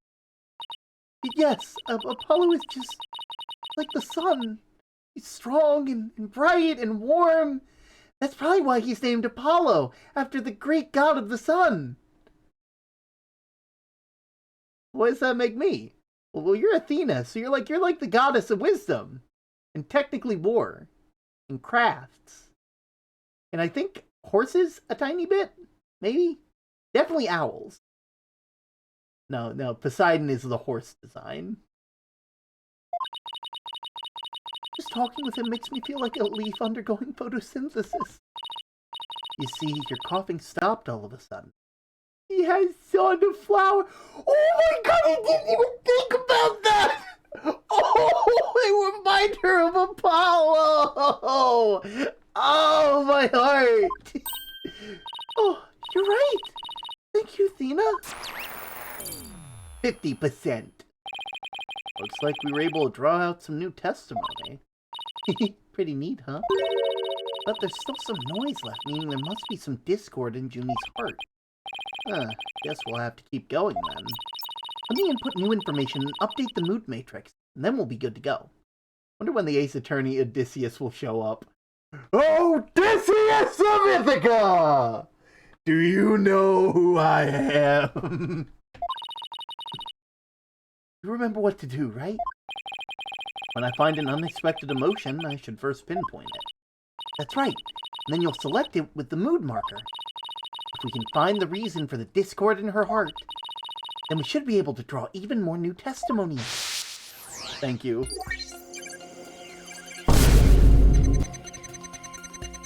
I tried to run, but I was too slow. Before I could get away, the bomb went off. I was so startled, I tripped when Rubble started following on me. I thought I was done for. But then Apollo came and rescued me. So shock makes sense and happy makes sense here. But why the heck are you sad about that? Got it! You were happy when Mr. Justice rescued you, weren't you? Yes, I was really happy. But there was also something you felt sad about at the same time. Sad? The reason I ask is, when you were describing how you were rescued, we sensed a little sadness, too. Oh, I think it's probably because of Bumrap Riney. Bumrap Riney? What do you know? Something new. That's right, I brought my stuffed animal Bumrap Riney to watch the trial with me. Bumrap Riney and Phony Fanty are brothers. Who knew that the legal world would inspire a whole line of merchandise? I had Bumrap Riney with me while I was watching this trial. It wasn't until Apollo saved me that I realized I'd lost him while I was running away. My poor Riney, the victim of that terrible bomb. Oh, I know! You can see what he looks like in this poster! It's for the campaign to eradicate fake evidence and false charges. Phony Fanty and Bumrap Riney. Nothing against the campaign, but why an elephant and a rhinoceros? Mr. Wright, I don't sense any discord in Junie's heart anymore. So I guess that means we managed to draw out all of her testimony. I like this because it allows you to see how much testimony is still available. Like, you know? It's nice to... That's nice. That's right, I'll just make an update with the new info and we'll have the whole picture. So do you think her new testimony will help? Absolutely. I don't know what I would have done without you, Athena. Bumrap Riney was in the courtroom when the bomb went off. Now that we know that, it changes the meaning of the other evidence. All I have to do is present it. The right statement. I was watching from the gallery. Bumrap Riney tried to run, but I was too slow. Before I could get out of the courtroom, the bomb went off. I was so startled. Then Apollo came to rescue me.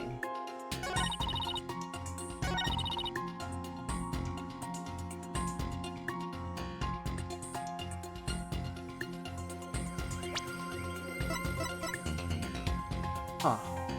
Objection! Yeah. Miss Woods, I know this trial's been very hard for you, but you can relax now. You are without a doubt innocent. Mr. Wright, what a wild accusation you're making now. I shouldn't be surprised, but I really am. My wild assertion is simply this. The two stuffed animals were mixed up. The tail the defendant's fingerprints were found on wasn't that of phony Fanty. It was the tail of her gallery companion, Bum Rap Riney. Objection! What? What nonsense is this? I can concede they're both stuffed animals, yes, and they're both completely different characters. An elephant and a rhino. They're as distinct as a defense lawyer and a prosecutor. But are they really so different? Both defense lawyers and prosecutors strive to protect the peace through law. Even elephants and rhinos have similar characteristics. They're both gray, for example. Anyway, the poster is all I need to prove my assertion to be true. If I may direct the court's attention here, you'll clearly see how the two got mixed up. Take that! Well, would you look at that? The two tails are exactly the same. Yes, exactly. The two stuffed animals are based on entirely different animals, but the design of their tail is exactly the same. Revealed! Wig snatched! Order! Order! As long as the possibility exists that tail belongs to Bum Rap Riney, we can no longer consider it to be decisive proof that the defendant handled the bomb. As things stand, I consider the charges against the accused unsubstantiated. Wouldn't you agree, Mr. Payne? Yes, of course, Your Honor. Oh, that was great, Mr. Wright! You turned things around! Yeah, it's not over yet though, but at least we managed to get to hold out this long. I believe that brings our proceedings for today to a close. Mr. Payne, I'm afraid you will have some serious investigation ahead of you. Yes, Your Honor. Very well. Let us reconvene tomorrow. Court is adjourned. Wait, is this a multi-day thing? 11:56 a.m. District Court Defendant Lobby number 5. That was so exciting, boss! We did it! True to form, you managed to just barely pull it off at the very last moment. True to form, never knew you had such a glowing opinion of me. Thank you for everything you're doing. You did great, Miss Woods. You really stuck it out. And you really brave at the end, just when we needed you the most. Thanks to you, we were able to turn things around. Well, you were the ones who gave me that courage, Lena. Really? Thanks. Be honest, was I any help at all? Of course. Without you, we never would have gotten out of that tight spot. Well, that's good to hear. Maybe I still have a lot to learn, but you can bet I'm going to be giving it my all. Oh, it's so good that one day you'll call me your partner. That's what I like to hear. Analytical psychology, the ability to solve the riddles of a person's heart. Athena's true potential is beginning to really shine through now. Hey, where's Apollo anyway? Good question. I almost forgot about him. I assume he'd still be here in the lobby. Oh, I know! Maybe he's still in courtroom number 4. Courtroom number 4? What would he be doing at the scene of the explosion? When I came out to the lobby to rest, I told Apollo about Bum Rap Riney. I told him I dropped Riney in the courtroom as I was trying to escape before the blast. And then Apollo said he had an idea of where Riney might be, so we went to take a look together. Huh. Guess Apollo can be pretty nice when he wants to be. What do you mean when he wants to be? So you went looking for Riney together before you were called back to courtroom number 5? Yes, I had some time to rest, so I was able to go and look for him. Then they called me into courtroom number 5 to testify. Apollo insisted on staying there, though. With all those injuries, I wonder how he's managing. I think Apollo might have figured something out. Wonder what it was. He told me I'm going to look for evidence to clear your name, Juniper. Just maybe he found a new piece of evidence. Anyway, we better go and get it. Good idea. December 17th, 12:11 p.m. Where are you, Apollo? Trial's over for today! Come on, I know you're... No!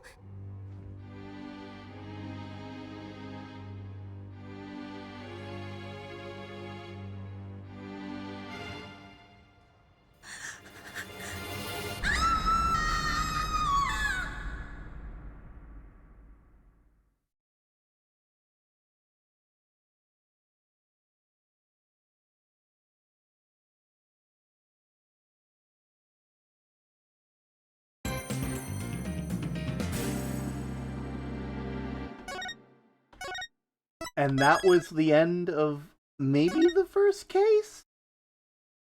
No. No, that's only part 1 of the first case. What do you mean? It's a 2-parter case?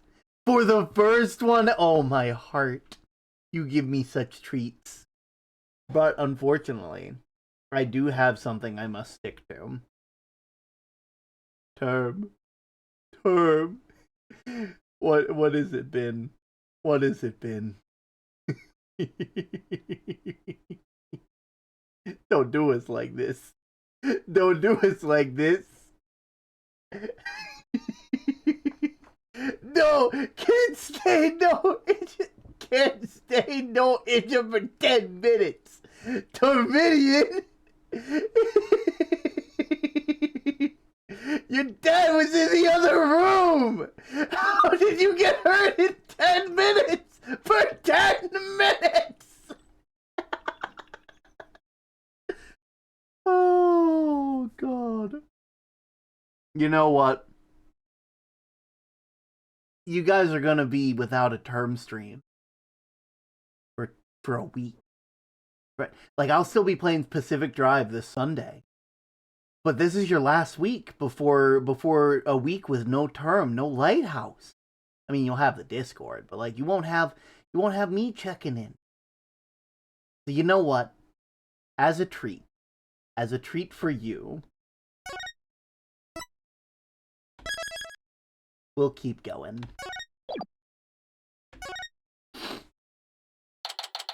December 18th, 9:34 a.m. District Court, Defendant Lobby number 5. This isn't exactly how I envisioned the second day of the trial to start. Thank you, Mr. Lotto. You're welcome. But given how things ended yesterday... Good morning.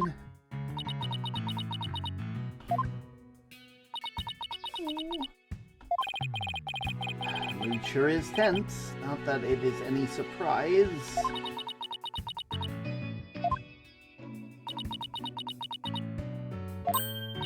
Oh, hey!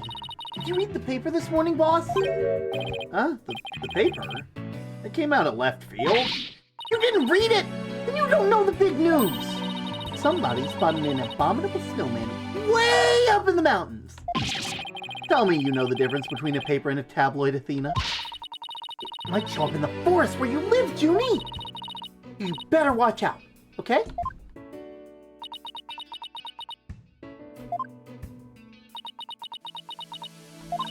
You really should read the story for yourself.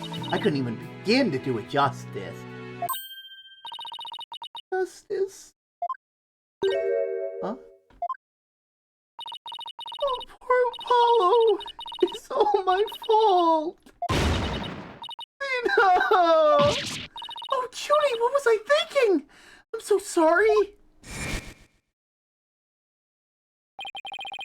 What we found yesterday... Not Apollo's dead body, thank goodness. He'd been assaulted by someone with a blow to the head and was lying unconscious. This is a gourmet meal. I need to get this game for my Switch. We eating good. We rushed him to the hospital right away, and he looked like he was going to pull through. I'm still quite a shock to stumble onto a scene like that. Miss Wood's all right, Athena?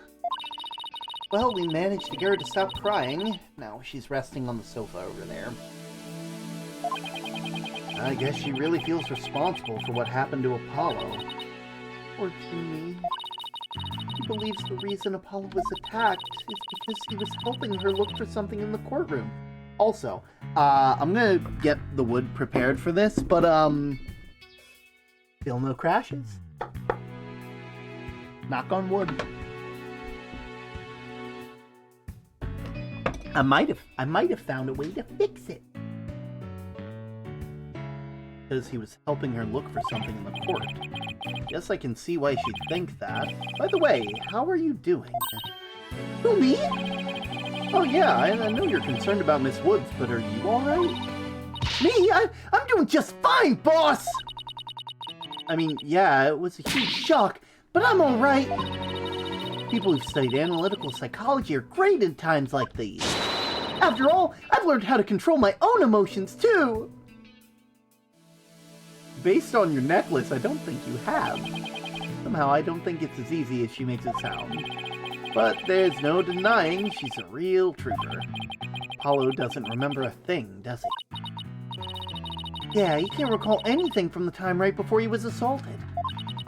Nothing about what he was doing in courtroom number 4 or who assaulted him. The doctor said it's probably due to that hit that he took to the head. Assaulted in a court of law and losing your memory at that. I know how that feels. Yeah, you do. Who in the world would do such a thing, huh, Mr. Wright? Just wait till I get my hands on the coward who hurt our Apollo! Now, Athena. I thought you said you were in control of your emotions. Let's just focus on helping Miss Wood, okay? But I admit I am just as upset as you. Okay, boss. You're right. Apollo's assailant can wait until we clear Junie's name. That's the spirit. Now, let's see.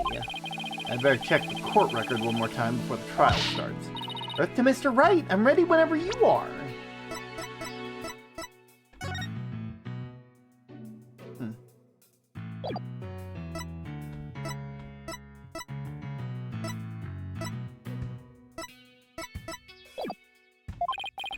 Alright, let's get ready to rumble. You bet.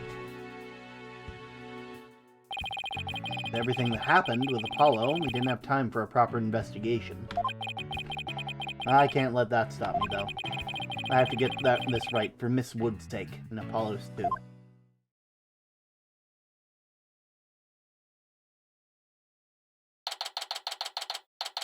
December 18th, 9:50 a.m. District Court, Courtroom Number 5.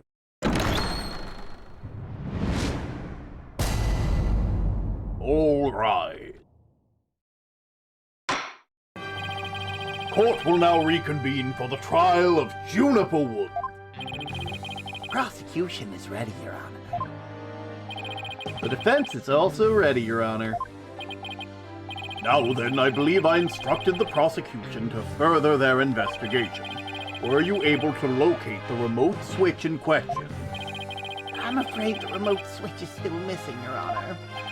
I must say I'm disappointed, Mr. Payne. Not angry. Just disappointed. I apologize, Your Honor. I'll never do it again. Aha! Looks like the prosecution is just as unprepared as I am. There is a separate matter, however, that I would like to bring up during this trial. A separate matter, you say? And what might that be? I assume you're aware of the other incident occurring during yesterday's trial. I'm speaking, of course, of the assault of Mr. Justice in the ruins of courtroom number 4. Why is he bringing that up? Yes, what a truly harrowing experience it must have been. Poor Mr. Justice. At this time of the attack, Mr. Justice was not alone. He was with the defendant, Miss Juniper Woods. He isn't going where I think he's going with this, is he? The prosecution wishes to indict Miss Woods on the charge of Mr. Justice's assault.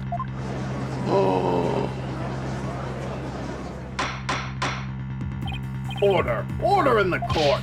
Mr. Payne, this incident under deliberation here is for the courtroom bombing. The assault on Mr. Justice has nothing to do with the trial! But I believe there is a connection between this and Mr. Justice's assault. Please take a moment to consider these facts. Both events occurred in courtroom number 4. This is the location in courtroom number 4 where the unconscious Mr. Justice was found. As you can see, it's quite close to where Detective Arm's body was found. Diagram of the courtroom where Apollo was discovered. The question is, why did the culprit feel the need to maliciously attack Mr. Justice? Why indeed? Wouldn't you believe their motive to be Mr. Wayne? I believe Mr. Justice found something in the court while Miss Woods was with him. Evidence that fingered her as the perpetrator of the bombing. You mean he found incriminating evidence? Precisely, and so I surmise that the defendant picked up a piece of rubble and hit Mr. Justice on the back of the head in order to silence him. Objection! Junie would never do such a thing! She was devastated when they found Apollo was hurt like that! Miss Sykes, please control your outbursts! Ahem. It is the prosecution's belief that by deliberating on Mr. Justice's assault, we will draw ever closer to the truth of the courtroom bombing itself. Very well. Miss Woods is hereby officially indicted on the charge of assaulting Mr. Justice. What are you listening to Mr. Toupee over there for? Although, considering our conversation yesterday, I think Apollo might have figured something out. wonder what it was. He told me I'm gonna look for evidence to clear your name, Juniper. Maybe the two accidents really are related after all. I would like to start by hearing from the defendant herself. Very well, bailiff. Please bring Miss Woods to the witness stand.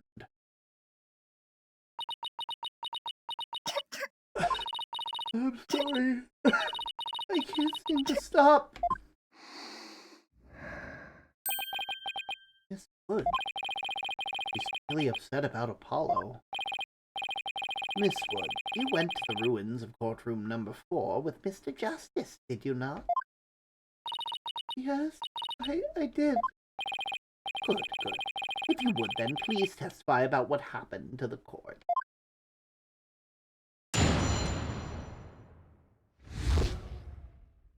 Alone with Apollo. During the trial yesterday, I was overcome by a fit of coughing. Apollo stayed with me and we went to the courtroom ruins together. Then I was called back to the courtroom to give testimony. Apollo insisted on staying behind in courtroom number 4. I swear I didn't attack Apollo! Why would I ever hurt such a kind person? Oh, Mr. Justice stayed by your side while you were feeling unwell. That is an admirable young man. I thought his loud voice was his only outstanding feature. He may look like a little imp at times, but Apollo can be really nice too. I hope she didn't hurt her wrist backhanding that one out. But one has to wonder, why did Mr. Justice stay behind in the ruin? I think Apollo might have figured something out. Something? Kind of something. Something to do with the courtroom bombing kind of something, I think. Oh, new evidence for the case, was it? What a very big kind of something indeed! I believe so. You mentioned looking for some evidence when I was called away. Objection! Just as I thought, there is a connection between the two incidents. But the defendant has told a very big lie, Your Honor. What lie is that? When she learned Mr. Justice would be looking for evidence, she attacked him. She attacked him to give herself the chance to destroy that evidence. No! Objection! Miss Woods repaid Mr. Justice's kindness with violence. We found proof of her foul deeds in the courtroom.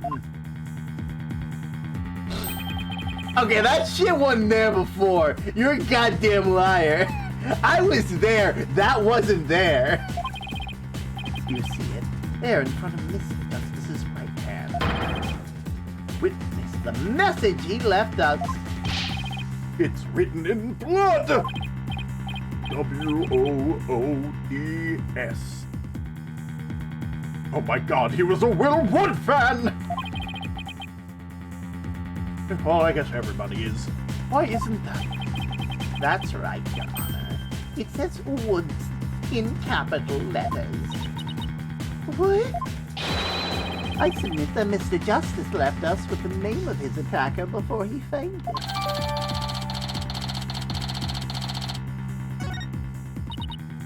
No, that can't be true. Why would Apollo write my name? Shut up, Hannah. You'll never wear a wig in this court again. Mr. Wright, the nerve of him leaving that message! Why would he do this? Hey, don't take it out on me. I don't understand it any more than you do. What we discovered Apollo yesterday. Apollo. No! Ah! We didn't even have a chance to rush over to him. As soon as security heard Athena scream, they ran in and cordoned off the area. After that, they were in the courtroom number 4 with Apollo the whole time. Couldn't investigate anything ourselves and had to leave everything to the police. Still, never thought they would find some bloody writing there. Now then, please begin your cross-examination. Right.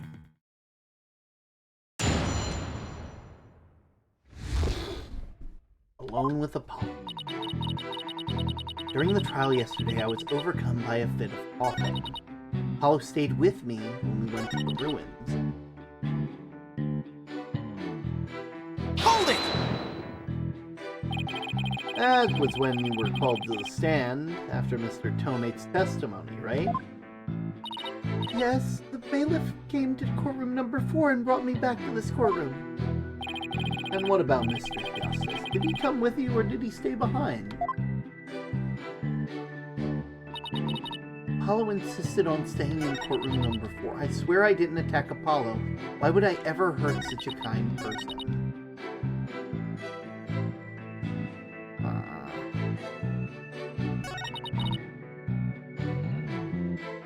Staying behind in courtroom number 4.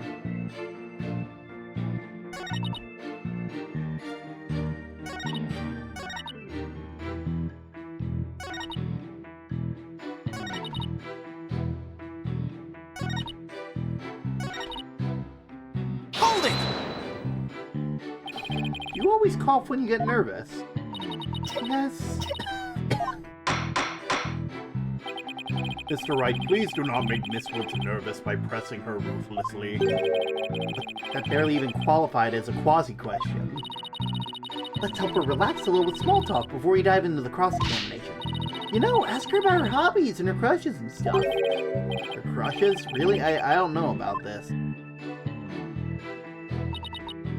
Hold it! Why exactly did you go to the courtroom ruins? We went to look for my medicine to stop my coughing. Your medicine? Why would your medicine be in courtroom number 4? I dropped it in the heat of the moment. Bum rat Riley. He was keeping my medicine safe for me. He has a little compartment that I can put things in, you see. And Phony Fanty has the same type of pocket, and that's where the bomb was inserted. I put my medication for coughing fits inside Bum Rap Riley. When I told Apollo about it, he said he'd help me go look for him. There was so much rubble in there. I was worried, but there was no rubble or anything in front of the witness stand. So when we got inside, Apollo went straight there. He started looking for my writing in that area. It was so nice of him to do that for me in spite of all the injuries. Apollo's so strong and kind, just like the trees of the forest. The way she makes him sound, you'd think Apollo was some kind of ancient guy. I mean, to be fair... Oh, wait. Well, that's why you went to the ruins. I see. That seems to be quite an important fact. Please add it to your testimony.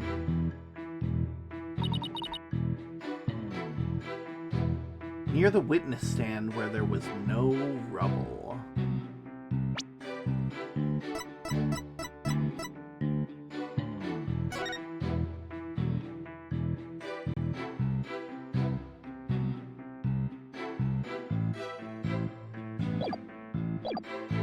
Hold it!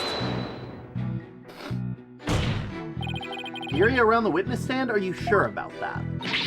I'm sorry, did I say something wrong? No, of course not. Just testing my hearing. Must not upset her, must not upset her. Yes, I'm sure of where we searched first.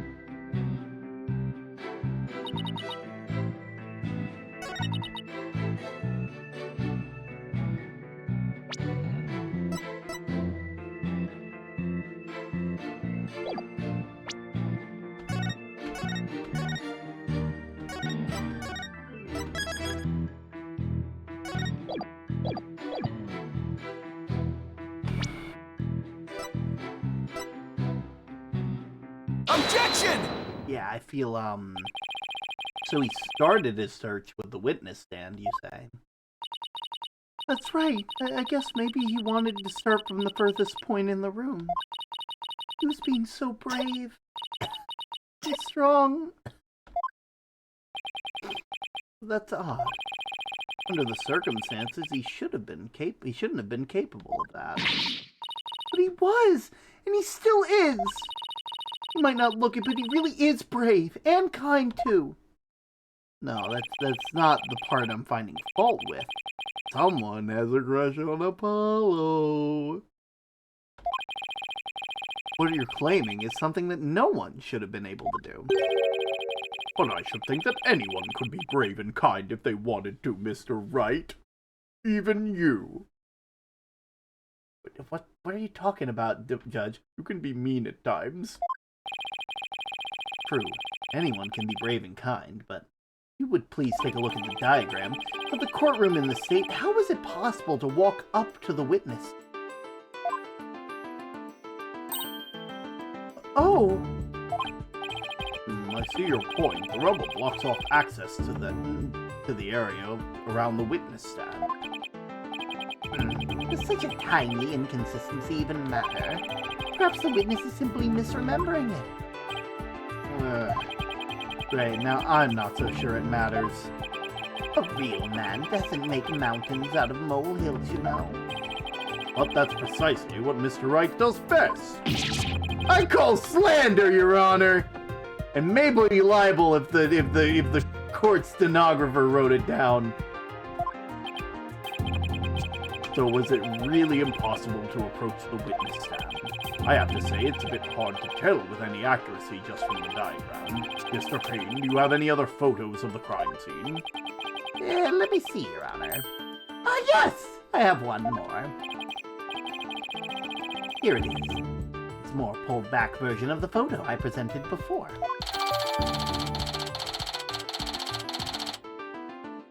See, I have a problem because I know what that card is. That hunk of metal on wheel. Mr. Payne, is that metallic object in the photo Mr. Tonate's bomb transport case? That's right. There's some problem. Yes, the transport case was there in courtroom number 4 when the bomb went off. It must have been there ever since. Oh, that's it! Miss Wood, have you remembered something? Yes, I just realized. Its position. It's different from before.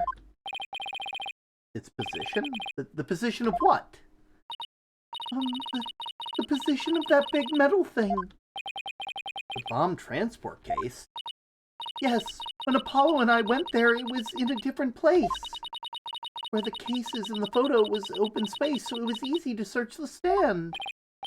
I see. But where was the transport case when you and Mr. Justice saw it? As I recall, I think it was more so to the right. To the right? And that means... in that case, the case was over there at the time of Apollo's attack. Who cares where the transport case was when? What difference does it make? It has nothing at all to do with what we're talking about. Objection! That transport case has everything to do with the discussion. In fact, it's so important that it's enough to turn the prosecution's argument on its ear. What? Well, that certainly sounds very relevant indeed. And of course, it's as though you know where this case was at the time of the attack. Yes, Your Honor. This diagram presents a scene of the crime shown in the photo. And this is where the transport case was at the time of the assault of Mr. Justice.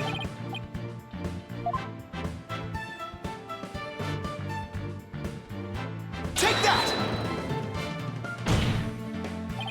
Your Honor, I assert that this was where the transport case was at the time of the assault. But that's... Inconceivable! Miss Wood, was this where the transport case was when you saw it? Yes! That's where it was! Thank you, Miss Woods. I'm sure the court has noted an interesting fact about the position. The transport case covers up the writing in blood! Exactly. If the transport case was in that position at the time of the assault, then no message could have been written there because the case was in the way. Which leads us to conclude that Mr. Justice couldn't have left the bloody wreck. Objection! What should believe the defendant's claim that this case was in a different position? She's obviously lying! Objection! The fact that the case was moved after the assault on Mr. Justice is proved by more than Miss Wood's testimony alone. What? Where's this proof you're talking about? It's right here in the crime photo. I'm keen to see this proof myself. What photo indicates that the case was moved after the assault? The tire tracks. Take that! All the proof you need, Your Honor, is right here? I'm afraid I don't follow.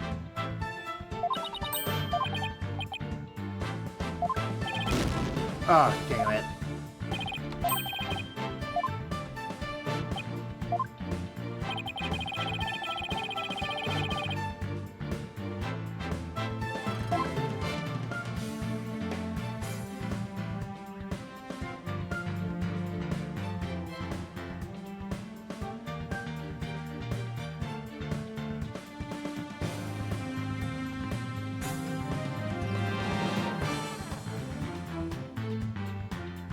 Take that!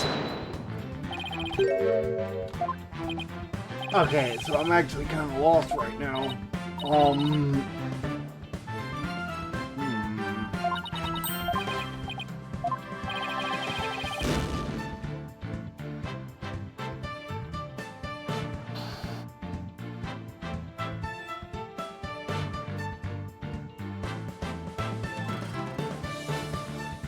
Where else could it be?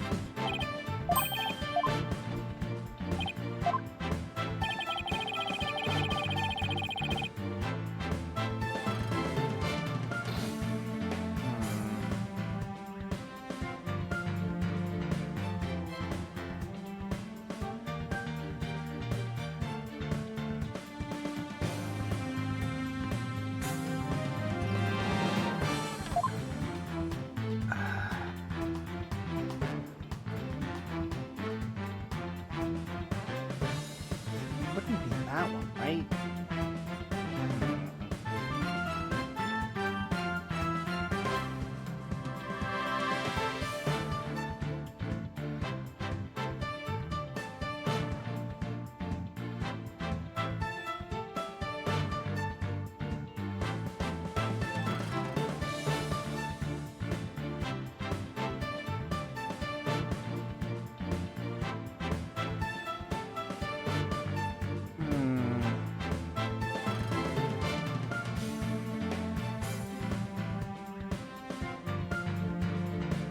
Yeah, see this where this blood is here?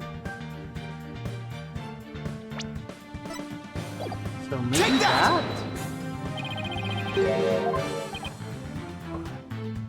I'm gonna die here. I'm gonna die on the first case. To pain.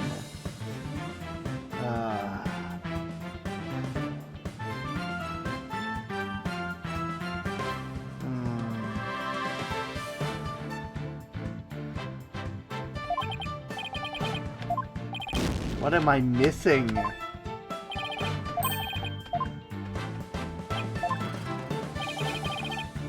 Oh, wait a minute. Oh. Take that! I'll be real, I think the fact that there are wheel marks at all. Please take a look at the mark that runs over Mr. Justice's bandages there. I see it, but what is it? The mark was made by one of the casters from the transport case carrying the bomb. As the case was moved, it ran over the bandages. In other words, the transport case was originally to the right of Mr. Justice. Then after Mr. Justice was assaulted, the transport case was moved. What? Just as Miss Wood's bed, the case was covering the writing at the time of the assault. Therefore, it was impossible for Mr. Justice to have left that message in blood. No! Now look at that finger. You did it, boss. That was a real nail biter, but you pulled it off. Yep, that should bring down the prosecution's claim like a house of cards. Order! Order in the court! There's nothing, Your Honor. You're a genius. Take that! Boss, I'm sensing a definite smug and braggy vibe coming off of you. I like how Athena Sykes is just a vibe check. I have one question, Mr. Wright. Yes, Your Honor? If Mr. Justice didn't leave the message in blood, then who did? Huh? What?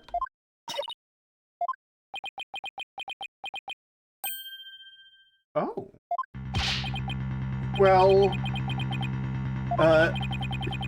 like I should have taken that train of thought through to the last station. Well, I've heard a lot about this.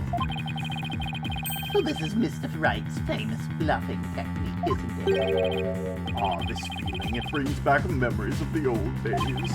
Back when you carved out a name for yourself by bluffing your way through thick and thin. How's the case going? Going good so far. Gee, Mr. Wright, that judge kind of makes you sound no better than a two-bit con man. You made your argument with such confidence, Mr. Wright. Now I'd like to hear your answer with just as much confidence. Hey, till the judge asked the question, you didn't catch on either, Buster. You can really tell that Phoenix has gone full bad mode. No one who isn't a father says Buster. Man.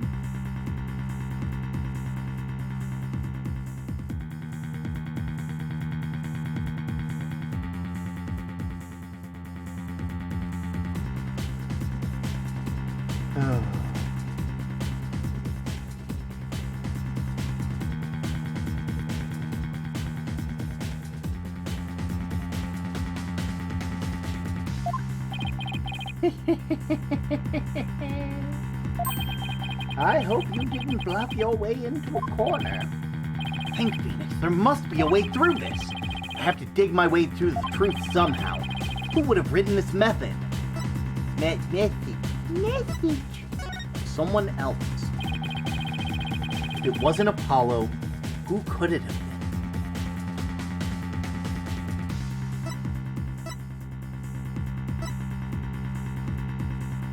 You know, why not? Let's just throw in a fucking wild card. Take that! Be honest, I don't actually have any real proof. But I've come this far, there's no turning back now. Besides Apollo, there was one person who shed blood at the crime scene. A person who shed blood? You don't mean... Oh, but I do. Oh, is this the actual fucking real... Oh!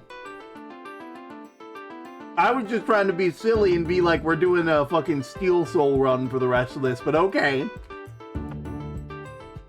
I believe it was Candace Arm who left behind the message in blood. What? What?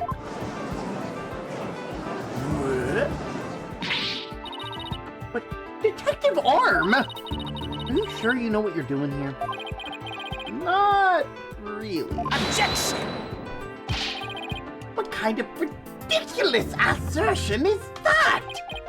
If you had said the attacker left the message to throw people off, it might have made sense. At first glance, it would seem to be the most reasonable explanation. However, Apollo didn't shed enough blood to write such an extensive message. Uh-oh. Ah, I see. Even the photo makes it clear that there wasn't enough blood to write all those letters.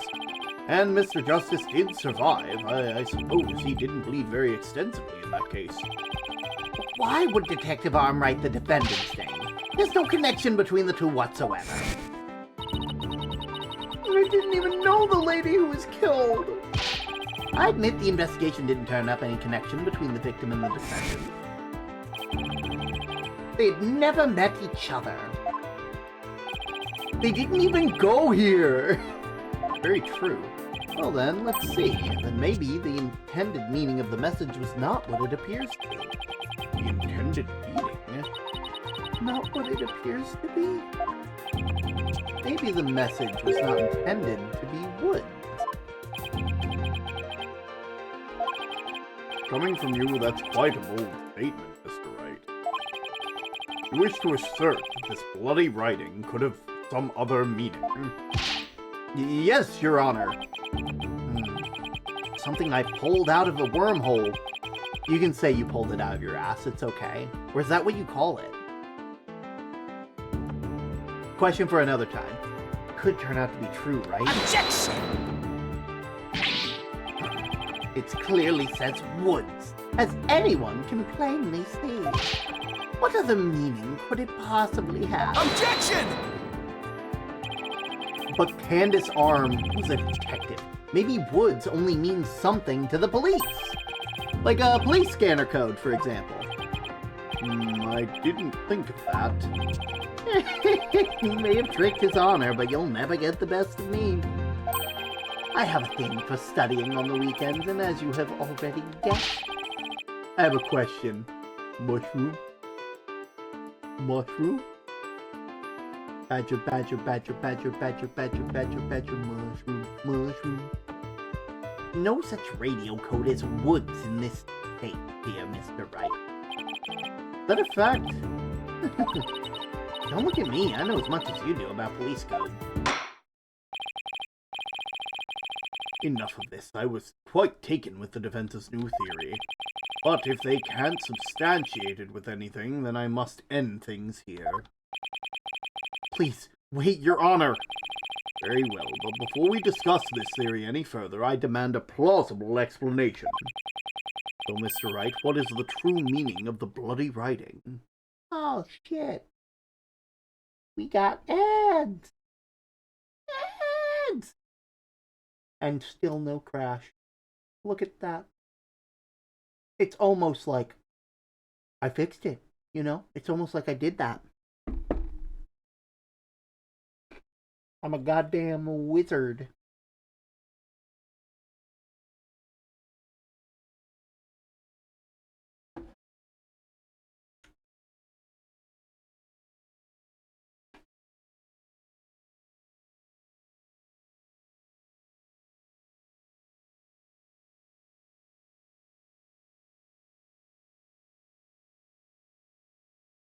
I wonder, is the Jurist system going to be used during this time? Like, surely, right? Surely they wouldn't get rid of the Jurist system. Not after they already had everything set up, you know?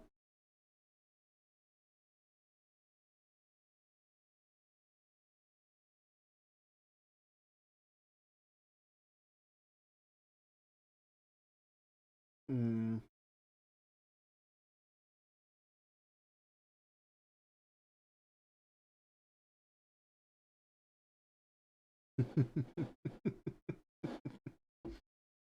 Oh, word. My question is, you know those humongous Pokemon plushies that the Pokemon Center sells? What Pokemon would you like to have a cannon-sized plushie of? See, my answer,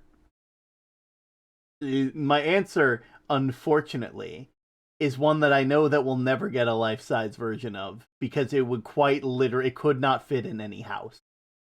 I'm pretty sure that there's no life-size version of Waylord, and I would love to see a life-size version of Waylord just to know that a life-size version of Waylord exists. Honestly, I there's a part of me that feels like I should that I should get like a life-size, like what life-size ones do they have actually? I need to put some of those on my throne probably. Because I'm not gonna lie, I would love to have this room filled with Pokemon plushes. Like, full size. Like, don't get me wrong, I am not a Pokemon streamer by any means, but I am absolutely a plush supporter. One way or another. Plushies are one of my favorite things. I think it would be amazing.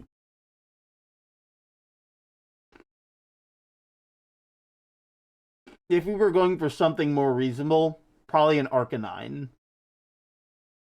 Because I think that'd be a really good plush. You know? What is the true meaning of the bloody writing?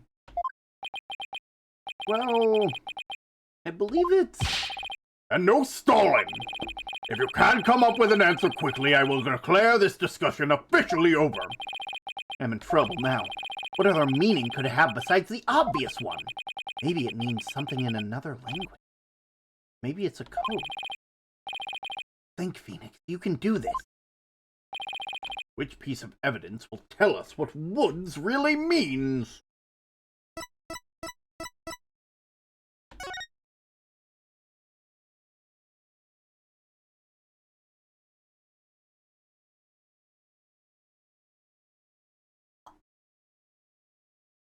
Huh.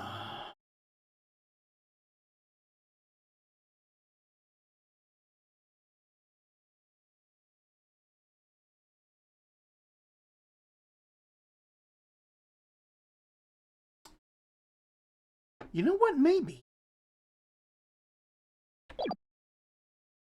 Take that! The bomb transport case? I've had it up to here with your shenanigans, Mr. Wright. I knew it was a mistake giving you your badge back. That's it. Give it here. Put it right on my desk with your gun. What do you mean you don't have a gun? You're a defense attorney. You're supposed to... You've been going around without a gun this whole time. You're basically part of the police. You investigate the crime scene. Like, no what... Take a look at the numbers on the case, Your Honor. L10015R. Doesn't that string look vaguely familiar? L1 double...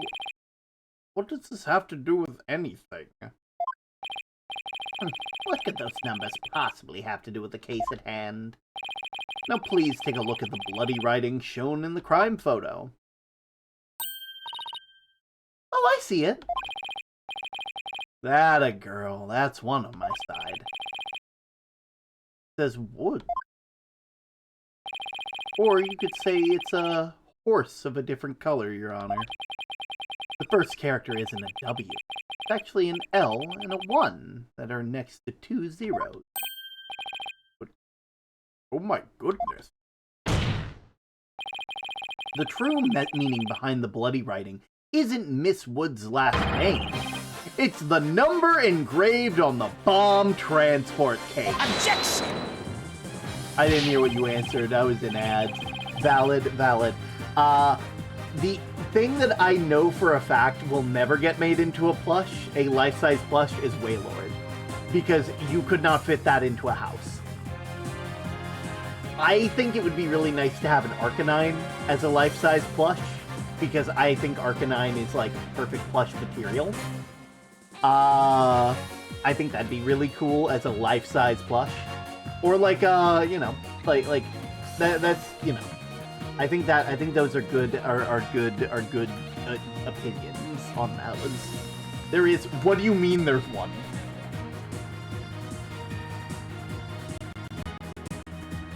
Even the game stuttered for a second. We had a record scratch because what do you mean there's a life-size Waylord? I know what I must do. I know what I must do. I know what I must do. You Waylord! House the side. This is my house, specifically for Waylord.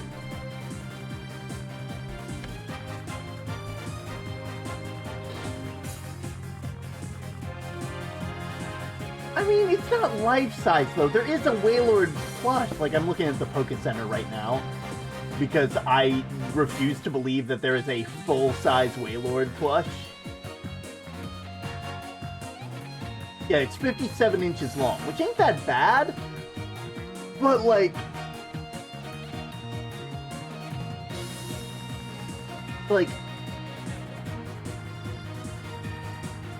There's a big Waylord plushie. Hold on. Oh, the doggo. I know there's a big one, but is there a life-size Waylord plushie? You know?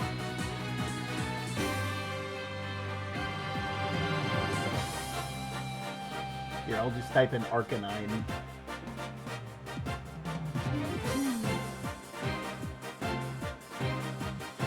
Yeah, they got a 59-inch Arcanine plush, which is like $500 and sold out. Now, they always sell out. They always sell out before anyone can really get them, which is so sad. One of these days. One of these days. I'm just gonna put in large plush and see what we get. Gold and Silver Lugia, Luxray, Gold and Silver Ho-Oh. Some of these are adorable. Waylord 26 inches. The Gardevoir one obviously is sold out. Oh, the Appleton one. Oh god, I'm sad that's sold out. Sky would love that. That'd be so cool. I should do a stream where I just go through all of the plushes and just say, hey, like, let's just rate these.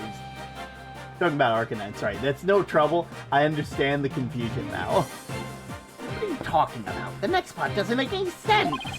The next number is a 1, but a Bloody writing. But the bloody writing says D. Objection! It's not sold out in the UK. I feel so. I've never. Well, no, I have felt worse to be an American. This entire year, it's been feeling awful for being an American. Being a number on the case and the bloody writing can be made to match up quite easily. This is how the number on the transport case can be made to match the bloody writing. Let's not read it backwards, obviously. Let's be honest with ourselves. Just erase 2 lines.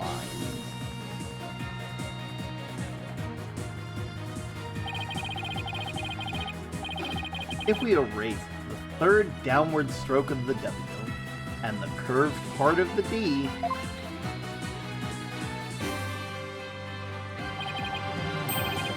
well, would you look at that? Lewis! No, Your Honor, you're not meant to read it as a word!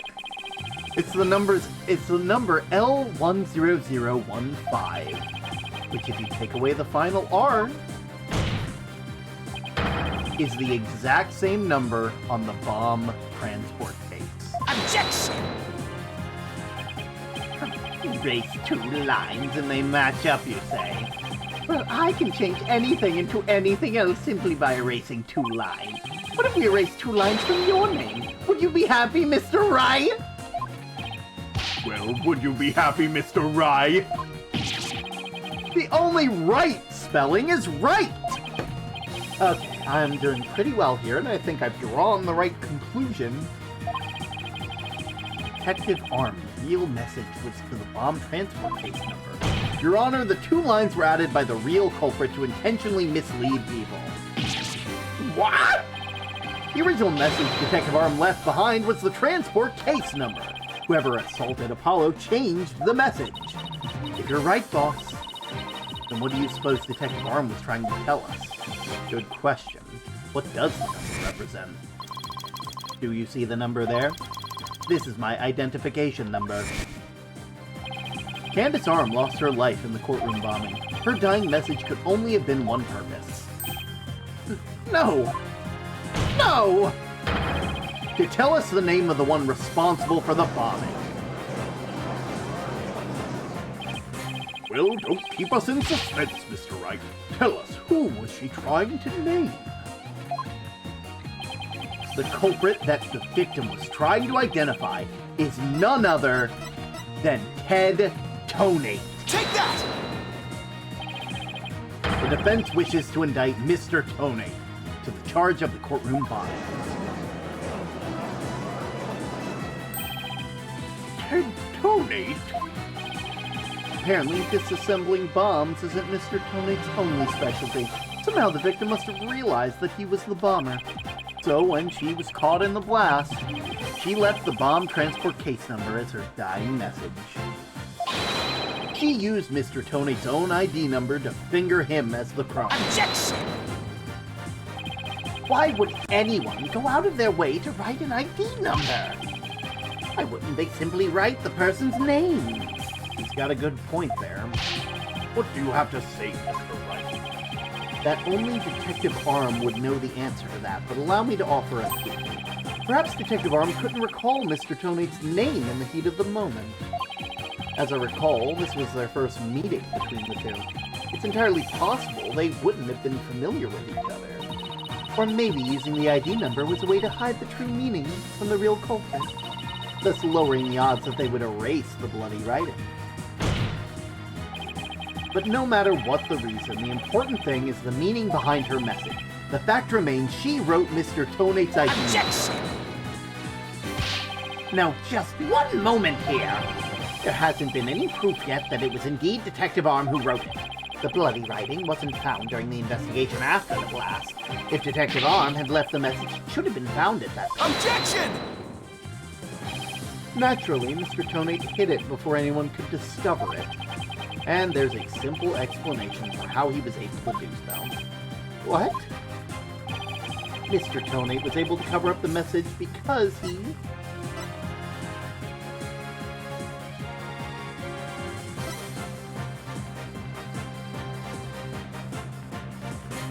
Don't judge me.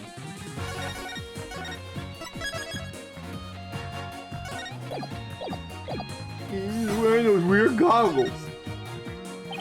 Mr. Toney was wearing those weird goggles of his. Thanks to them, he was able to notice the bloody writing before anyone else could. That super extendo binocular vision of his, I mean, how weird is that? I agree it's pretty strange, but I don't see how that has to do with bloody writing. Mr. Wright, I don't appreciate careless accusation based on flimsy assertions. Penalty! Really? Come on.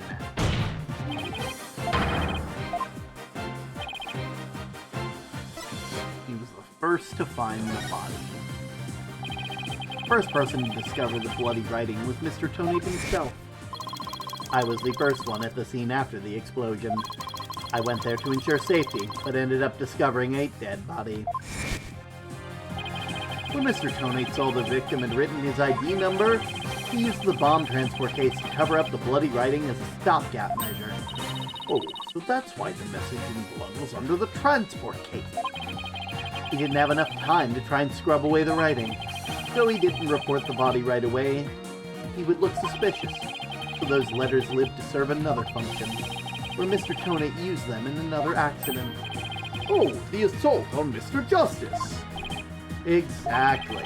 Mr. Toney hit upon a plan to use the bloody writing for his own purpose.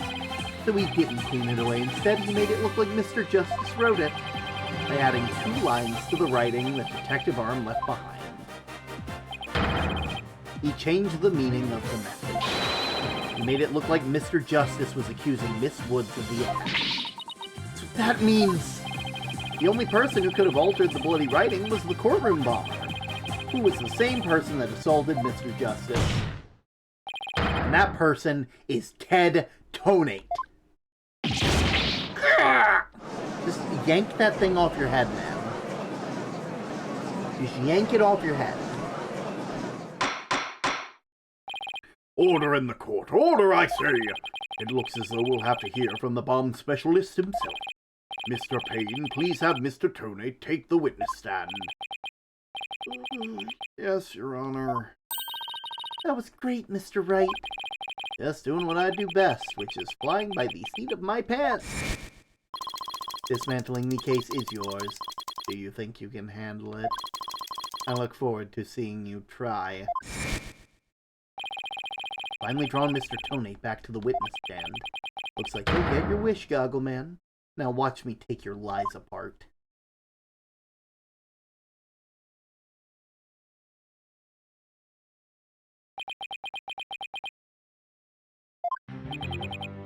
Mr. Tonate, I'm afraid we have a few more questions for you. I understand the situation, Your Honor. I was keeping a close eye on the proceedings from the gallery. The allegations are all laughable. Objection! I wouldn't be laughing if I were you, Mr. Tonate. The message in blood matches your ID number.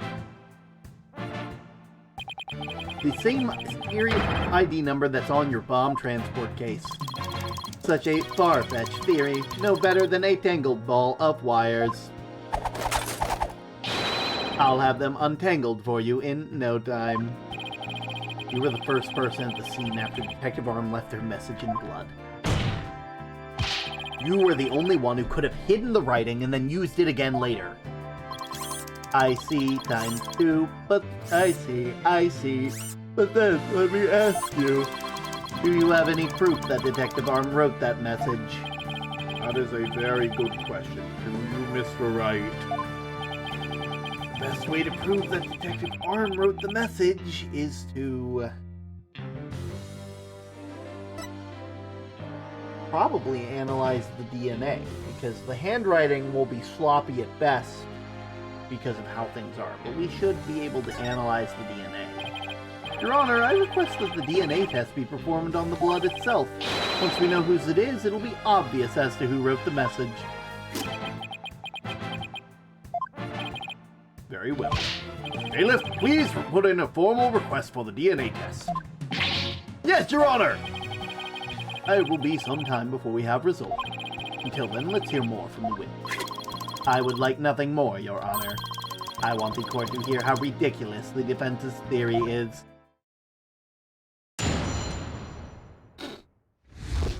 After the explosion.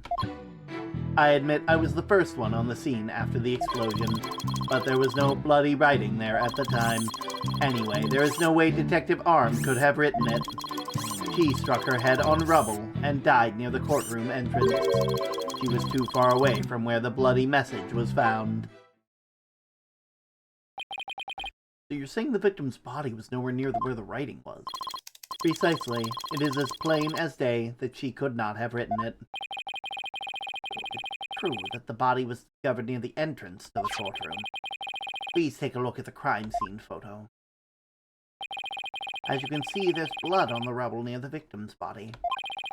She must have died after hitting her head there.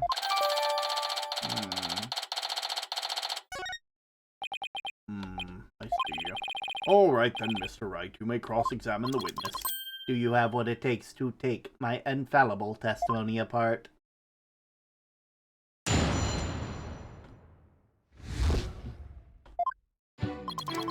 I was the first one after the explosion.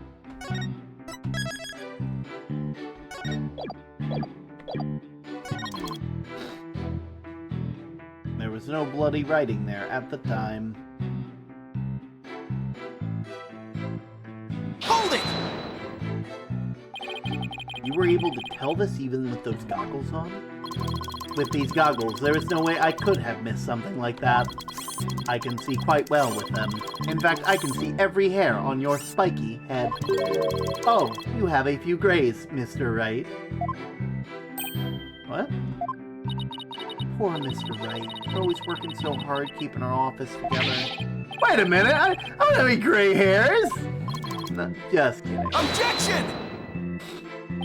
I object to the witness attempts to prematurely give me gray hair.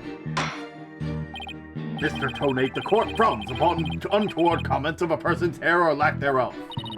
I'm sensing a great wave of sorrow coming from the judge. My apologies, Your Honor. May I please continue my testimony? Anyway, there is no way Detective Arm could have written it.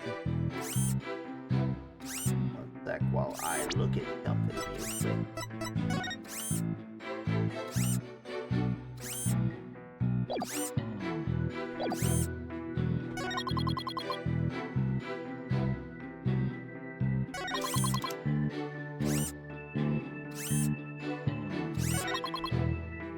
She struck her head on rubble.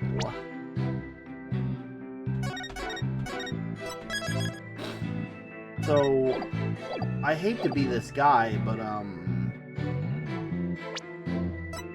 the autopsy report said it was struck with a flat object, not the corner of one. Objection! You're a terrible liar, Mr. Tonate.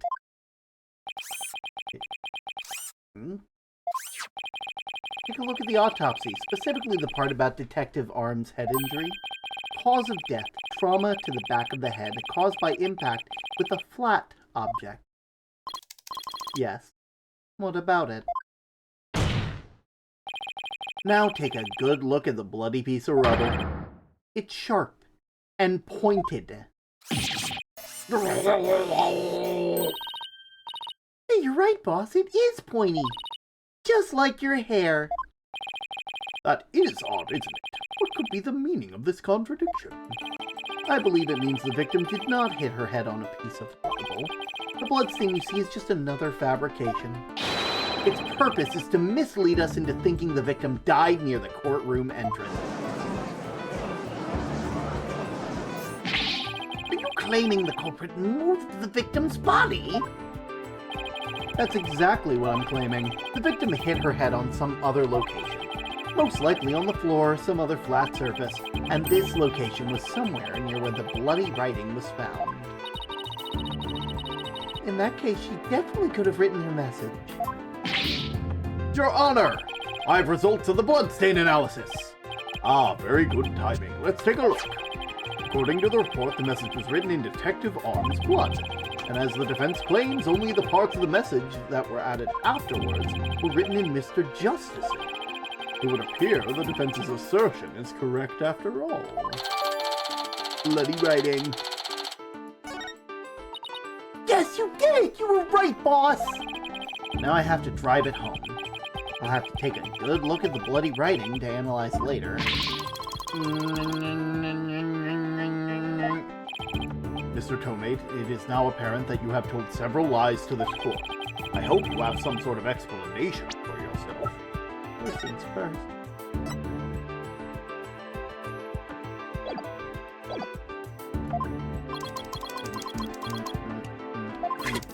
Fine. I will confess. You will? But then why are you so calm? This time I will tell the truth.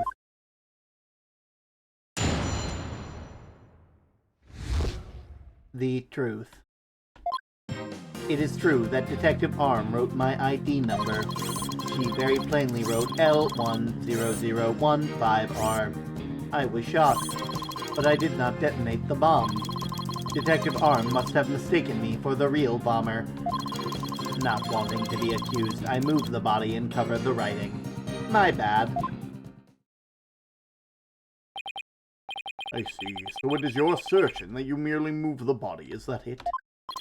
That is correct. I did not kill Detective Arm. Oh, well, if that's all you did, then... Wait a minute! That in and of itself is a criminal act! Glad to see you finally crossed the finish line, Your Honor.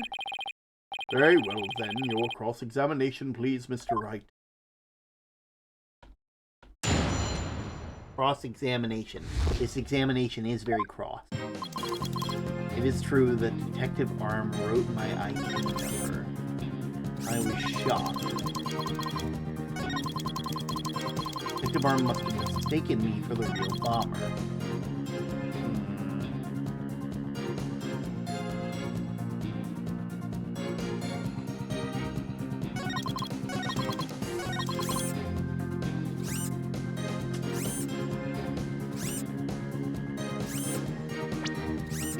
Big problem with all of this is the big problem with all of this is that there is no R. There is no R. Objection! I just want to make doubly sure that L10015R is really what you saw written in blood. Yes, it very clearly said 1L10015R. But that's odd, because that's not what I see. Objection! What on earth are you babbling on about? Wasn't it you who claimed the bloody writing was his ID number in the first place? Take a good look at the photo of the bloody writing analysis. Now tell me, what does it really say L10015R? Oh, something's missing, isn't it? And that something is the final R. What's the meaning of this, Mr. Tonate? Oh, right. Now I remember. There is no R on the end. It was just a slip of the finger. My bad. Come back, my beautiful contradiction.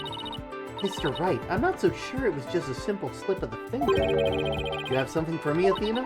I sense that he's extremely agitated, almost panicked. He does look pretty flustered.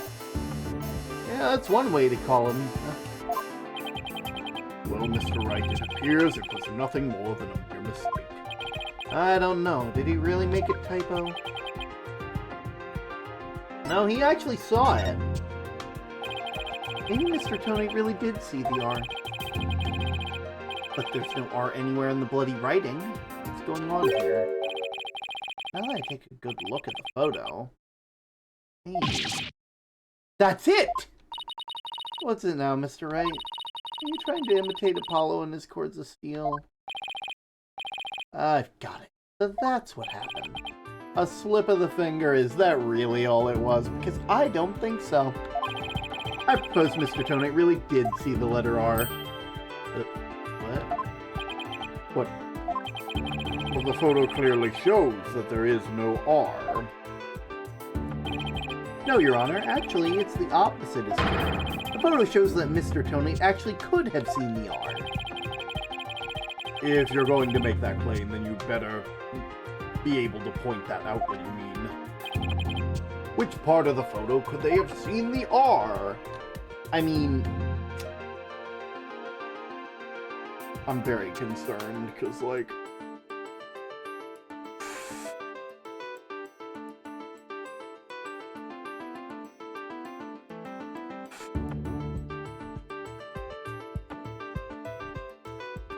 Right here?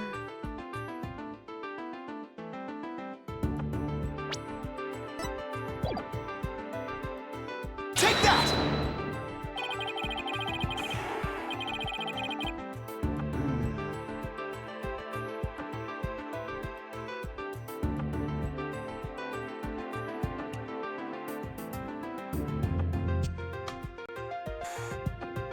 Please look here. To the right of the 5. Do you see the little bit of red? Oh, I see it. Oh, thank you for the care package, Slifer. Much appreciated. Just on the edge where the floor's broken up. That's the R that Mr. Tonate saw. Objection!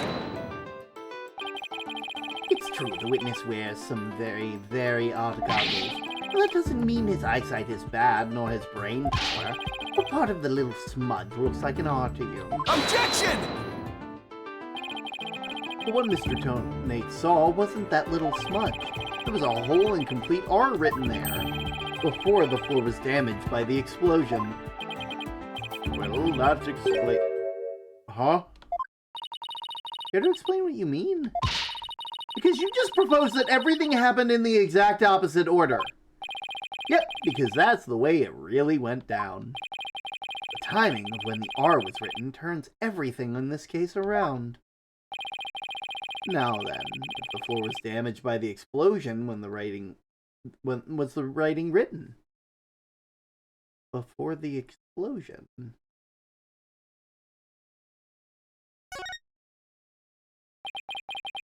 The bloody message running off the edge of the damaged floor like that. only conclude that it was written before the explosion.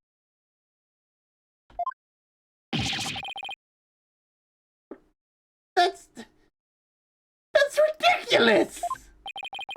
If that were true, it overturns your own premise. That's right. It does. In fact, it turns everything upside down. The victim was not killed by the explosion in the courtroom.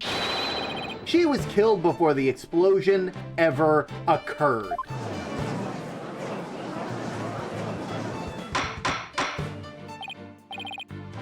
Order. Order in the court! What kind of preposterous claim is that? Have you forgotten that the victim's body was found at the scene of the crime? Objection! True, but consider the scenario. She was hit on the head and killed before the explosion, or even before the trial began. I would pay money to be in the courthouse during a Phoenix trial if it's this dramatic. There's probably people who who are like, hey, I will give up my chance to be in this seat if you pay me money. Her body was subsequently placed in the courtroom rooms after the bombing occurred. That way, it could be made to look like she was a victim of the blast. Sounds like you had better look into what the victim was doing before the trial. Mr. Payne, did anyone see Detective Arm before the trial? Let's see. According to the police report... Ah! Here it is. One person saw the victim before the trial. And that person was...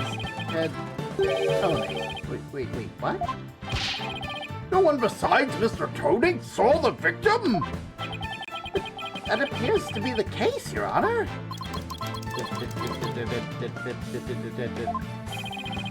I would now ask the court to recall something. Specifically Mr. Tonate's words from yesterday. It was when Detective Arm and I were transporting the bombs. Mr. Tonate, just before the trial, you were with the victim. The two of you were together at the scene of the crime in courtroom number 4.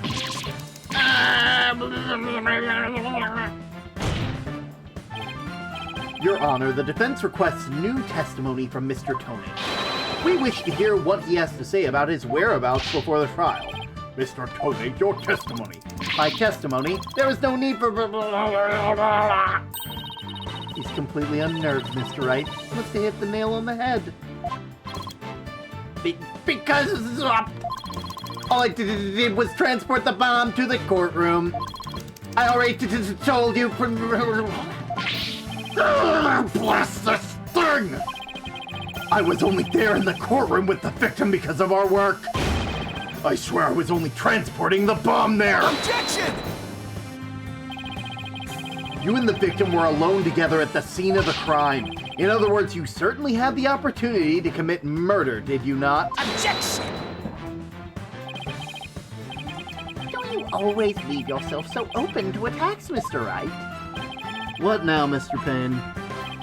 Well, yes, Mr. Tonate may have had the opportunity to kill Detective Arm, but an important piece of your assertion is missing. What important piece? The murder weapon. What do you claim was used to kill the victim? Mr. Payne does have a point. Even if Mr. Tonate had a chance without a weapon, we can't accuse him of a crime. Well, Mr. Tonate? Yes, yeah, that's right. I didn't have any sort of thing like that could use as a murder weapon on me. I couldn't possibly kill Detective Arm. Did he really have nothing he could use? What is it, Athena? Just looking over the victim's autopsy report, I'm hoping there's something in there that can point us in the right direction. Well, it doesn't say that she died from trauma to the back of the head with a flat object. Yeah, and to inflict that specific kind of injury, all you would need is a flat surface. A heavy, blunt object with a flat surface could definitely be your murder weapon. Well, Mr. Wright, can you indicate to the court what was used to kill Detective Arm? I believe I can. Believing the key word here. You can? Then please do so now.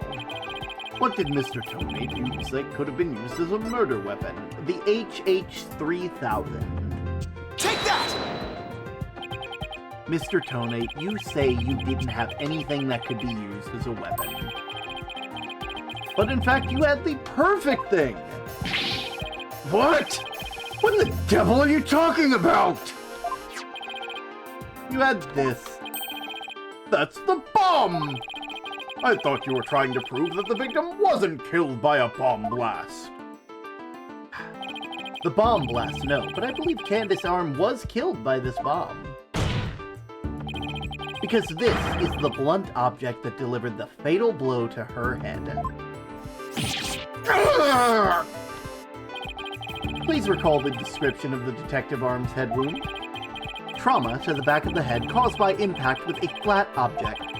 We assume the injury was sustained when her head hit the floor, but a blow from any flat side of that bomb would produce the exact same wound pattern.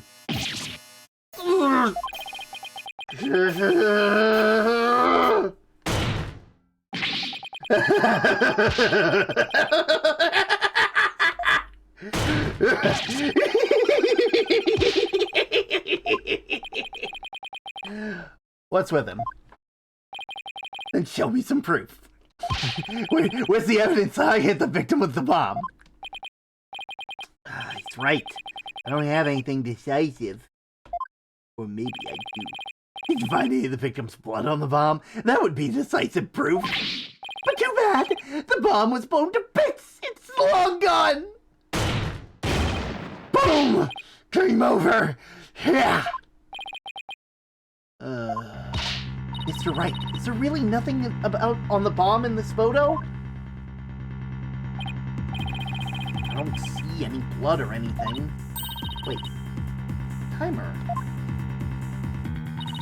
Maybe it broke when it made contact with Detective Arm's head. Definitely is a distinct possibility. Unless we find a fragment with the victim's blood on it, it's not gonna count. I guess you're right.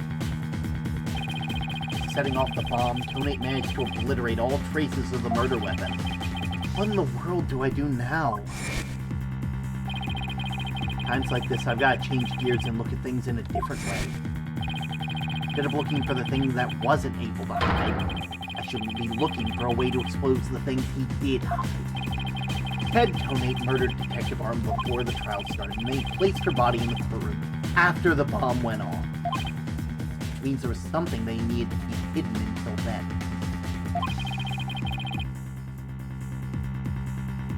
I think I have just the thing. Time to present a photo that shows exactly what Mr. Tonate had to hide.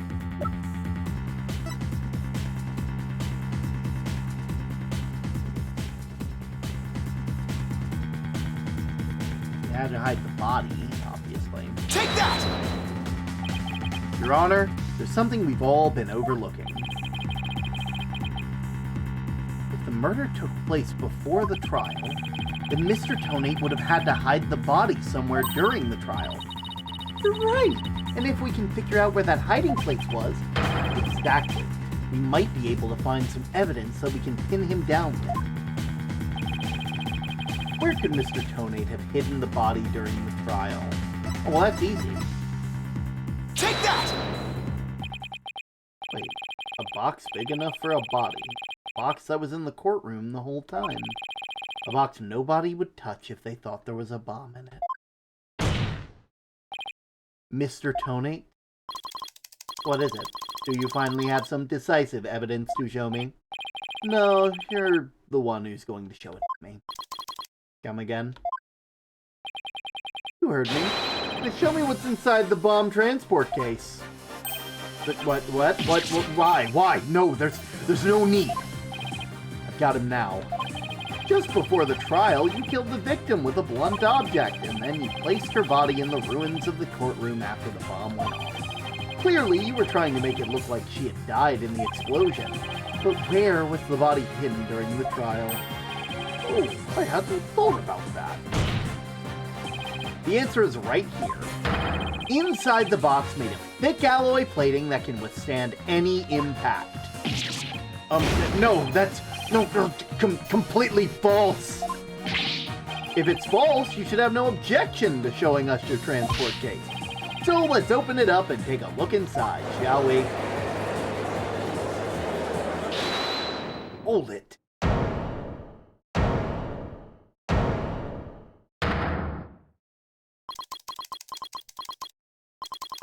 Let's not.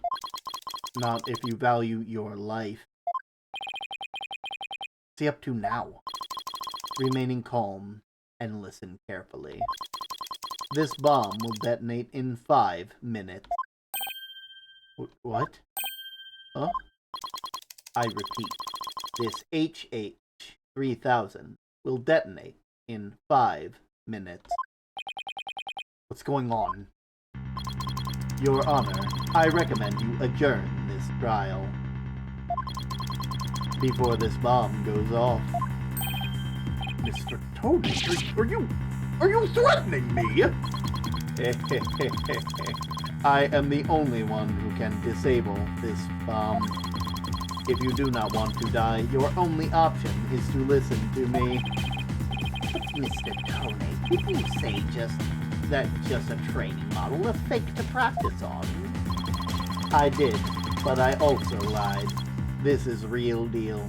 This is the HH-3000. The HH-3000 was used to blow up courtroom number 4, wasn't it? How did you know it was the real HH-3000 that blew up courtroom number 4? Huh? The bomb that blew up in the courtroom was a different one. One that I made. Are we to take that this is a confession on your part? Take it any way you would like. Just before the trial, I took the HH-3000 out of the stuffed animal and put my own bomb into it. That was the bomb that exploded and destroyed courtroom number 4. Mr. Tony, please be reasonable. You really expect us to believe a crazy story like that? The HH-3000 is so unique. I had never seen anything like it.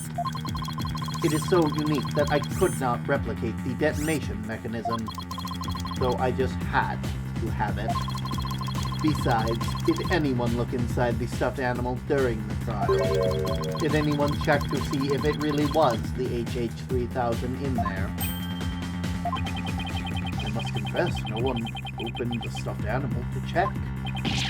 So there's a possibility that the bomb was switched out?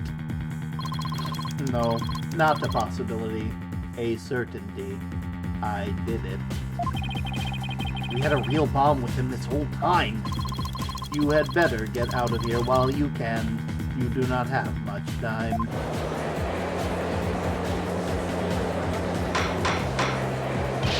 Order! Order in the court! I'm out of here! It's gonna blow! Run!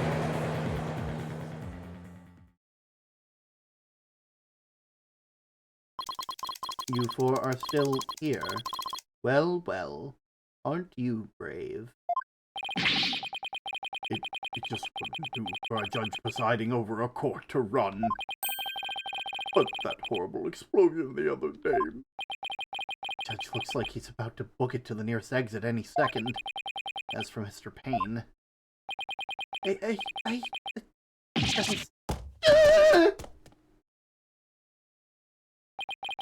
And he's off. Mr. Wright, what do we do? It'd be pretty pathetic to run now, wouldn't it? But the bomb might really go off! Phoenix, do you have a death wish? Only 3 more minutes, folks. That bomb really the HH-3000? What should I do? Stand my fucking ground. I bet it's a fucking lie.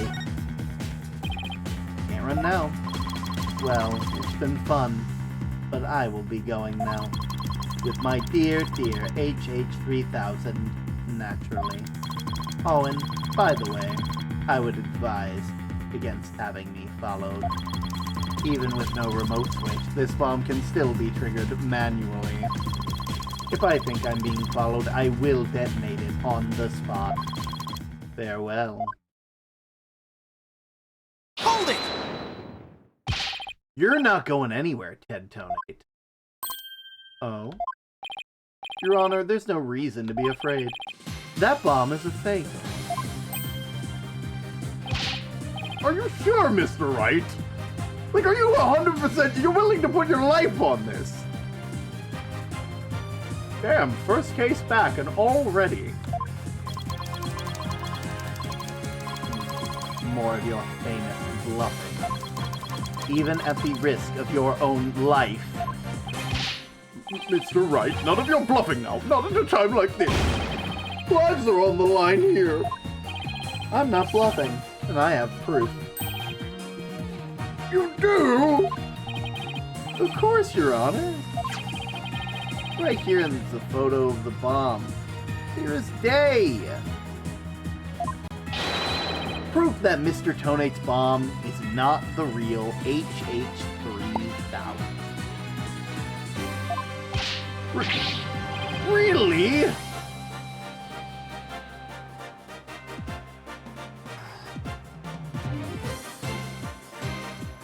Out with it then! Immediately! Where's the proof that Mr. Tonate is holding is not the real HH3000? Practice what? Take that! The display on the timer of the bomb in the photo is broken. More likely, it broke when Mr. Tonate used the bomb to attack Detective Arms. But the display on the bomb in front of us is not broken. Oh, you're right. Therefore, this is not the real HH3000. Mr. Tonate was clearly lying when he said he switched out the bomb and the stuffed animal. The real HH3000 blew up in courtroom number 4. This bomb is nothing more than a fake, a model used for training purposes. Fear not, Your Honor. I'll examine the inside of the bomb transport case myself. Please do that, Mr. Wright. No! Stop!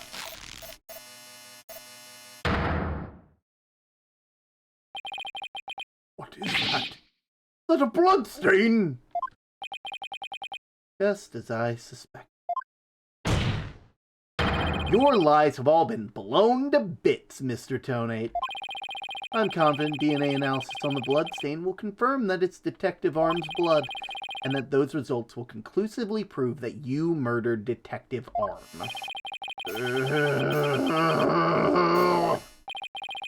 How about it, Mr. Tonate? Think you can dismantle this decisive evidence?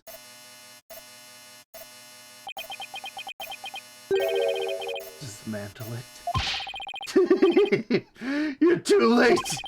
You missed your chance to run, so now you're out of time! This HH3000's about to explode! Don't try to threaten us, Mr. Tonate. I've already proved that your bomb is a fake. It's real! This bomb's the real thing, I tell you! It's real!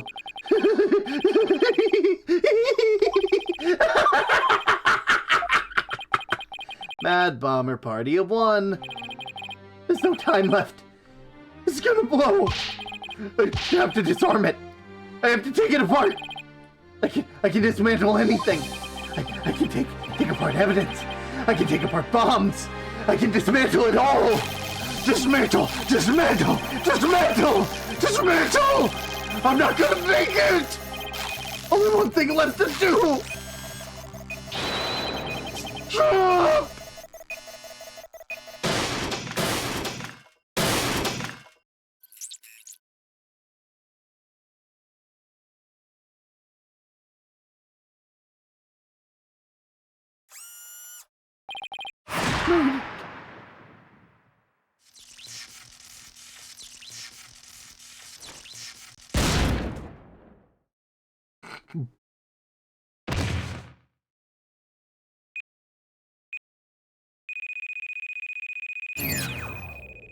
Game over.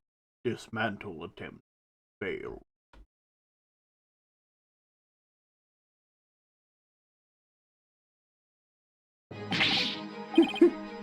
It's over. My life's been blown to pieces. It's all that stupid woman's fault. I was selling the bombs I disarmed on the black market. When I tried to take this one, she just had to notice, didn't she?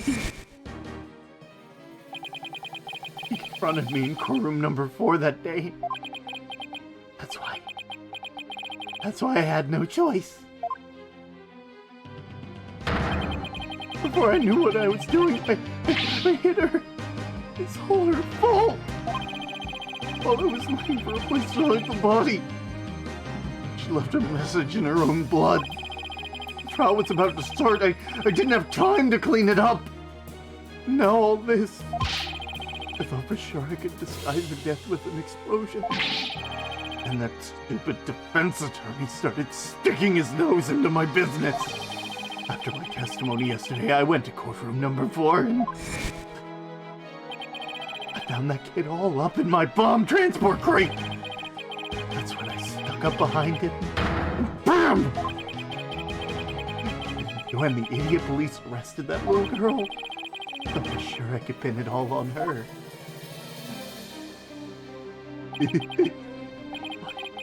Why?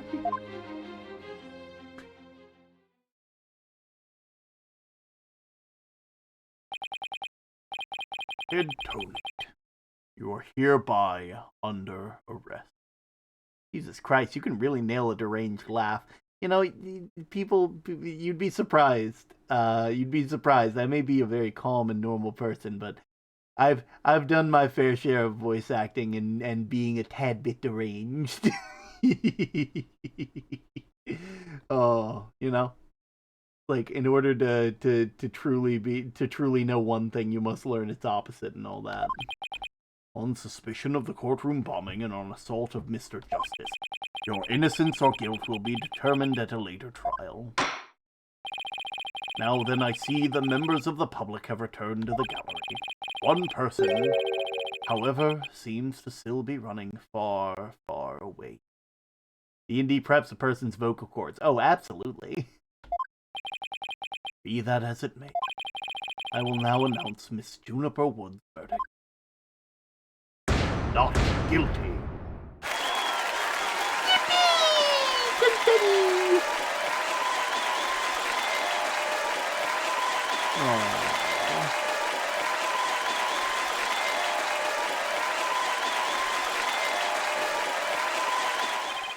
Quite adjourned.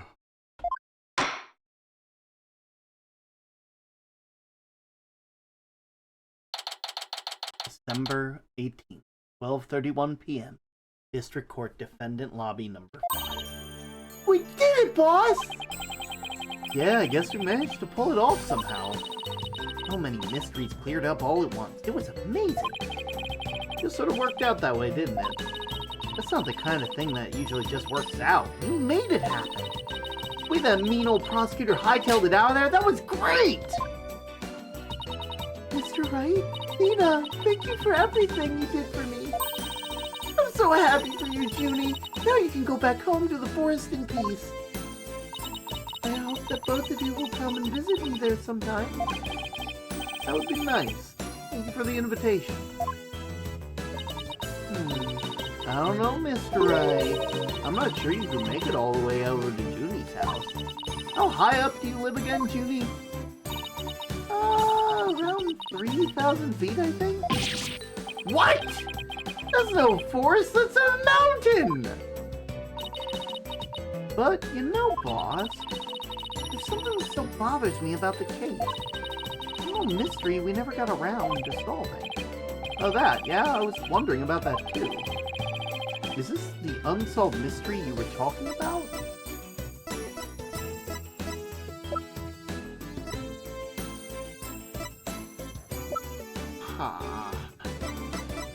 Your defense attorney badge. Why not?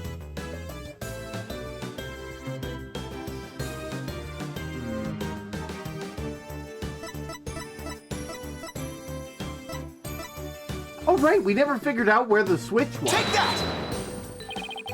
Remote switch, right? Yeah, I wonder where it disappeared to. Maybe Mr. Tomei just got rid of it somewhere. Yeah, it is a pretty big thing to leave unsolved, though. Well, let's leave it up to the police to find. But now, we should be celebrating our not guilty verdict! I guess you're right. Hey, I know! Junie, will we go report the good news?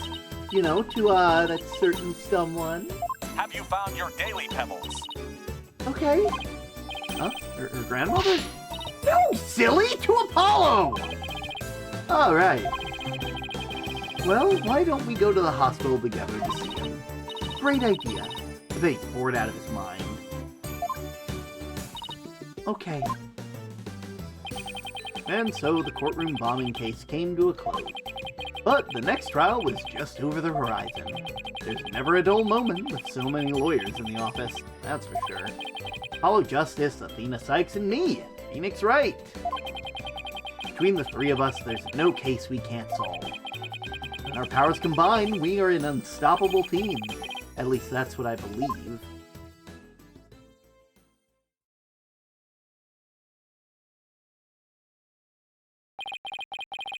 But all that changed with what Apollo said to us that day. It was something that would put my faith in us to the ultimate test. Date unknown. Time unknown. Write anything agency.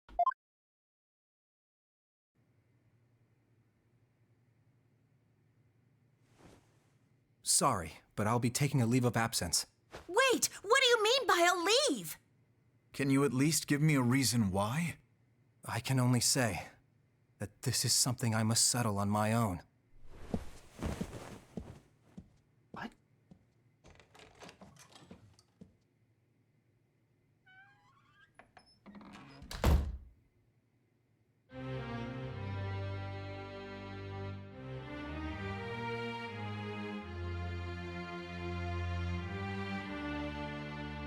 Oh, why, Apollo? Why are you shutting us out?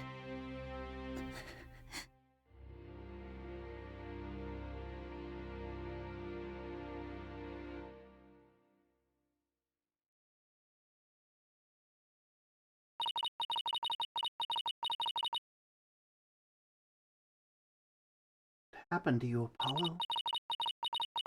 Since you put that jacket on, you've been changed.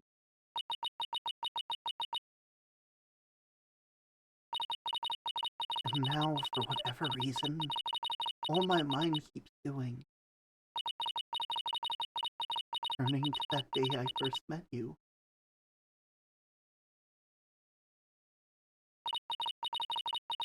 Tackled our first case together, he and I, past spring. And as we did, I came to know who he is and how he thinks. He's a very peculiar case, one of which the victim was killed by a mythical creature called the Ad Break.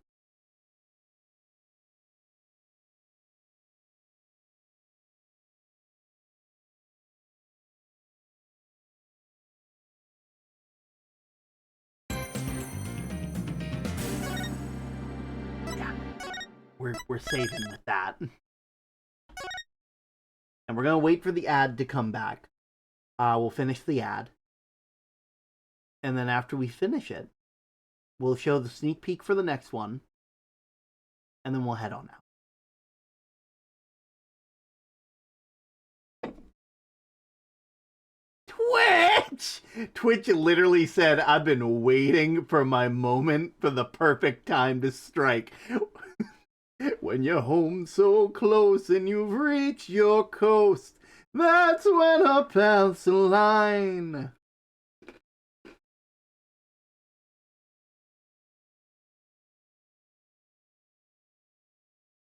I've got a reputation.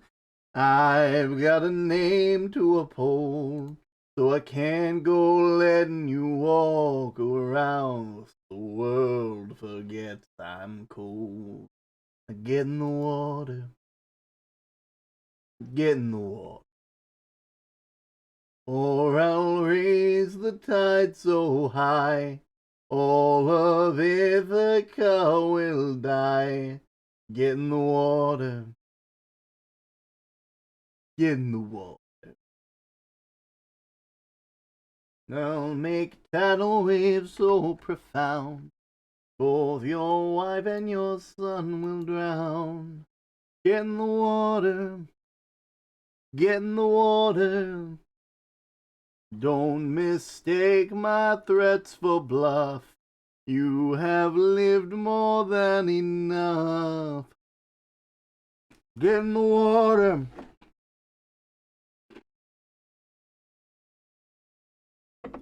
Get in the water.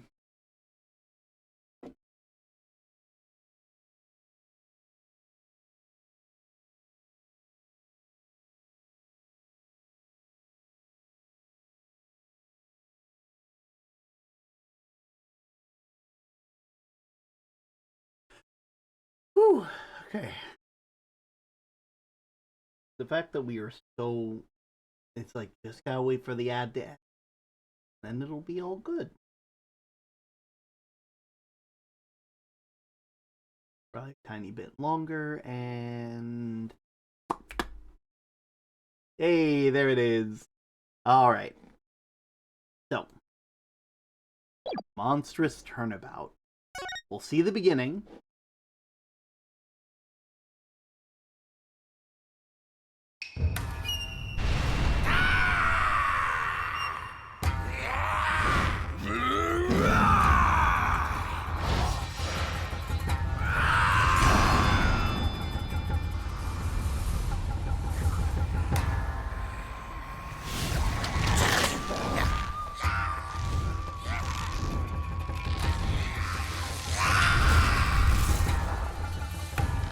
Long, long ago, the nine-tailed fox defeated the evil Tenmataro and sealed the fallen demon away. To this day, it is said that he slumbers even still within the forbidden chamber.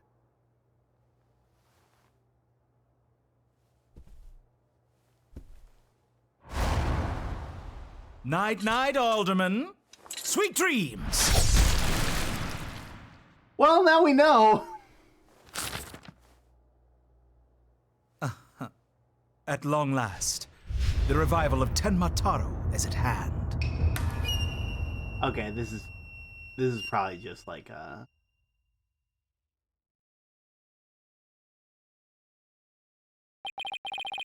few months prior to the courthouse bombing.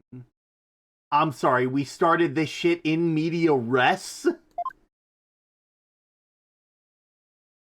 Oh, wow. April 17th, 12:13 p.m., the Write Anything Agency.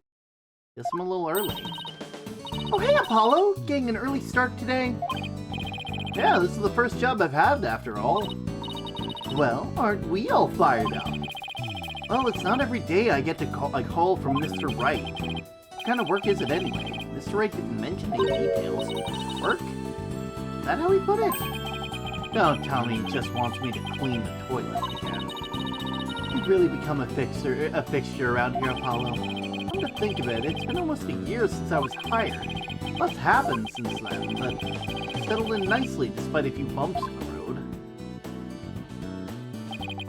My name is Apollo Justin. I've been practicing law for about a year, but I still have a lot to learn.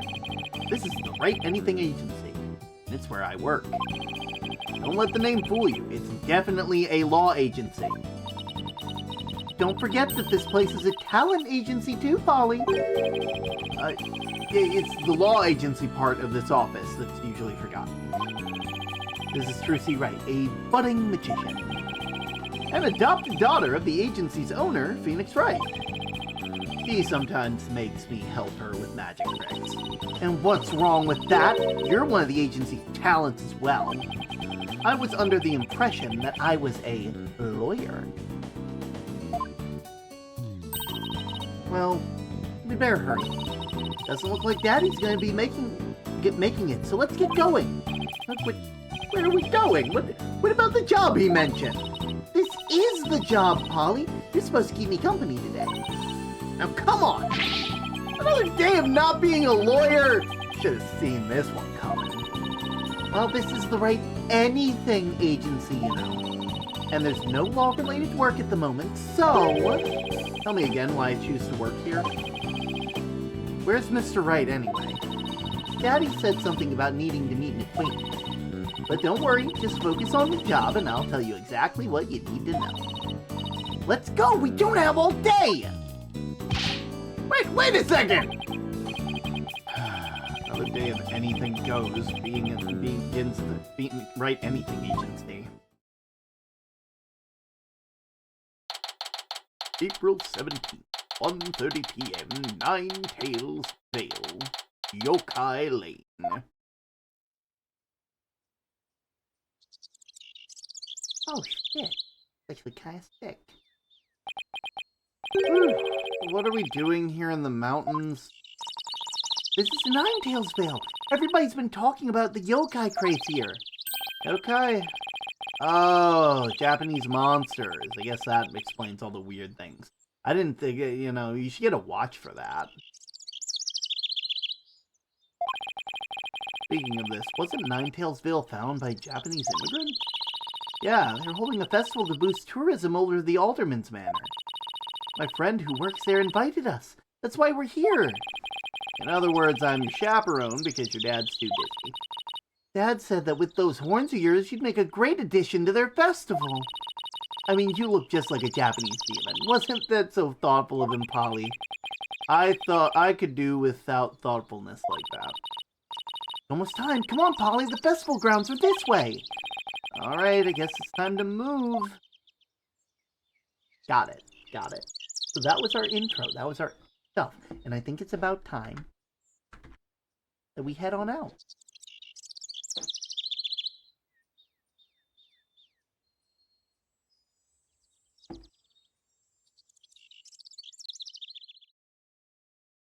There we are. Man, I'm so happy to have my badge back. I am so happy.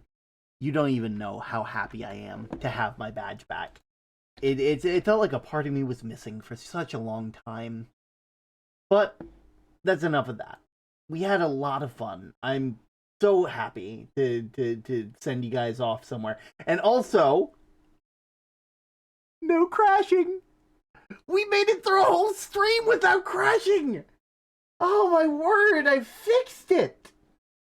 Oh man, we should raid someone. Let's see. Let's raid someone in the VTuber category. I'm sure we'll find someone real quick. Let's see. Yeah.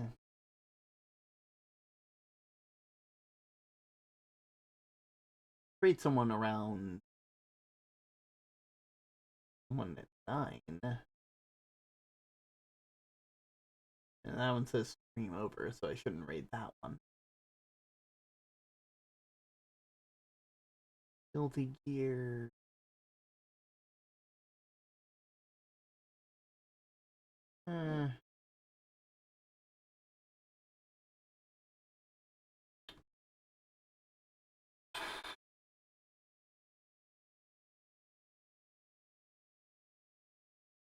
See.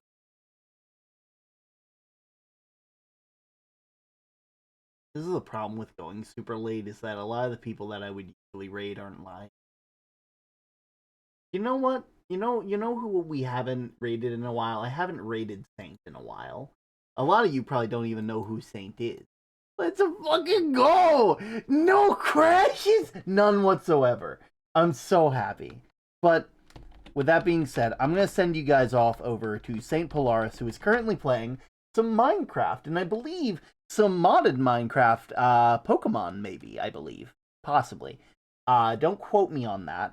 BGE, and I need to make sure that that is one entire thing. Here we are.